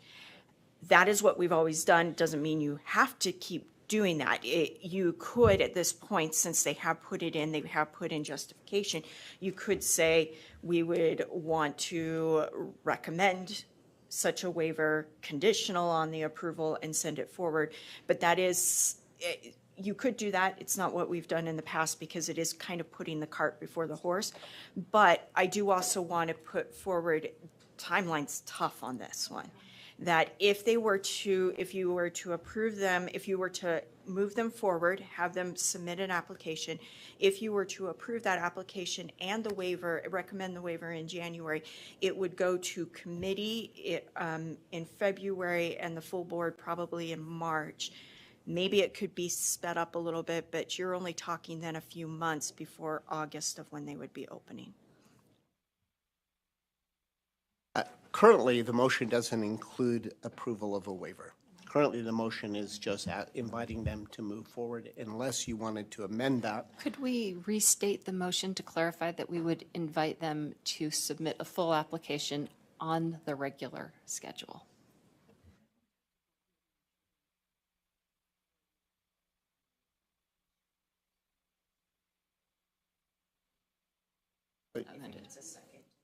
We could approve that first motion with, and then our our notes to them could be those pieces, unless members of the board feel like you want to make it more formal than that. I don't think anyone on the board wants 'Cause to, is in favor of a waiver heard idea. If we vote to move them forward, you are concerned about arm's length of the American Preparatory Schools Management Group. You're concerned about procurement concerns, as well as a waiver of a timeline, that there are those kinds of notes that need to go back to them. And we could just give those as notes. I didn't remember, Jaime, so I don't want to pass. You had your hand up as well. Well, I'm listening to this. I think it's fantastic, this discussion. I really do. I want to caution, I know you guys are already on this, but when we start using the thought of I feel or I don't like, right? We are a body, an organizational body that speaks opinion for sure, but we have to have processes. So for the one before, we said, well, the market is saturated, right? That's a great thought process to say, okay, there's not really a need there, but to say, well, it's a great model, but I don't want them to do exactly that model. Is that a personalized opinion, or is that something that says, well, this would not bode well in the education world? And that's where I'm kind of seeing this melting of those coming together, and I just urge us to remember what we do here. Thank you. Yeah, go ahead. I do as well, but you may say it. I think your caution is well taken, but I think what we're actually trying to say here is that we had APA come before us, looking to establish a school in this area. They were disallowed from doing that because they're still in a process that's been delineated by the USBE, and they were administratively denied. And what would be very inappropriate would be for this board and this school's proposal to be a front for establishing that same satellite and campus as a workaround from the process that has been approved by the Utah State Board of Education for satellites until such a time as the State Board of Education gives us the word that the administrative denial, the reasons for the administrative denial have been resolved. And so that's one concern, and that's a concern of process that we definitely have a distinct, interest in. The other issue is whether or not, and it's related, but it still is separate, that any kind of a contract for management, financial support, or any other sort of a thing has been properly procured rather than a fait accompli prior to this proposal being submitted to us. That's a concern. And so while we may have expressed it by way of belief or opinion, those are real issues that we have to consider in terms of good process in an approval process. Now, the good news is we're here at the beginning of something that just asks for elaboration. If there's enough there in terms of commitment, in terms of expertise, in terms of delineation of program and intention, that we would like to see a fleshed out proposal. That does not commit us to approving it, nor does it commit us to supporting a waiver and as we send it on to the Utah State Board of Education. So I think we don't have a huge decision to make today, but it should be something that we have talked about so the school knows what our reluctance might be in approving a final proposal should those things that we are concerned about not be addressed in a way that we feel is sufficient. So I agree with you, but I don't think we're expressing beliefs and opinions as much as concern about an improper process with regard to this proposal. Follow up, please. Go ahead. Thank you. I agree 100% with that. And those are valid points on which to focus on. And that's what I'm saying. I'd love to stay focused, and I get that I'm a non-voting member of this board, but stay focused on exact points such as those that are meaningful to the process. So thank you. Thank you. And thank you for your comment. We always appreciate your comments, so never hesitate. So please do. I haven't heard anyone say they don't like the model of ability grouping and math in reading, spelling. I haven't heard anyone talk about the model being used in the school as much as, is this a workaround, which would be something that I think I'm hearing. I'll speak for myself personally. I don't support if it's a workaround for APA to be able to get a school in Cedar City and it's a workaround for them. That's disturbing to me. So if they really would like a school, this group would like a school, it can't be because it's a workaround. It has to be because they want to establish a good school in Cedar City area. Yeah. And also just to follow up on our conversation about innovation, right? When I think about what is innovative, ability-based grouping, I wouldn't consider an innovative practice. Yes, is it a research-based practice that we know has powerful outcomes? But I think as we think about what innovative is, that's something that is, I think we talked about, these are things that we should be doing in schools anyway. So we can encourage our schools, even as the future, to think about what is innovation? Yeah. What does it mean to truly be innovative in 2022 in the world of in the world of education? I know this model will work, but I think we just want to be careful with the language that we use. Thank you. And I suspect, I'm not sure we have a piece in the application, I don't remember reading it, that says what will be innovative about what you do. It says what you do to support the goals of the state charter school board and things. But it's not a requirement, but I'm also not sure if other schools are doing ability grouping in that area, which makes it a sound educational process, and they are doing something that maybe someone else is not doing. Member Cisneros.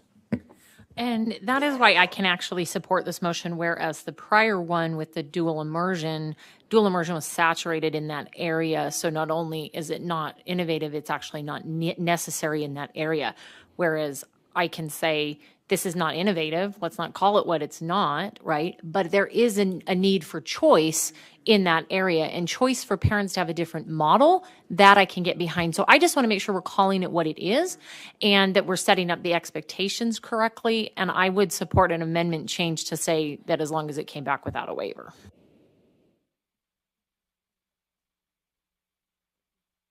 Additional discussion?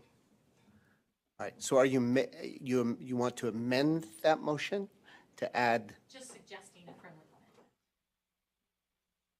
Why don't we vote down this amendment and I'll make a new And one? then Or vote make down that as a this, second motion? this motion and I'll make another motion. Or what It's you cleaner. could do is you could vote this motion and you can always make a second motion. You wouldn't have to necessarily vote down this motion. All right, let's let's do not put this motion down. All I'll right. make a second motion. Is there additional discussion, though, on the motion? Member Olson? Chair, lest my silence not be self-evident, I'm abstaining from any discussion or vote on American Principals Academy. I just wanted to make that clear on the record. Thank you. Thank you. All right. So, additional discussion. The motion is that we invite American Principals Academy to move forward with full application in January with some cautions that I'll, relative to procurement, relative to their relationship with American Preparatory Schools as a management group, right? All right, which is different from APA. And then we'll do the waiver separately, right? So I should just do that much right at this point, okay? So all those in favor of that motion, say aye. Aye.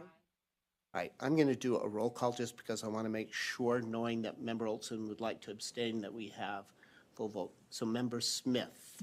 Yes. Member Bassett. No. Member Phillips. Yes. Member Cisneros. Yes. Member Spiker. Yes. All right, so 1, 2. So that motion passes. We've invited them. Now, I've heard from the board you want to make a second motion relative to this school. May I hear that motion? I would like to motion that American Principals Academy's full application does not include a waiver to board rule relative to changing the timelines for opening. All right. So the motion is that if they choose to go forward with a full application, which we've invited them to do, that full application, we won't look at a full application that includes a waiver of timeline. Do I have a second to that motion? I would like to second that motion. All right, so a motion from Member Cisneros, a second from Member Smith. Discussion on that motion relative to waiver of timeline. I'm going to do a roll call vote again, just to make sure. So we've approved the moving forward. This motion is to invite them to move forward. This motion is, but if they choose to do so, it won't include a waiver of time. Member Spiker. Yes. Member Cisneros. Yes. Vice Chair Phillips. Yes. Member Bassett. Yes. Member Olson, I'm skipping you for this as well. Member Smith. Yes. All right, so that motion passes. So there are two motions relative to this school. We are inviting them to move forward, but knowing that if they choose to, we are not entertaining a waiver to the timeline to do so. All right. So that is American Principals Academy. We are at Prosperous Academy. Someone have some discussion you'd like to talk about Prosperous Academy? I'll just start with some discussion that I definitely feel there is a need for charters in this area. I appreciated the just the market analysis and also the very frank conversation, though, that we had about numbers.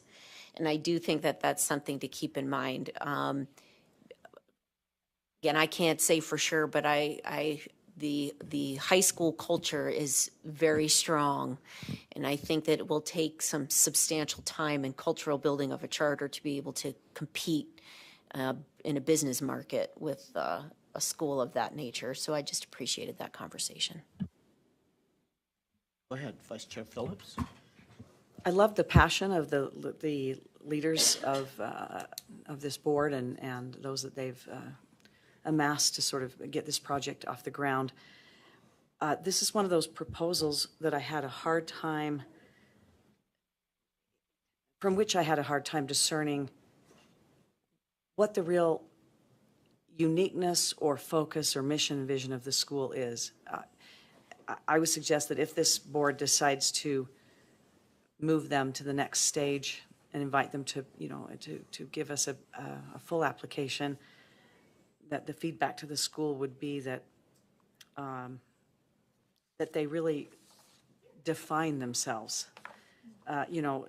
Having goal setting, called it My Academic Path, isn't that unique. And direct instruction and integrated learning and having some financial and career education is not particularly unique, nor is having a relationship with higher ed so that your juniors and seniors or even younger can sort of access that education. So while I definitely think that choice is needed here, I'm concerned as well about the numbers and the ambitious nature of the growth. The timeline is very short, I think 3 years. And I'm also concerned about, if you ask me, I honestly couldn't tell you what this school is. And so that's the only thing. That doesn't mean they can't better define themselves in a full application. So I don't think it's, I'm not sure how I would want to vote here on this school. I think, again, it's needed. I love the idea of parents having choice. They have some elements they've identified that are strong and research-based. So their model has potential, but it's ill-defined and not particularly unique. And the timeline on the enrollment is worrisome. Chair Phillips, additional discussion. Member Olson. Yeah, just very quickly, I agree with those comments. I think the growth plan or the size that's anticipated is ambitious. If they move forward, I'd like to see more thought and analysis go into how they can transition from K-9 in year 2 to K-12 in year 3, particularly considering the size of the student population. But there does appear to be a significant need. And I'm not as hung up on the lack of innovation, because there is certainly a need for more choice in that area. But I agree with Vice Chair Phillips that it should be addressed. Additional discussion. So I'm hearing from you so far, your discussion is saying you understand there's a need, you'd like the school to better define itself and to give us a better idea of to focus that in, tighten up the focus. It just feels very fuzzy right now. In a similar vein, and again, not so much insisting on innovation here, because I do think choice is a big, it weighs heavily for this area. But not only the definition of what your mission and vision is and how you're going to accomplish it, but I need more definition in a full application, if that's what's decided, about why that 4-day week is needed. That I couldn't, nothing I read and nothing that was said, because it was asked, was compelling to me about why a 4-day would be needed. It's not experiential learning and on the 5th day we're going out to wherever in the mountains or any such thing. It was more just like, well, we kind of need it to organize and this and that and whatnot. That was simply not compelling. And I think that if we're going to send a high recommendation for any kind of a waiver to the State Board of Education that's within their power to give, not ours, but our recommendation can sometimes, it sometimes has some weight there. I would need to know really why. That wasn't compelling for me. I'd like to agree with everything that's been stated, and I'd like to make a motion. Thank you. I'd like to move that we invite Prosperous, we're talking about Prosperous, right? Academy to submit a full application with notes as to the concerns that have been expressed. And I especially, on the issue of the 4-day week, would like to make sure that they understand that it is not our power to grant that waiver.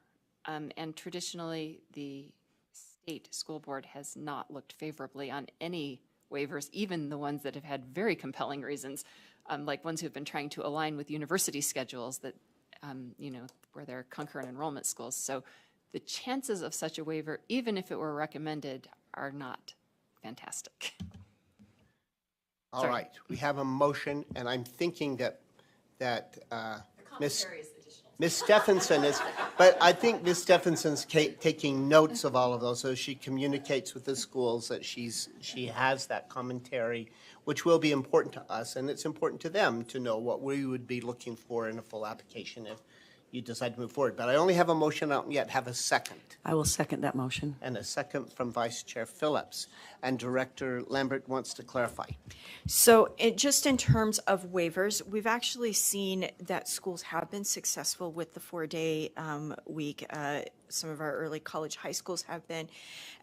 But as a note right now, it may be different if it's put into the actual charter, but it tends to only be for 3-year increments. And so they would grant the waiver for 3 years and check on are the results sufficient, and then it would keep redoing. And so I think it was just a couple of months ago we had one of those renewals of one of our schools. So actually the 4-day week has been successful if there is a justification and a reason for it.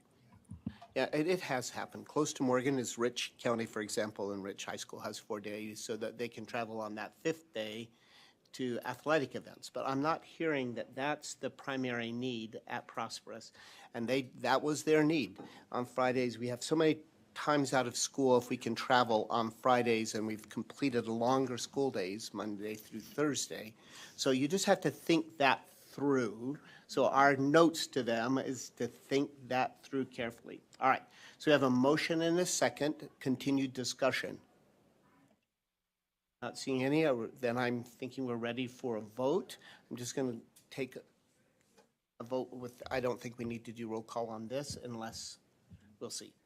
All those in favor of the motion, which is to invite Prosperous Academy to move forward to a full application, all those in favor say aye. Aye. Any opposed? No. All right, so a unanimous decision to invite Prosperous Academy to move forward to the full application process with some very good notes, which Ms. Stephenson has to help that, knowing what we'll be looking for. All right, one last school we need to discuss, and that's Elevated Charter School relative to their application and where they will move in the process. Some discussion about Elevated Charter School, motions, discussion. I'm ready. Member Smith? I would really love to move, well, I will move, that we invite Elevated Charter School to move forward with the full application with any cautions that we would like to add as established through discussion. All right, so I'm hearing that a motion to invite Elevated Charter School to move forward to the full application process. Do I have a second to that motion? I'll second that motion. Member Spiker seconds that motion. Discussion to that motion. Member Cisneros? After reading the proposal, my initial just thought coming in was I wasn't really interested. After hearing them, I have upgraded to a maybe. So I am asking the board, and particularly the motion maker and the second, to share with me why they were so quick to make those motions, what they heard, and why they're strongly in favor. I'm not even actually saying that I would vote in favor of this school today, but the thought and the evident work that the differences that I see between this application and the previous iteration shows me that they are deeply engaged, they're concerned, they want our feedback, and they want to work with us, and they have a very different kind of model for an online program than what is currently offered. There are not a lot of sort of synchronous online options, and I see that as very innovative here, and I would really love to see how well that works. So those are, I think they're motivated. I think they're working hard, and they have an innovative idea that I would love to see us give a chance to. Yeah, I would, thank you, Member Smith. I feel very similarly. And based on the growth in the proposal, the board support, their desire to really want to see this happen. So that in itself, just the follow-up from last year to now, and the commitment to that growth and be able to take feedback. And then I agree. I know that we have some very effective online service providers for schools right now. I only see that need continuing to grow. I just happened to listen recently to a series our local NPR station did, specifically in regards to our rural populations. A lot of it was in regards to basic necessities. So it was water, healthy food, and internet service, right? So hearing this school talk about we are going to help our students participate as a global citizen, I'm curious to see the full application and to potentially see how this school could function. So it's a curiosity with, of course, passion. You know. Thank you. Additional comment? Go ahead. I was not the motion maker, but in response to your question, I also went and revisited my notes from the last time we saw this board. And I saw such just a high responsiveness to so many of those concerns. So I saw them as careful listeners, responsive to the questions we had asked, and not just responsive, but resolved and had given just deeper thought to those things. My list of previous concerns and summary statements very intentionally ticked off in this application. Additional discussion, questions? All right, not seeing any. I'll call for a vote on the motion. The motion is to invite Elevated Charter School to move forward to a full application. All those in favor say aye. Aye. Any opposed, no. All right, congratulations to each of those schools, to Elevated Charter School, to move forward in that full application, and to each of the schools that we've invited to move forward. And thank you to Ms. Stephenson, who's I didn't say before, our school support coordinator, who made sure all of this moved smoothly and coordinating with each of those applicants so that we could make good decisions today. We appreciate it. And we will now take a recess for lunch, and we will return at 2:10, sorry. 2:10, we're beginning close to 1:10. Return at 2:10, and then we'll hear about expansions and that process. Wonderful. Lunch downstairs where it normally is. Thank you, Director Lambert. Okay, take a break, everyone. Re-energize.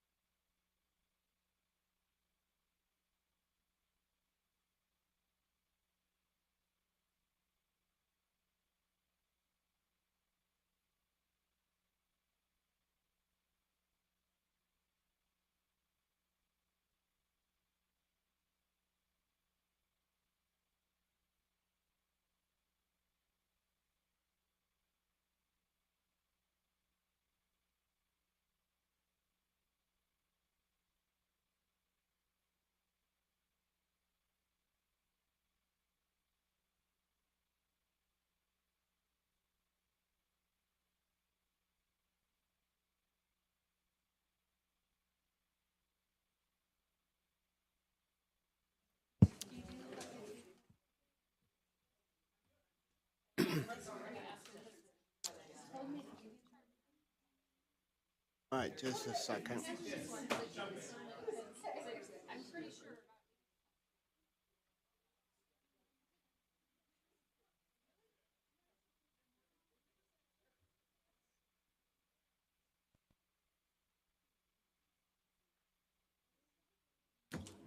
You ready, William? You're set? Okay. Welcome back. Let's begin our meeting. It is, I always tell my classes I go by T-Mobile time, so my phone just said 2:10. So we're going to go ahead.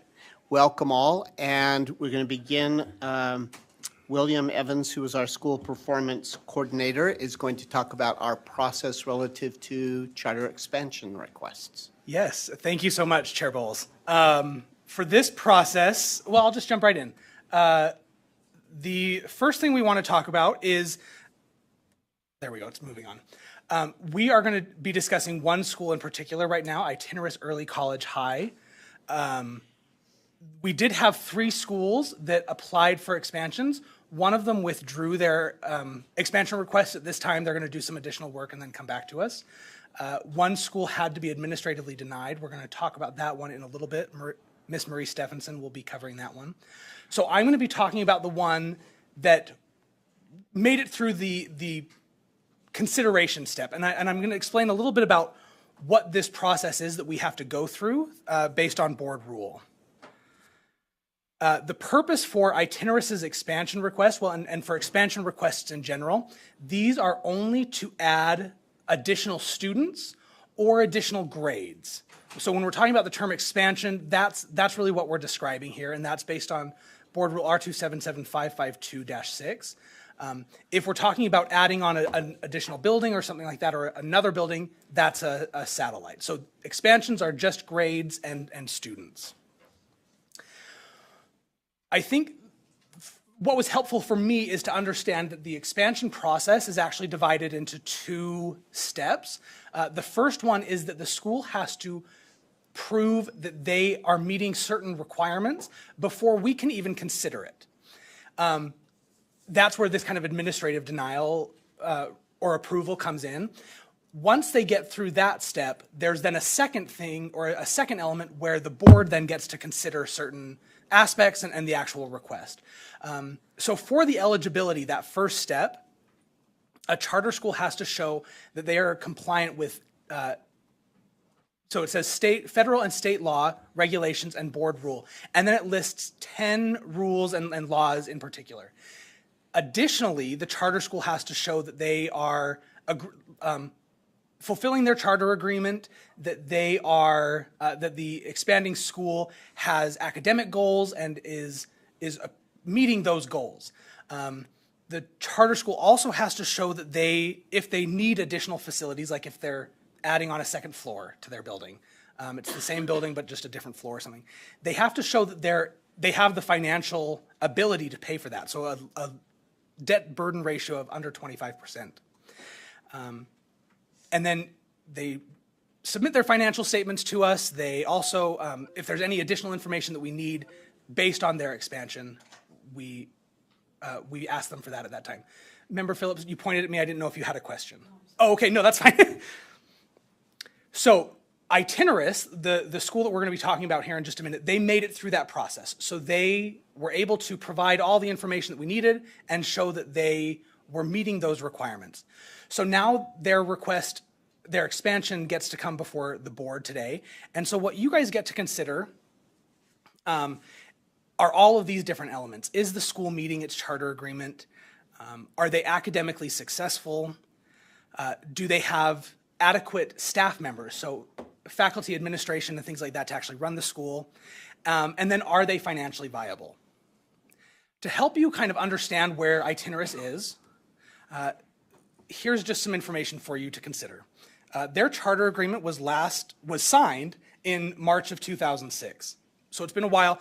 The reason I think this is important is because their charter agreement actually does not include academic goals, where a lot of our charters do. So that's something to consider as you're having this discussion today.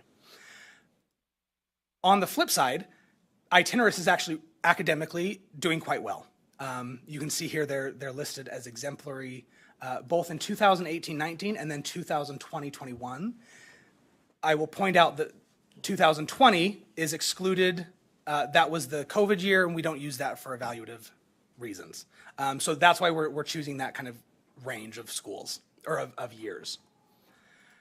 In terms of their enrollment, they have met our benchmark and the board rule of having at least 80% retention. And their enrollment trend is doing really quite well. So this last year, they had a 95.4% enrollment trend. The year before that, 111. They had a lot of students joining that school. And then in terms of their finances, they've also met all of those requirements as well. There were no material audit findings, and they are able to meet the debt burden ratio of less than 25%. With that, I will turn it back to you, the board, to discuss their expansion request and what it is they're seeking today. I believe we do have a member of Itinerus Early College High School on Zoom. They sent an email.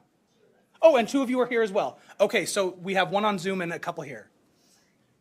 Joy, in fact, we'd love to have you come up and join us at the table, if you will, so that if there's some things you'd like to talk to us about, and we can ask questions. And then I'll start with. And while they're doing that, I know Rebecca would like to, as our newest member today, just happens to coincide.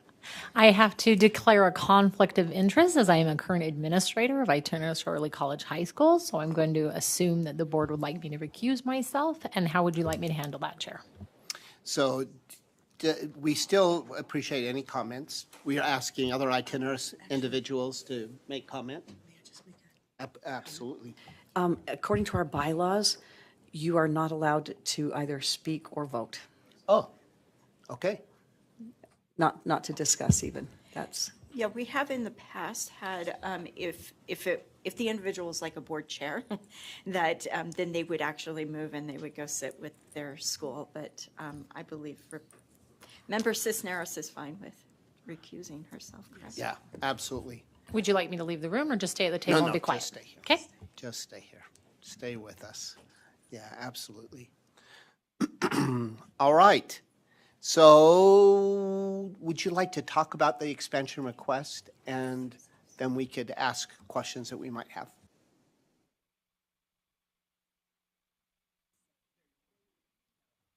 I'm the executive director principal of Itinerus Early College High School.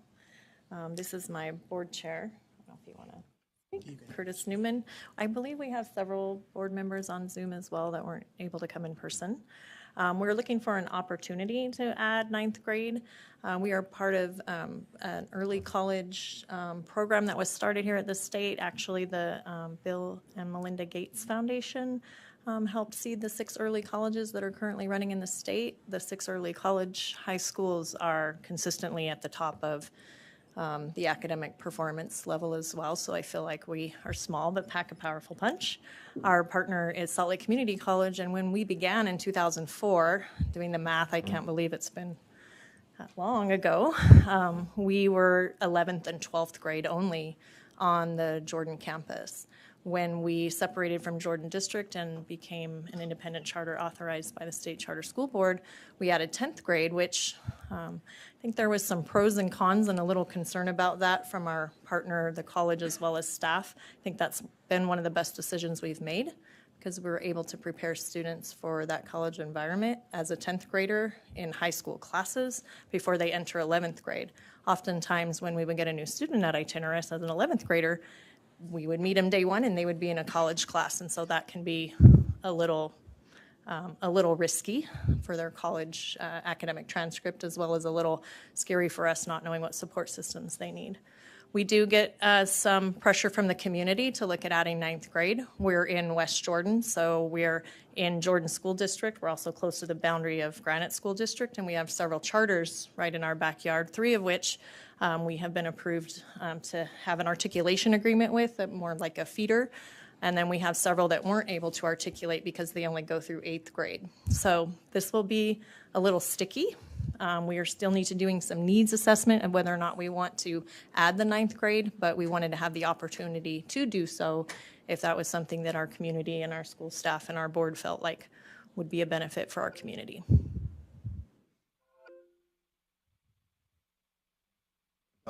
So I'm going to ask you just to talk about what are the advantages, why the request. Then obviously you want to add that additional grade. Talk about those advantages that you're seeing. So one advantage, right now I think the disadvantage we're seeing is students that are in 9th grade, for example, in Jordan School District, which is our backyard. The students are in a middle school, they're meeting friends. In Granite District, some of them are already in the high school. And for them to transition from 9th grade to 10th grade to a new school can be a little challenging. I believe you saw some data earlier on that has an impact on young adults.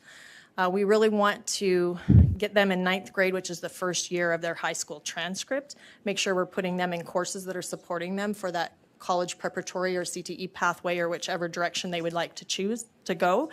At one point, we had 47 different schools that our students came from, which is great. It provides a lot of diversity, and it provides a lot of freshness, I guess, for students to meet. Like, we're definitely the new place to come. But I think with that, we also have varying transcripts at the 9th grade level, and we're trying to help students either catch up or make sure that we put them in appropriate classes so they can be successful in our classes. So we do see the benefit to adding 9th grade as being able to start them with their high school transcript. It's not my intention to put a 9th grader in concurrent enrollment. I think that they have some growing to do, mentally, physically. All of the above. But I would like to see some of our more accelerated 10th graders that maybe came through as a 9th grader be able to access early college a little bit earlier than they are right now. Right now, we don't allow our 10th graders to start concurrent enrollment until a handful can start in the spring of their 10th grade year or summer after their 10th grade year. So we really try to keep that 10th grade year protected and prepare them. Now we can shift that down to the 9th grade year and let the students grow into that role of being an early college student. Board members, you may have some questions. Do you? Some discussion? Vice Chair Phillips. I'm assuming, I just want your confirmation in the meeting, that you would still, assuming you had room and so on, admit people at every grade level. But this would just be an expansion in the hopes that you could get kids in earlier to fulfill the program in a more successful way. Correct. Right now we open 150 seats every year for 10th graders, and then we open seats for 11th and 12th graders depending on whether or not students have left and the seats are available. I would imagine the model would be the same, where 9th grade's going to be the first year, and then through attrition we would be able to add seats. Additional questions? Go ahead. I apologize if I missed this. In terms of facilities, to be able to hold your numbers, could you speak to that and your current space and being able to accommodate a 9th grade class? Absolutely, thank you. Well, we have a small building. Our charter is maxed at 415, but we certainly have a building that can fit a little bit more than 415. We like to keep our class sizes a little smaller than what's maxed out. Because of COVID, our numbers have dwindled down a little bit, and as those students roll up in the grade, those grade levels have also gotten a little bit smaller. So, by next year, this would be a good time to add 9th grade, because we would be able to serve the students who are currently in the pipeline and then spread them down. So the most students I've had in the building at one time is 420. It was tight, but we fit, and we utilized every space that we had in the building. I'm thinking if we can still max at 415 and just keep those grade levels a little more consistent in time, we won't have a problem with space. More questions? Or I think if you have no more questions, we really can move to the discussion of the request and/or motions, if anyone is ready at this point. Member Olson. My only comment is it seems like it's about time. Sounds very timely. I would move that we approve Itinerus's expansion request. All right, so we have a motion to approve the expansion request. Do we have a second? I'd love to second that. And a second from Member Smith. Any discussion of that motion? I was involved with New Ames at the time of that Bill and Melinda Gates with Governor Levitt at that time it opened. So I remember Itinerus opening very well and know what a great success and great reputation you've had. So we appreciate you being conscientious and thinking about students as they're coming up and how you can better serve students. So we have a motion. That's my only discussion. So I discussed for myself. No other discussion from anyone else? Seeing none, I'll call for a vote then. All of those in favor of the motion, which is to approve the expansion request of Itinerus Early College High School, say aye. Aye. Any opposed, no. It's unanimous. So add those 9th graders, get them learning. So well done. Thank you for coming today. Thank you. All right, Rebecca, roll up to the table again. Here we go. Because the Utah Arts Academy is here and said that they would be fine to begin. We're going to just go ahead and move earlier on our agenda, which I know some of you will be really sad for that to happen, but we'll just do it anyway. So please come and join us at the table, please. And Marie Stephenson is going to, our school support coordinator, will introduce this expansion and waiver request. Thank you, Chair Bowles. All right, so as mentioned, yes, this is a waiver and expansion request, and we'll go over what exactly that is and what brings us here today. So this one is specifically just Utah Arts Academy, and we do have Director Williams here, as well as I believe some other board members and folks online. Yes. Perfect. So again, I know William just went over Mr. Evans, Dr. Evans, actually. So the purpose of the expansion, again, we're adding students or grades, and specifically for Utah Arts Academy, they would like to add 1 grade to their school, which would be 8th grade. Dr. Evans explained the eligibility process, and this is where our first hurdle came with Utah Arts Academy. As the way that the board rule is currently written, they were not able to meet the eligibility to have us consider their application today. There were 2 different items that determined them ineligible to apply. The first one was that they had met all the academic goals in their charter agreement. With that, the goal is that they are at or above the average performance growth of the 9 closest regular public high schools in Washington County. And this was not met based on school performance. The other item is, again, a performance-based item that talks about the school performance, again, in relation to other nearby schools. And they were unable to meet those 2 items. It is worth noting that their ACT scores did look very good, and I believe Dr. Williams will be talking about that today too. But as far as what's in Data Gateway, we were unable to find them eligible to have that application moved forward. So they are turning in a waiver request to seek a waiver from this board rule. As we have discussed a number of waivers today, our board does not actually have that final say since it is a waiver from a USBE board rule. But what they would be seeking today would be your recommendation for them to receive that waiver from USBE. And what would happen in that process is that if our board votes to give their recommendation on that waiver, then a letter with our board signature would be given to the school, and they would then move forward with that letter for USBE to have that waiver request reviewed by the State Board of Education. So that is the first part, and then we actually get into the actual application here. And so if you grant them, if you approve and then USBE grants that waiver, then we also want to talk about if we would like to approve the application for adding that 8th grade. And as Dr. Evans pointed out, once we've covered that first question, if they're eligible to apply, then we come here to what has to be met within that application before it can be approved. And there's items A through H in that board rule. Most of these items, that's what's in their application as they're addressing those things.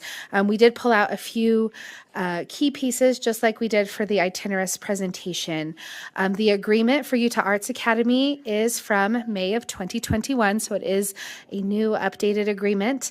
However, there is that concern about them not meeting the goal that is currently listed in their charter agreement. Additionally, if you look at their academic success, we have seen a decline between the 2018-19 year to the 2020-2021 school year. The English language arts continues to be high performing higher performing in both of those years. However, mathematics and science have dipped significantly, especially in that 2020-2021 school year. There's also some enrollment-based metrics in that board rule where they need to have a retention rate above 80%, and they need to show that there is a high number of students on a waiting list and trying to get into that school. You can see that we were on track with that, but then in year 2021, the retention rate dropped to 67.5% and enrollment dropped to 88%. So that would be another consideration towards that waiver request. As well as the financial metrics. There was an audit finding in 2021 that we can be aware of as a board as well.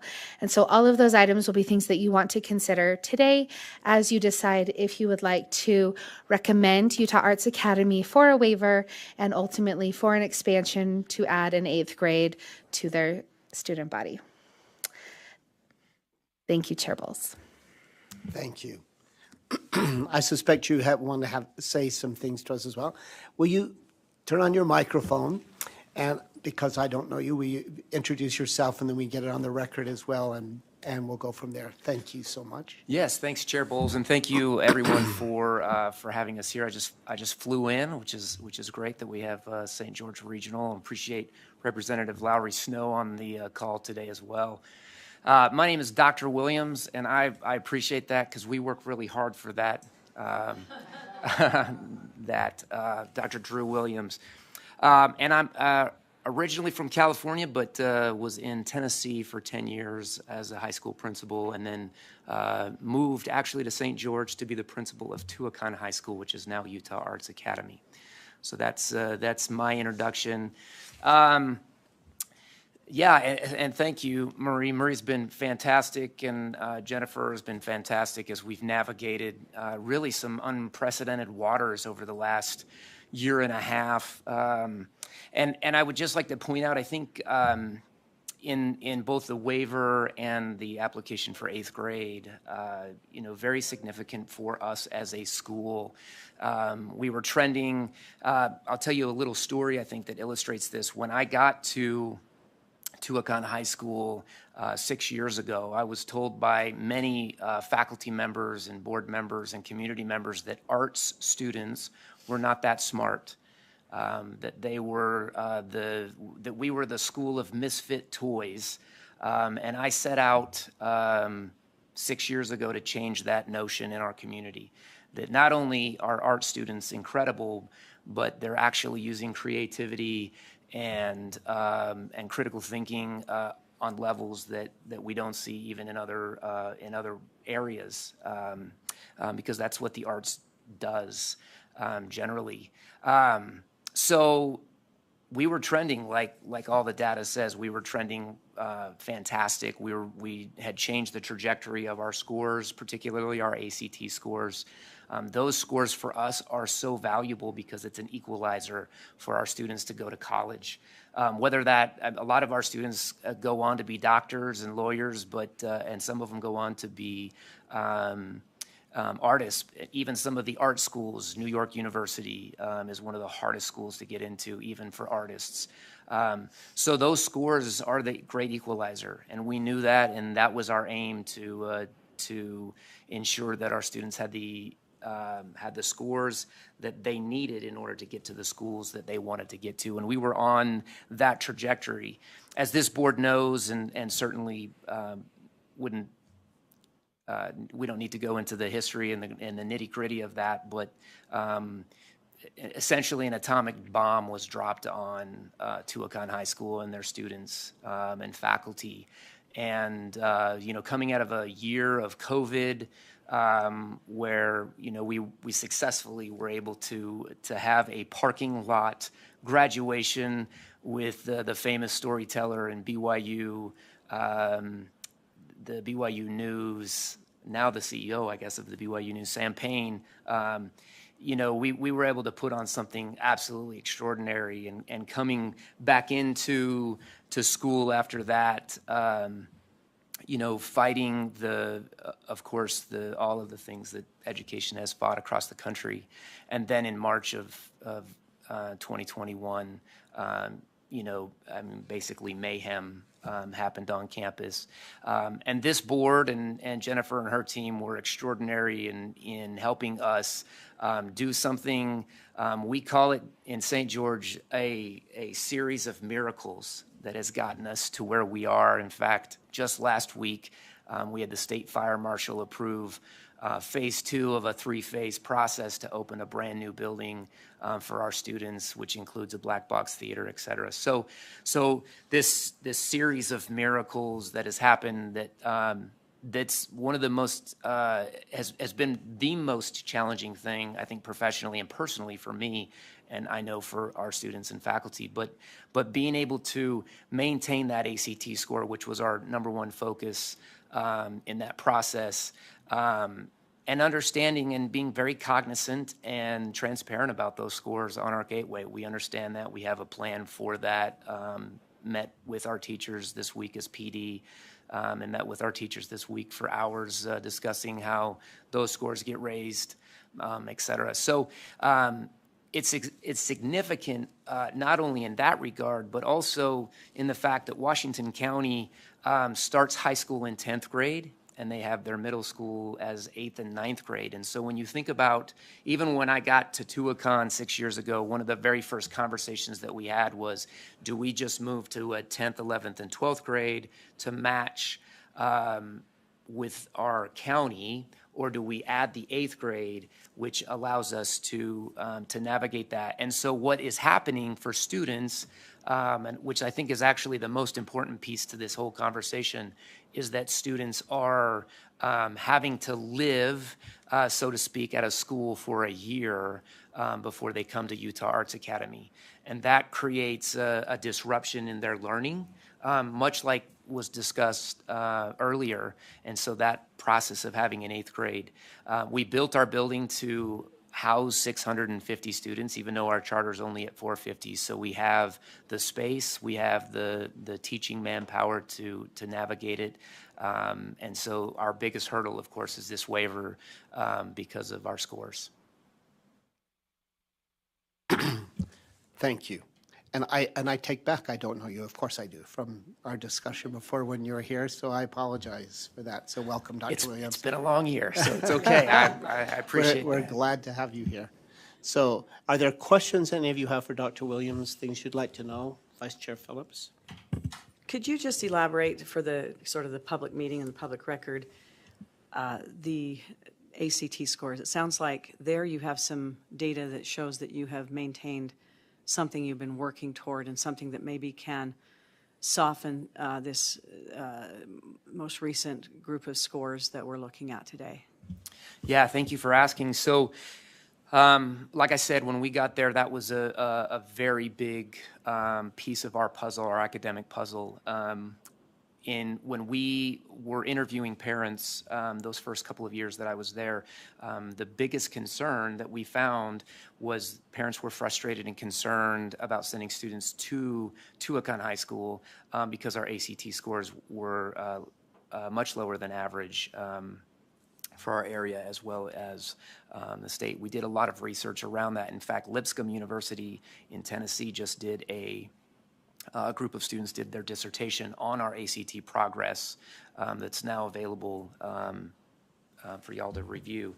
But our scores for ACT, outside of one high school in Washington County, which got a composite of 21.1, we are at 20.7. And we are higher than every other school in that county with our ACT scores. I don't have the information to break down all the way through, but much like our gateway, our ELA scores are our highest at 21.4, and we've been able to consistently live in that space for the last 4 years of being top 3. ACT scores in the area. Additionally, our ELA scores 2 years ago were top 10 in Utah. So we've been able to. I mean, that's our #1 focus. We do training in-house, like many schools, but we call it the ACT boot camp. But a big part of this, as we know, is attributed to socioeconomics.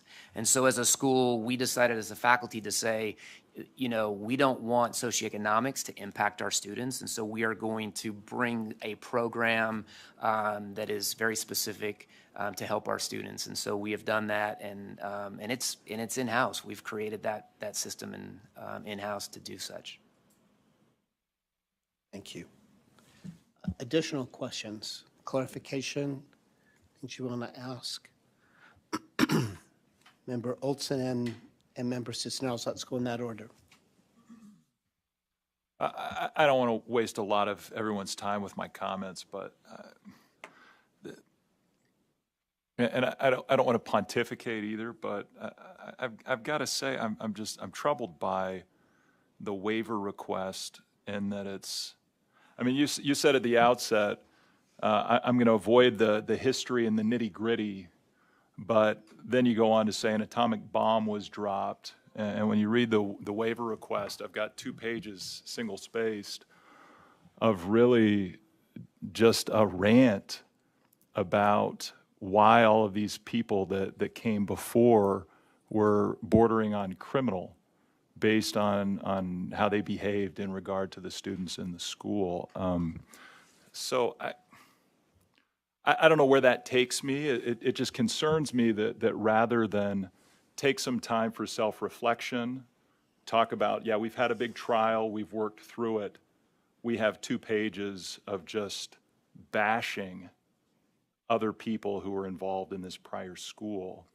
And it just seems that rather than play a blame game like that and publicly critiquing in just kind of an ugly sort of way all of these people that went before, it would have been more professional and more appropriate and more respectful just for the process that we're dealing with, to just focus on, instead on the students. They've had challenges that they've dealt with, but this is what they've done to try to excel through the course of those challenges. So it's not necessarily a commentary on whether this is an appropriate waiver request or not, but I'm disappointed, I guess, in the lack of professionalism in what's been presented.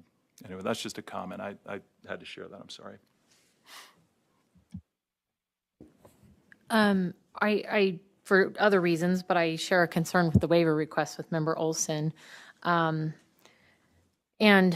mostly because I know the history of where the rule came from and why the rule was put in place in the first place.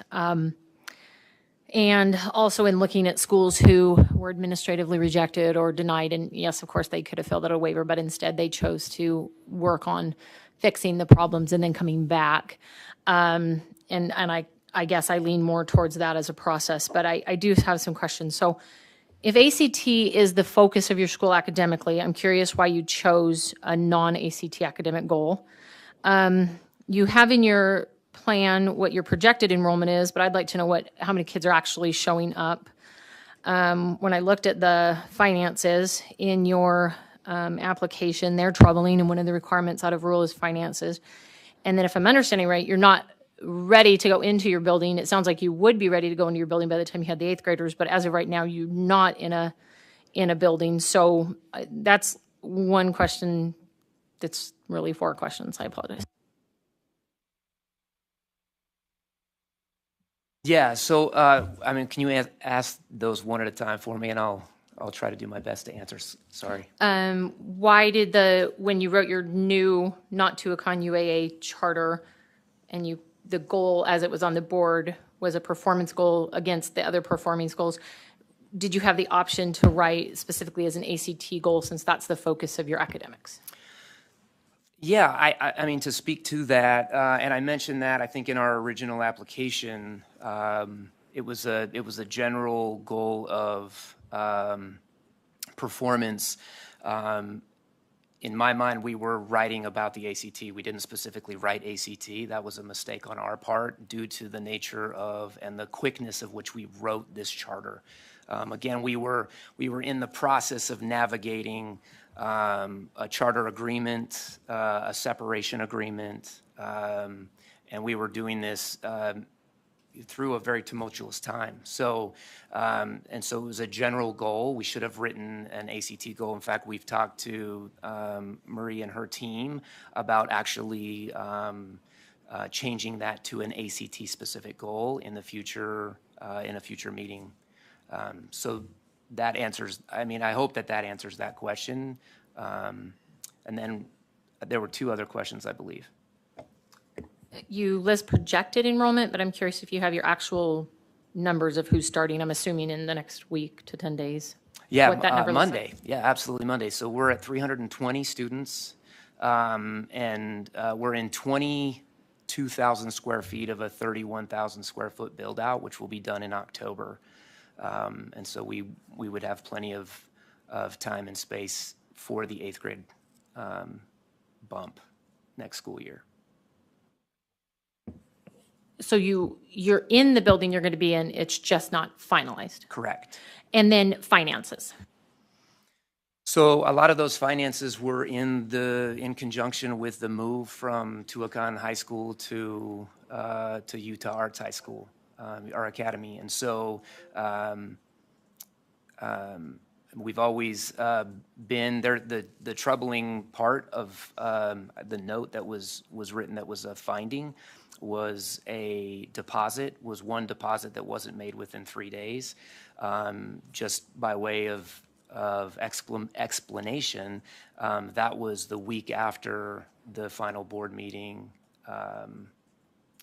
That was the week after that final board meeting that deposit wasn't made within 3 days.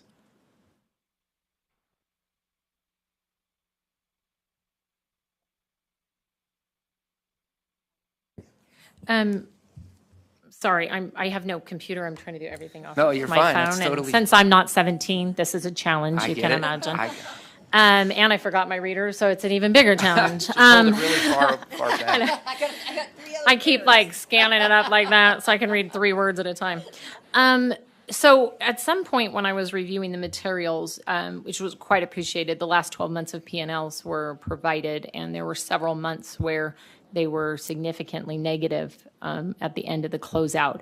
And that was of the last 12 months. So that would give a reflection of UAA, which I realize it's expensive to break off. There have been other schools that have been in similar positions to you. Either they've changed their district or their board change, or the roof fell off their building. Like lots of schools go through catastrophic and very difficult and very timely things. I think though that where my discomfort comes in this rule is we've got academic goals not being met. We've got current enrollment. You're at 71%, which I mean isn't the end of the world, but it's not trending the direction we would want to see it. There's finance problems. You are in your facility, but you have a finance issue, and now you have another year build to be able to put on there. So I feel like in my mind, the board would have wanted to have a conversation to say now is probably not the time. And this is going to be a horrible statement. I'm sorry, it's crude. Maybe I am more 17 than I think. If you're divorced, it's probably the last time you want to find out you're pregnant and add more kids to that mix, right? So if you just went through a nasty divorce with Tuacahn, and then you're saying we're still in the thick of the trauma and everything that's going on for that, I'm having a hard time reconciling why you would be adding more kids into that mix. I would rather see you get stabilized, get your house kind of where everybody's positive and moving forward, and then let's bring 8th graders into a really positive upward trajectory where your finances are stable and not dependent on the separation from Tuacahn, where your academic goals can be rewritten and you can really focus on that and start knocking that out of the park, where the changes you're going to make to math and science, because I mean that's a pretty scary trend to drop off. Hopefully that's not a trend and is a 1-year blip, right? But we won't know that. And so I would rather see those things get fixed and then come back. So maybe I'm just prepared to make a motion, Chair, if you'll entertain that. Or I'll hold off. Do you have one more? Hang on 1 minute. We'd love to come back to Vice Chair Phillips. And maybe this is a question for staff. Do we have the preliminary scores from the school from spring of 22s? Have those been published on the Data Gateway? The answer is no. The school, have you received anything yet? I know last I heard they were busy trying to load things in and getting it in the database, but No. Well, I know they maybe haven't been No, we don't even have, we verified, don't but have, the I have schools not should seen have them. any. No, I mean, nothing it's like the ACT scores. We've got a preliminary number, but we don't get those until October that are final. Right, I understand that, but still, the preliminary are usually very close to the final, and I just wondered if anybody had access to those. I would have to look. I would also be very careful in looking at the preliminary numbers. Do you have ACT scores for last year yet? We do. They're all encumbered. We can't produce those, but we're on average with the state, even with the COVID and everything. And this is the group of students, the juniors last year were the group of students that hit COVID their freshman year. So we're still average with the state of Utah. And then Representative Lowry just raised his hand remotely. Mr. Chair, may I take just a moment before you consider a motion? Please, go ahead. Sorry if I'm out of order a bit or interrupting. I think most of you know this is my area. This is my district. Tucson was directly in my district. When they've moved, they're technically out, but followed this institution for many years. The arts mission is incredibly important to this area. It's something that I followed by virtue of my wife that taught choir for 32 years and her love of the arts, and we've been followers and fans of Tucson and its mission. I was involved with the divorce, so to speak, and I won't get into the ugly details, but it was traumatic, not just for the leaders of those institutions, but for the families, for the parents, for the students. And I haven't been through that, but I know that those things have an effect. And I know whenever you're dealing with issues like that trauma as well as COVID, and it was a little chaotic. And I, in fairness, haven't read the 2 pages or 3 pages, but I will say that the feelings were running high a little bit on both sides. But one thing that became apparent to me when I stepped in and tried to help with the separation was that these 2 institutions could not go forward together. It was either going to be something happening then or within the near future. And like divorces, we make decisions sometimes for the best interests of the kids, because allowing them to stay in a particular situation is not healthy or good for them. But the turmoil that was left in the wake was pretty significant. And I helped along the way, and at some point stepped in directly with the City of St. George leadership, including the mayor, asked them to expedite the building permit process for the remodel, asked others to step in and assist. And I was doing that primarily because of my commitment to the kids in this area, and that was going to be left without this institution, and also for the parents. I know it's not unusual that you have very passionate parents in the charter system. I've learned that since I've been involved with education, and frankly, that's one of the things that makes it successful, both for the state, but also on a school by school basis. That passion continues, and Drew has been trying to build on that, and he has also worked tirelessly to try to bridge this gap from what was happening at Tucson to this now revamped institution. But again, it's been with this backdrop, and to say that it hasn't affected students or their academic record, I don't think would be accurate. I'm not a psychologist, but I know that we've also tracked what's happened with academics in COVID alone. And if you couple that with the unknown of not knowing whether there would be another institution, whether they would have a school, whether they'd be able to continue the program, was pretty significant obstacle in my opinion. I'll tell you what I have been incredibly impressed by Drew, but also we have a board here. I know probably more than half of them personally. One of the strongest groups of individuals I know who are dedicated to the kids, to the students, and to the success of the mission of this institution. And so I fully appreciate the concern of this board with the scores and with some of those other issues. I don't think that Drew or the school is looking for a carte blanche waiver of setting all of that aside. And ultimately, we don't know whether your cooperation is going to get us through the next phase with the state board.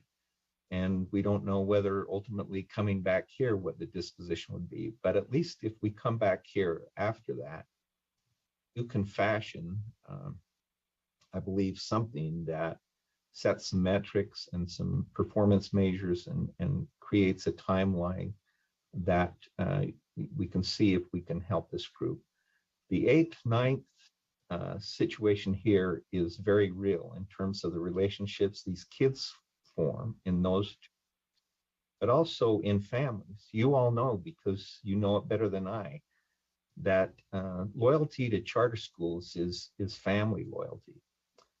And it just makes a lot of sense if we can get young people started that want to participate, and their families that have students that have been involved in the program.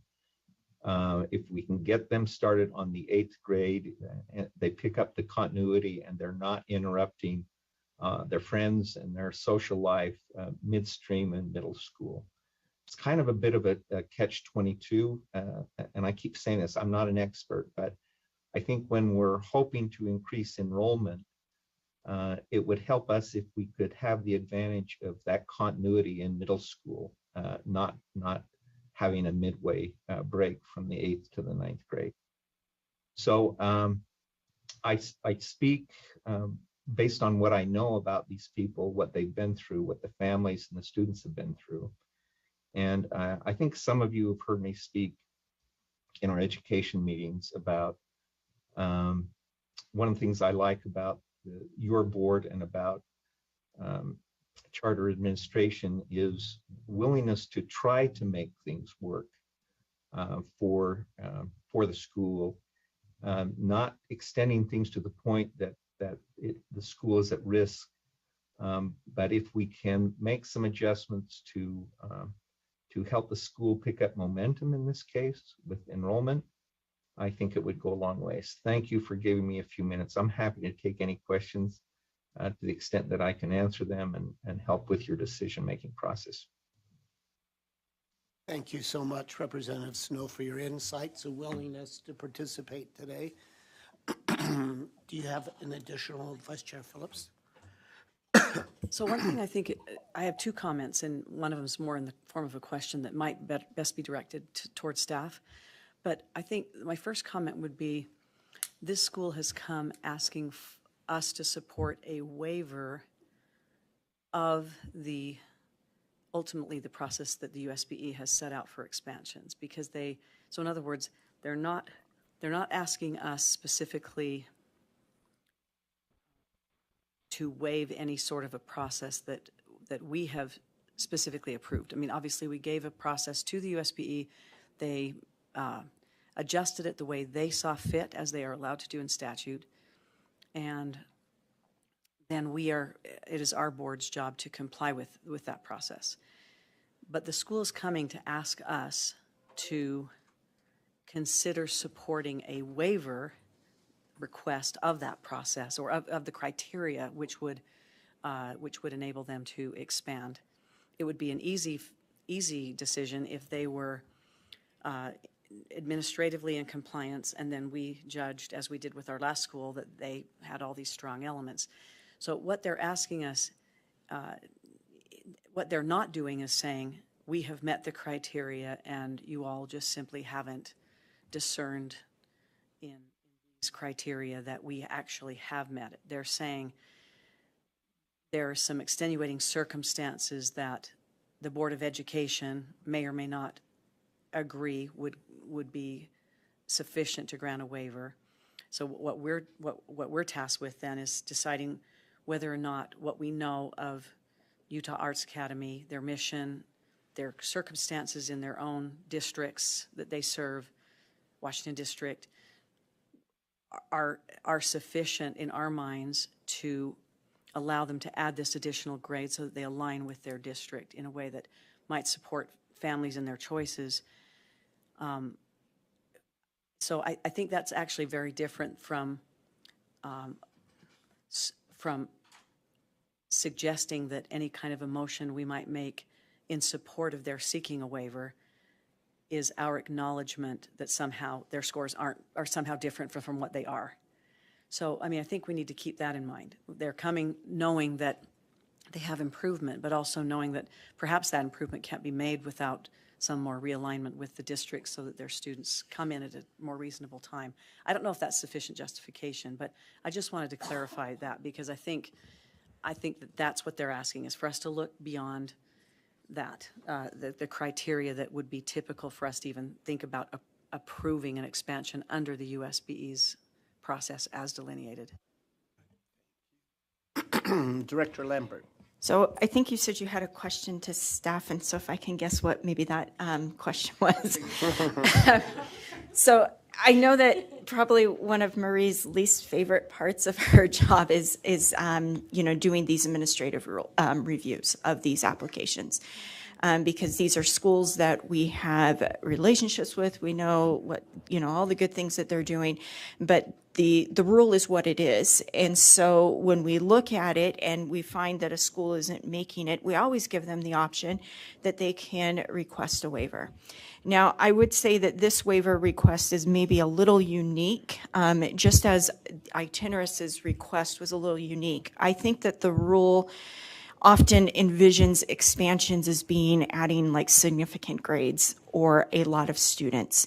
And this isn't asking to add students. It's not asking to add like an entire elementary. And so that I think is all in this. It is true that the school didn't make those initial criteria. We would have to look if the school meets the criteria that would allow you to approve them. If a waiver would be granted and all through that. But I think you did state it correctly in what is the request. The request is that, do these circumstances, are they unique enough to justify the waiver? That looking at this school and considering this request, regardless of the criteria. Yeah. You said it better than I did. Yeah. Just a follow-up question. Thank you, Chair. I'm remembering other times when we have considered a school's request for a satellite or an expansion that may not have strictly fallen into the delineated criteria by this rule, and in some cases the USBE saw it the way we did, and in other cases they did not, is my recollection. Yes and no. So I think where there was some big back and forth is what prompted this rule that we're now dealing with. So there was an original rule, and then it was strengthened because there was some disagreement on that. But with that, so the initial staff review that is, I think, intended to be more straightforward, a little more black and white. When it gets to you guys, so if they qualify to be heard, then I think you have a little more leeway in how to interpret those rules. And I think, like with the 3 satellites that you approved last January, there was looking at them taking in, into account different contexts, and maybe that's what you're referring to, but that wasn't questioned by USBE. So since the rule has changed and we've strengthened our process, we have not been questioned by USBE. Does that answer your question? Okay. We followed that rule. Member Cisneros, I've not forgotten that I want to come back to you, but I want to gather one little more piece of information, and that's, I think, what we've been doing is trying to gather information. I think I could, if someone asked me, I could tell them why you're requesting the 8th grade expansion. That makes it more in alignment with the way other students are doing schools in your region. And so you won't have them beginning in one school and having to interrupt that. They can begin friendships, which are really important to middle-level kids, particularly in 8th grade, that they begin friendships and begin developing relationships and continue. I understand that. The fact is the elements of the rule have not been met at this point. So I understand why the elements of the rule have not been met. So between that, and you're requesting a waiver, between that I need to ask, because it's been several years that without 8th grade in both Tuacahn, now Utah Arts, you haven't had 8th grade for several years. Can you explain to me what the urgency is to do it this year right now? Why now? That's a great question. This was a conversation with our former board at Tuacahn dating back to 4 years ago, like I mentioned. So the conversation was, do we move to 10th through 12th, or do we move to 8th grade? And we were working in concert at the time with a local arts charter, elementary and middle school. In that time frame, in the last couple of years, they've bumped to 9th grade. And so to align, to give that space, we wanted to bump to an 8th grade. And additionally, that would add, as our chart would suggest, that would add more students. We have multiple students even this year, and our projected enrollment this year was 305, and we're 15 over that already. So I think we're doing quite well in terms of that piece. But we have many students who are 8th grade who want to start that clock, the high school clock to start. They want to come to 9th grade now and skip 8th grade, which is not necessarily a healthy option for an 8th grade student to do that. And we already have so many that are interested, and we've built, I would suggest that, and would love for you to come and visit, but it is a very healthy school and a very safe school. And like Representative Snow indicated, very much needed in our community. And so I think that has made it a lot more urgent. It's the community coming to us saying, we want an 8th grade. Additionally, we have GWA and Mountain View Montessori schools that end at 7th grade, and we've got great relationships with them, and their parents are asking, what's a great option in the charter world for our students? And so they have to go to a district school for that 8th grade year, like you mentioned. And I think I understand that. I understand the need, and it makes sense from my perspective. I can't speak for the whole board. From my perspective, that makes sense. I also believe the arts are needed in the St. George community. My background is in arts. I believe in it. I see the need for that.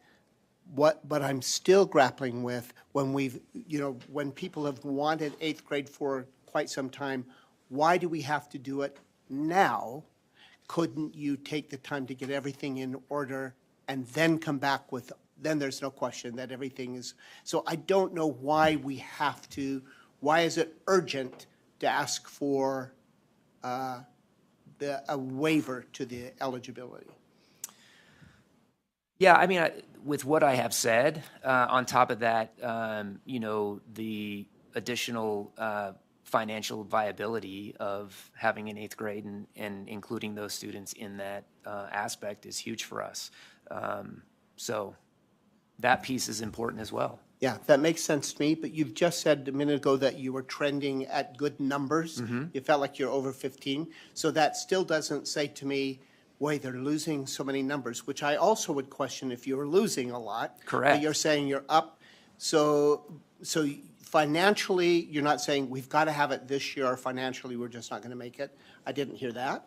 I didn't hear we've got to do it now, or people are making, they will go to other schools and they'll never come to us. I didn't hear that.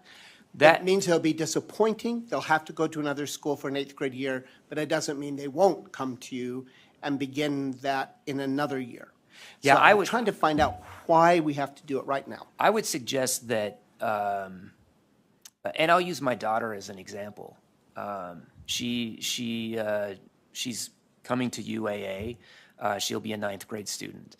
And she started, and her dad is the director, has been a principal, and she's grown up in schools, right? All she knows is schools. And so she's excited to go to UAA. She's very excited to go to UAA. She bleeds UAA. She's my biggest fan. But it's interesting because starting in 8th grade, she's a runner, much like her mother. And so she started running with Snow Canyon. And she started running with that team, and she built a family with that team in 8th grade. And even though she's my biggest fan and biggest supporter, and she has all the gear and all the things, that's huge for her, because that friend group, and she's an artist and she's a songwriter as well, and plays the guitar. And I think, the fact that her mom's at Vista as a songwriting teacher and her dad's at an arts high school, that obviously is helping sway probably her decision.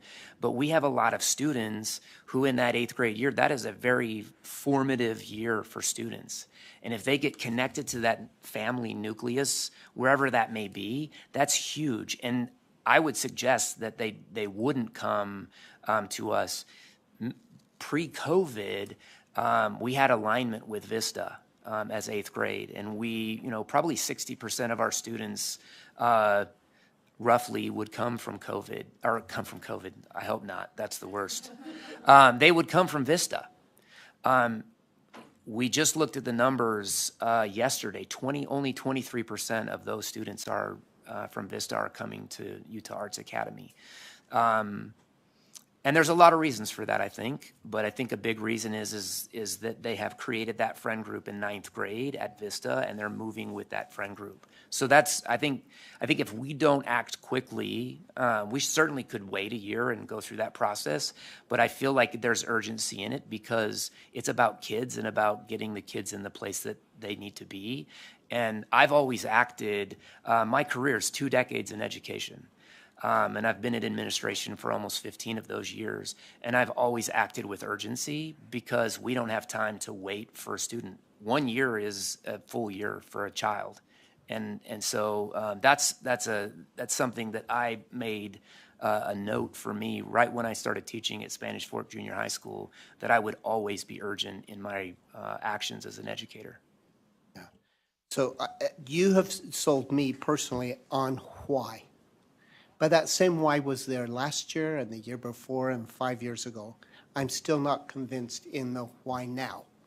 I still don't know why. Even though I know that you're saying, there are kids right now who would like to come as 8th graders. I get that.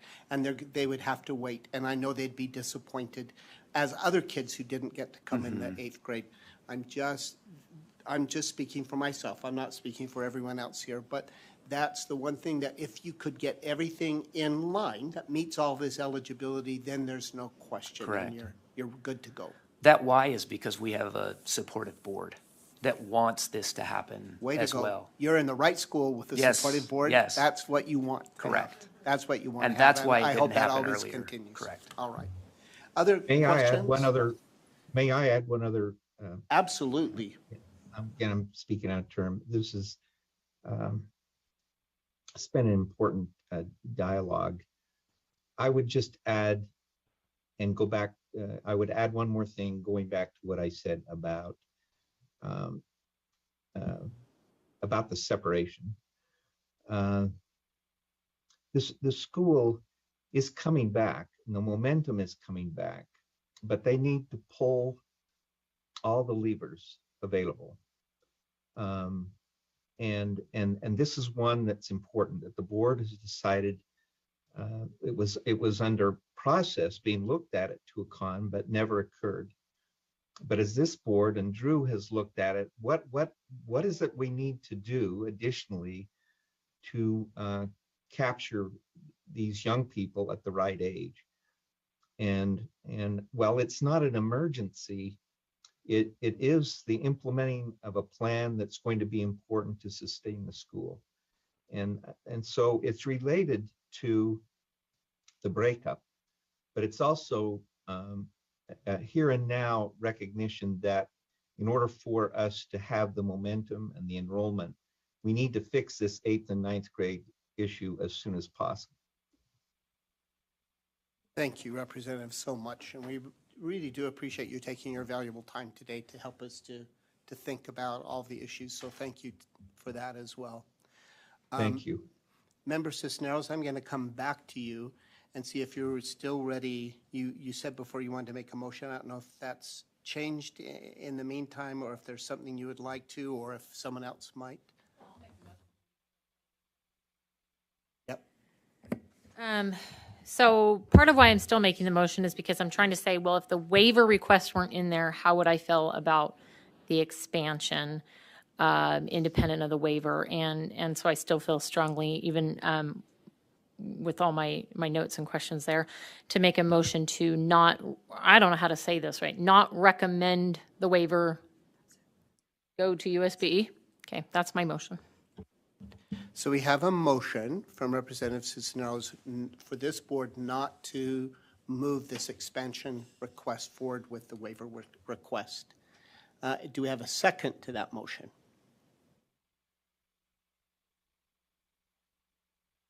Yeah, I'll second that. All right, we have a second from Representative Olson. So a motion and a second. Any discussion to that motion? Absolutely. Absolutely, please do. So going back, just if I were, in my head, if I were to remove the waiver, with all things considered, I probably would not support a motion for an expansion at this time and would make the same statement independent of the waiver. Like, I understand the 8th grade. I know why the 8th grade. I can fully support that. I just would like this board to be known for making sure that as we grow and add or even just change configurations, that it's really done very deliberately and thoughtfully for schools that are performing academically, and that student outcomes are where our focus is at. I know I'm in operations. There's a whole lot more to running a school than those things, and all of those things come together for outcomes. One question I had, and it's not, I know it's a discussion in the motion, so it's not appropriate, but it seems like there's this all or none. If the VISTA articulation agreement, them adding 9th, in my mind, doesn't preclude the articulation agreement because they still have 10 through 12. They're not full. So why are the VISTA students terminating 9th still not choosing Utah Arts to go in and finish 10 through 12? You would think that would just be, okay, they did 9, they would just continue on with their peers into Utah Arts like they would have done when it was called Tuacahn and Up the Canyon. I don't see where that articulation falls off. I don't see where those kids can't still do that. So I think that some of these things we're saying either ors, when in reality there's no either or. But in this case, I'm really just not comfortable sending that waiver up to USBE. If it was one minor thing, then I could probably support that. But I feel like there's too many hurdles. And Vice Chair Phillips. Could I get a clarification on the VISTA alignment? Did you say that they went through 9th now, or that they only go through 7th? They go through 9th grade. Okay, Yeah, that's about helpful. 3 years ago, 2 or 3 years ago. Just right before, as COVID commenced, they changed theirs to K through 9 school. Mm-hmm. Okay. Further discussion, Representative Olson. Yeah, quickly. Representative, member. I'm just a member. I agree with Member Cisneros' comments. And I think that I don't want to just retreat back to rules are rules and we've got to follow the rules, but it does concern me that we have rules for a reason. And every time we grant a waiver, it sets a precedent and it puts us on a bit of a slippery slope. And our decisions will always be debated as they'll always be used against us. Well, you granted a waiver to these guys. How about our situation? We should get a waiver as well. And so I think we should approach waivers as very much an exception for extreme situations where there truly is an urgency. And I just haven't heard today that there's a real urgency. I think there are issues and challenges that the school needs to deal with, some things that could be cleaned up, some PR that can continue to be cleaned up over a period of time, and some goodwill that can be built. All unprofessional rhetoric aside, that's not really the reason for my position on this and supporting this motion, although that does still concern me. I just think that there's not an urgent need for us to depart from our precedent and to set a new one. Thank you. And Vice Chair Phillips? Even though I'm a softie and would kind of want, and having been in the situation before where aligning with the area that our school was in would have been especially helpful. And I understand all the ramifications of that. One thing that does speak in support of this motion to have you wait, essentially, because I think as these metrics of yours come up, this board, I'm guessing, would be very inclined to grant this way or to grant this expansion. It wouldn't even be a waiver at that point. Is that if this board were to support a waiver that sort of disregarded the USB's approved process, we not only risk bringing on the ire of the USBE and making our judgments and recommendations suspect, but we also put the school in the line of fire. That's happened in the past when we have recommended something that was just slightly this way of the process. It seems like there's a double burden added to the school to demonstrate the criteria going forward. And so while it seems sort of, killing you with kindness in a way, I think that you'll be better served as a school, and decisions from our board and recommendations from our board will be more credible if we stick more closely to the process that's been outlined. Thank you. Additional discussion?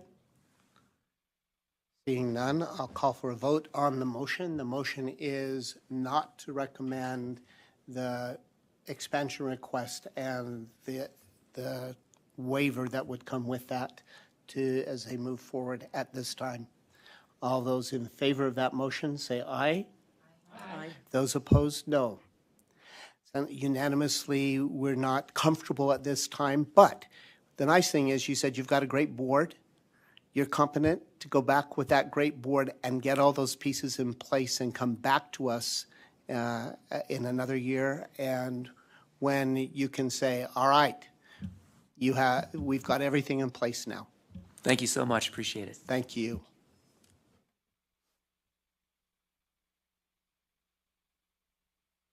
All right. So we do have a need to go into a closed session today for the purpose of, I'm not positive the individual purpose. Discussing an investigation. Investigation. Okay. All right. So if someone would make a motion to that end. Vice Chair Phillips. I would like to make a motion, if I could have your notes as well, that we go into executive session for the purpose of discussing I just have according to purpose outlined in law. Purpose? I thought I do. Okay. I thought I did. I was going there to discuss. Oh, okay. Thank you. Let me try again. I'd like to move that this board go into executive session or closed session according to the purpose outlined in law, which is 52-4-2051G. Does it require a second to go into close? Second, a roll call vote. I can second that motion. Second from Member Spiker, so a motion from Member Phillips, a second from Member Spiker, and so we'll take a roll call vote. Member Spiker, relative to the motion? Yes. Member Cisneros? Yes. Vice Chair Phillips? Yes. Member Bassett? Yes. Member Olson? Yes. Member Smith? Yes. All right, we will now go into a closed session, so we need the board, obviously. I suspect we might need AAG.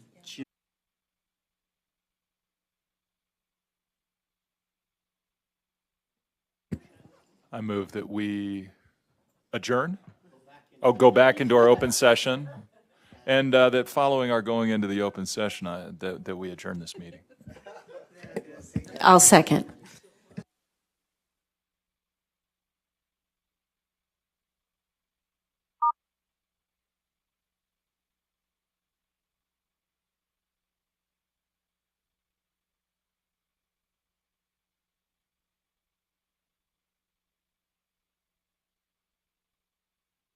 Yep, I'll reiterate it. I move that we adjourn.